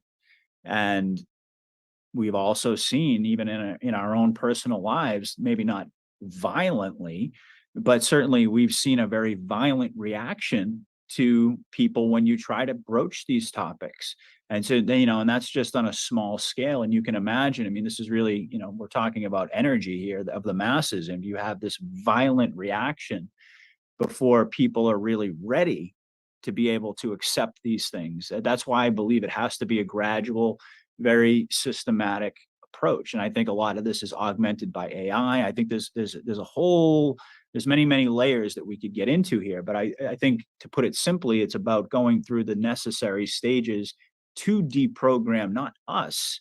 I think part of that has been about us. The Q operation, has been in essence, I think, more than anything else, not necessarily for us to put all the puzzle pieces together, but for us to come together. And in that process, kind of in a sense, transcend that part of this journey and realizing that what's going on right now really isn't meant for us. It's not meant for us anymore. I think if we start getting to that point where we're asking that question, the one that you just asked, I think you've reached a certain point where, you've probably already answered your own question, which is, it's not going to deprogram you, but as far as the masses go, I do think there's something to be said for that. And I'm not going to go any further, but it's about reversing this MK Ultra programming. I think, to put it simply. So let me, I'll leave By making you think and stuff, right?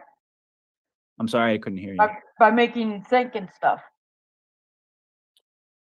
Yeah, I mean, I think if I'm understanding you correctly, yeah, by making people think, by forcing them, but not just, in an abstract way, but to actually force them into a situation where they're confronted with certain, what they perceive to be reality, that they never imagined was possible. That's going to shatter their, I think really what it comes down to is shattering the programming through reaching a certain level of cognitive dissonance, but not doing it too quickly and too harshly, so that it would backfire and then play into the enemy's hand. I mean, I think you've probably heard it said that, and I really will move on after this, but you've probably heard it said that if Trump didn't win in 2016, then there's certainly a conversation about, the White Hats kind of doing some of their own behind the scenes maneuverings to make sure that, their cheating wasn't out of control, so that he at least had a fair chance. But my understanding is that, number one, first of all, that Trump was invited to run by the military, but he was not. I think to say that he was installed as president is incorrect. That he was basically invited to run, he was backed, he was approached, and all of those things are true, but he still had to win. He had to win the hearts and the minds of the people. That's really what this is all about. It was never about just installing Trump. And, but if that plan had not worked, this was their last option before they were going to have a military coup, because they knew that if Hillary got into office, they knew exactly what was going to happen. The NSA had everything. They knew exactly what was going to be the fate of humanity.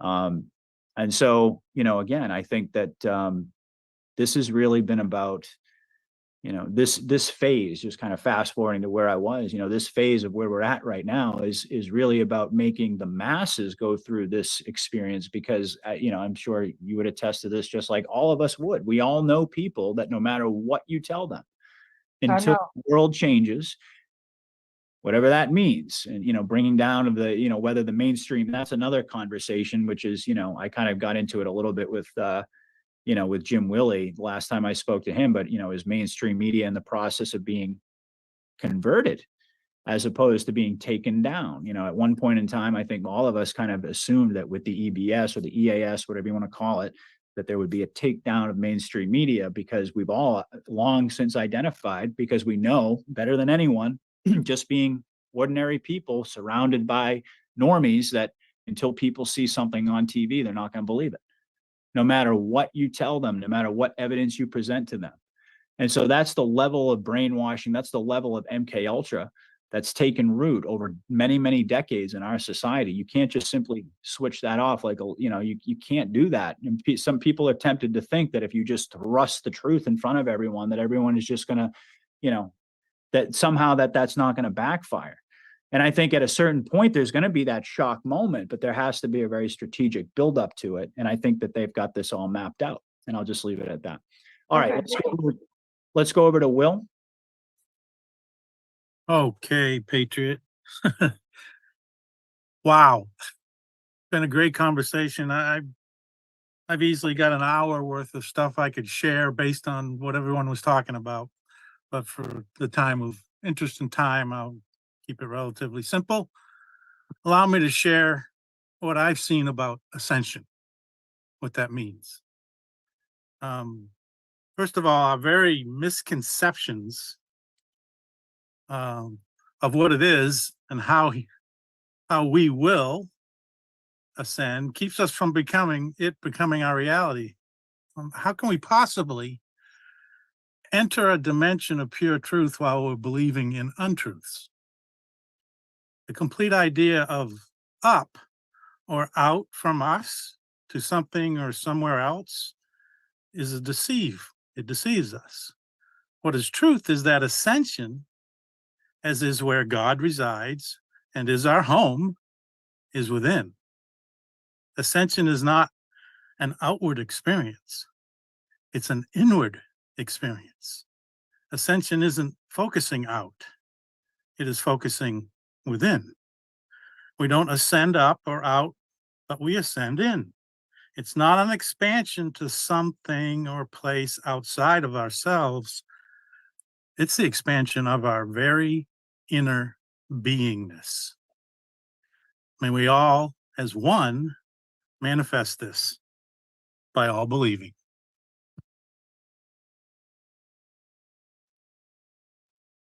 Beautifully said, my friend. Absolutely beautiful. Well, Will, you've been, very patient tonight as well. And we love having you here because I think you have an ability to somehow, in a way that I've never really seen anybody do before, you have this ability to talk about scripture, but in a way that is different than what most people are usually comfortable hearing, and yet you do it in a way that makes people feel comfortable. Somehow you're able to pull that off. I don't know if it's just, your demeanor, the way you roll it out. I mean, certainly you have an amazing knowledge base. For those folks out there who perhaps haven't heard previous roundtables, Will has an incredible knowledge base. I mean, he touched upon it a little bit earlier about, the translation of translations, I should say, and how the word has been just completely corrupted. And you touched upon ascension as well. That's a whole show in and of itself, but you're absolutely right. It's not about simply, going to, there's all types of different narratives out there, but going to some external place. And, certainly along the way of this journey, I've explored, I'm a truther, my allegiance is to the truth, like I always say. So I've explored different avenues and different venues, but, my core has always believed that this journey has never really been about going anywhere. It's been about going within, like we've been talking about, and discovering who we really are and what we really are. And from there, where we go is anybody's guess. But certainly,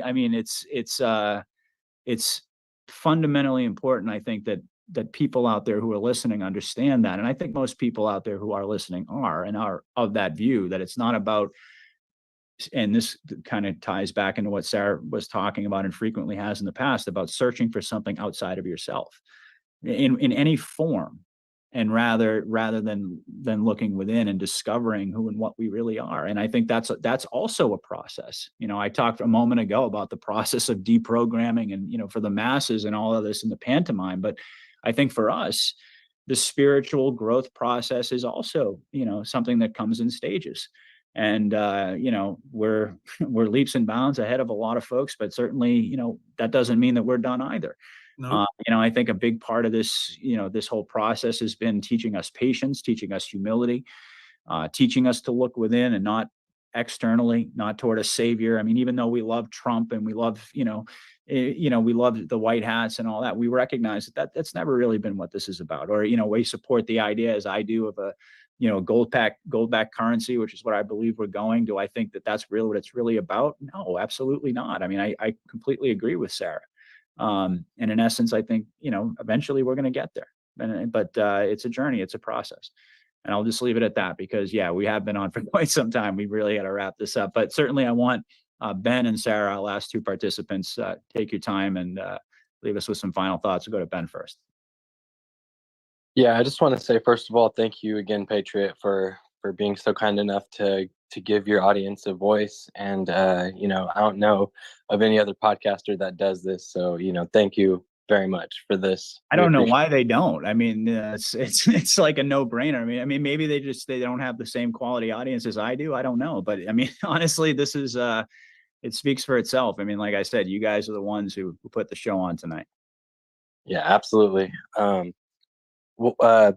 Something I just wanted to say in ending was, my dad was the one to instill who God was in me when I was really young. And over the years, he kind of lost faith. And towards the beginning of this Great Awakening, when I started learning more just about our world and the lies that we were told, and just as my faith grew, I ended up making him gain his faith back. And actually, I have like a voicemail that he left me thanking me how he now is living by the faith, just like I've been talking about, and that he just was thanking me for that. And that's just something that will always stick with me. And if I can just give anyone any hope, then then my job, I feel like, is complete. And as far as whatever happens next in this war, whatever, just perhaps try to look through it of the lens of when you see our military out there near Israel, just maybe it might be our U.S. Republic for the first time, since 1871. And, it's not Biden's corporation, military and all that. It's not really how the TV optics are saying, it just try to think of it in like a more positive view and see if that may make sense. But either way, everyone hang in there, and whether or not we have a tough road ahead of us, just be prepared regardless. And yeah, God bless, guys. Thank you. You're the man. I love you, Ben. You're awesome. I mean, really, you lay it out there, and you get right to the heart of the matter, which is, you're absolutely right. I mean, we don't know what's going to be on the horizon. We know that it's going to be difficult.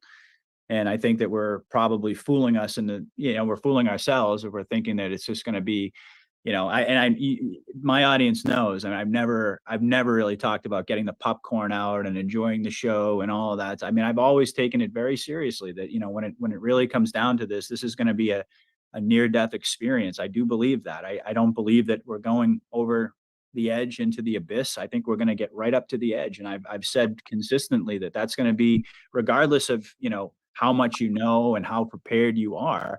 And, Ben, you touched upon preparation. I mean, I think all of us are about as prepared as we could possibly be. But when this moment finally does arrive, the thing of it is, and this is a big part of what, it's been a part of our conversation tonight. It was something that, that Carolina brought up, it kind of raised, questions about the approach and the white hats and all of the uncertainty and all of the questions that I think are going to continue to be there. That's the difficult part.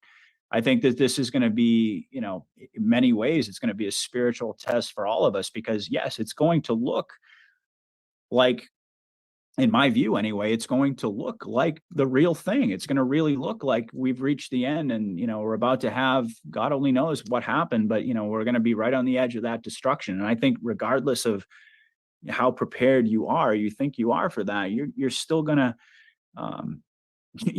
be in for one heck of a ride. And I think all of us are we're aware of that, but there's a difference between, and I think we can all attest to this in our lives, there's a big difference between projecting to something in the future, regardless of what it is, especially something that rises to this level, but projecting into the future and thinking about that experience and the difference between that projection and the actual experience. And in many cases, you know, what we thought is what was going to be our reaction was very different. And, you know, don't get me wrong, I think that all of us are prepared. I think that's just what I was talking about before in terms of, you know, this training ground, this experience of all of us coming together and ultimately being pre-awakened, like you've heard me said, for a very specific reason, so that we're ready. And I think that we are. But that doesn't mean that it's going to be, at least in my opinion, that it's going to be, you know, a show sort of a thing that we're going to, you know, I think part of it is, yes, recognizing that. But, you know, when this moment comes, I think it's going to be one heck of an experience. And you're absolutely right. I mean, I think bracing ourselves for that is very important. But, you know, like we said, we all know at the end of the day where the red lines are. I think we're probably going to get right up to that point. I think it's going to be really a situation where it looks like it could go either way. And I mean, we all know in the end the way that it's going to go, because had it, I mean, I think it may have been Johannes who talked about it, and I've said it many times. You know, if the Black Hats, the cabal, really were in control, we would have been dealt with a long time ago, quite frankly, you know, and especially going back to, you know, 2016 and all that could have happened if they got their way and they got what they wanted. So, I mean, I'm rock solid in the plan. I'm 100%, as close to 100% as I can possibly be, still being human. But my faith has never been stronger. It's 100% intact from what it's always been. In fact, I think the more time goes on, you know, a lot of people out there, you know, they express their feelings, and you know, I'm subjected to a lot of that, and they tell me that the longer time goes on, the less faith they have. And for me, quite honestly, it's been the opposite, because I think I've started to focus more on not necessarily just trying to decode everything and all the information, but rather that process of that spiritual awakening and learning to read what God wants me to read in terms of signs and confirmations along the way, knowing that I'm on the right track, praying, getting closer to what I believe his will is, as opposed to my own. And in that process, I mean, my faith has grown stronger. And honestly, every time, and I mentioned this, you know, Ben, you know, after you talk, and that's one of the reasons I love having you on, because you always, you know, you bring us back to, you know, the Q drops and, you know, the very simple nature of what got us here. And as far as I'm concerned, that remains to be true. The more time goes on, the more future proofs past, the more confirmations and proofs there are, whether it be through the Q drops or whether it be in our own personal lives, that we're on the right track. And none of us have lost faith. And I certainly don't think we're about to at this point. I mean, heck, if you made it this far and you're still committed to this as all of us are, and everyone out there listening, I think a lot of people can identify with that, you know, the faith has grown stronger as opposed to weaker. And, you know, I think that's, you know, it's somewhat paradoxical. I know a lot of people out there are probably listening and maybe have a different viewpoint, but the truth is you're still listening. You're still here. And I think there's, you know, the doubt, the naturally occurring, you know, anxiety about the unanswered question, that's always going to be there. And the more dire things get right up into the end, it's going to get a lot harder to maintain our faith. That's just the simple reality. But I think that's what this is really all about. It's, you know, this can either go one way or another. It's either going to be humanity and a golden age, or it's going to be, you know, permanent enslavement and, you know, the eradication of humanity. And I think that ship has sailed for the enemy. I think the white hats are in control. I'll just leave it at that. So let's go over to Sarah and we'll wrap it up. So beautiful, Patriot. If I could just hop on what you're saying there about, you know, how your faith grew stronger as this went on. I think a big part of it is the unknown, is being comfortable with that too. That's what it's really taught me. You know, because once you've had that connection, once you've experienced, I mean, the magic, I don't like the word magic. I got to find a new word for it, but it really is magic. Once you experience it, we can't go back. And then it's about, okay, how do I hold this light in, make room in my body and in this experience to expand that into every moment of every day and be comfortable with this, just having faith, just not knowing. And eventually it transcends into being the point of it all, you know, the joy, the joy of not knowing. It means that everything's endless and limitless, boundless. The possibilities are just, you know, and once you start to really unwind and decondition from fear, right, of all the possibilities being in fear and all the possibilities being in joy and play, you embrace the unknown. You want to live there and you want to share that. And interesting that Ben, so beautiful. Thank you for sharing about your dad. I have a similar story, and our good friend Patriot helped me wake up my dad. And it's just a moment. It's a moment in this journey. It's an experience in this journey I'll never forget. I'll always hold with me. It restored my faith tenfold.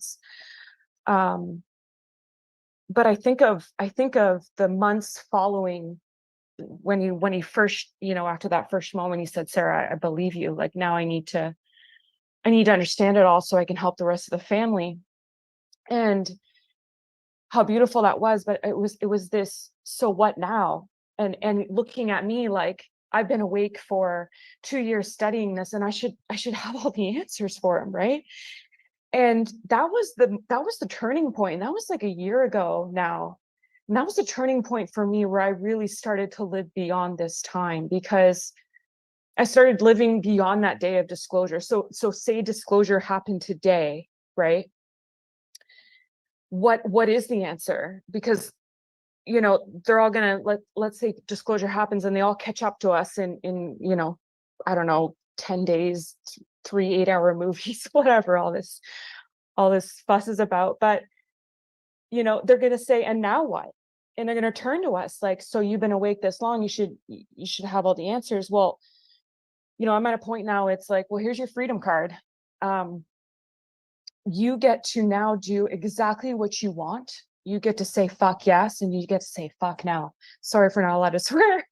No, But you know, uncensored. It's okay. Okay. I forgot that we're live. So, you know, and I think we get wrapped up in what is going within, what is joy, what is living from the heart. And it really is that simple: doing what you want to do and not doing what you don't want to do. And it doesn't have to be big things like, I want to quit my job today. You know, it can be simple things like, I want 2 scoops of sugar in my coffee because I like sugar in my coffee.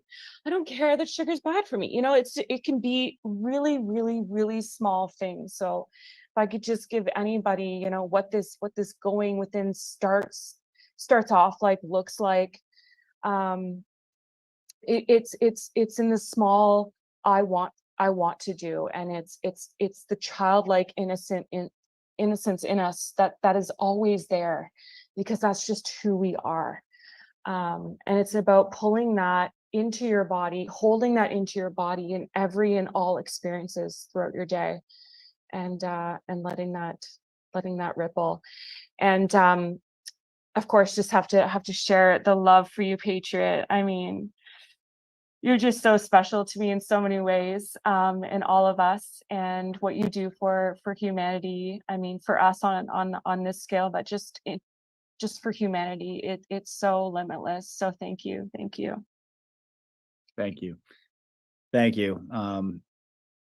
Well, we've reached the end, and I have to say, I'm just blown away. I mean, this has just been an incredible roundtable. I mean, truly special. And like I said, you know, all of you are really the ones who made the show tonight. My role, I think, is just kind of bringing people together, being a focal point, you know, like, and it reminds me too, because I'm a voice out there, and thank goodness, you know, I've been a voice that's been able to bring people together. But, you know, when we come together, I'm also reminded that so many different voices are out there and are so important and resonate with the audience to a degree that it always blows me away. I mean, I know that I'm sitting here and I'm enjoying the conversation, but you know, when I see the reactions that folks have and how much they how powerful their reactions are. And that's to say nothing of the experience that all of you have, just being a part of this and walking away from this and feeling this incredible sense of spiritual energy, this surge that stays with us for days afterwards. It's truly powerful. And it's, talk about confirmations. I mean, wow, what could be a more powerful confirmation than that, to have that feeling. And so this has just been incredible. I just want to thank everybody out there. I'm going to, excuse me, my voice going a little bit. I didn't really talk all that much tonight, but I'm going to keep it brief because we're over 3 hours, but I just want to once again, just thank each and every one of you for being here. This wouldn't be possible if you guys didn't show up. And for the audience, we've had just an incredible audience tonight. I'm actually blown away by that. So thank you to everybody out there who tuned into the live. I'm going to be back soon with another report, but until then, God bless and Godspeed. Patriot out.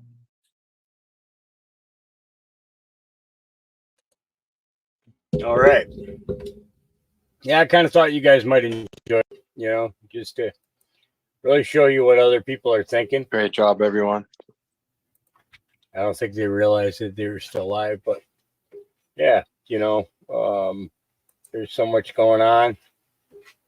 And we often wonder what other people are thinking, what other than the normal people that we tune into, so.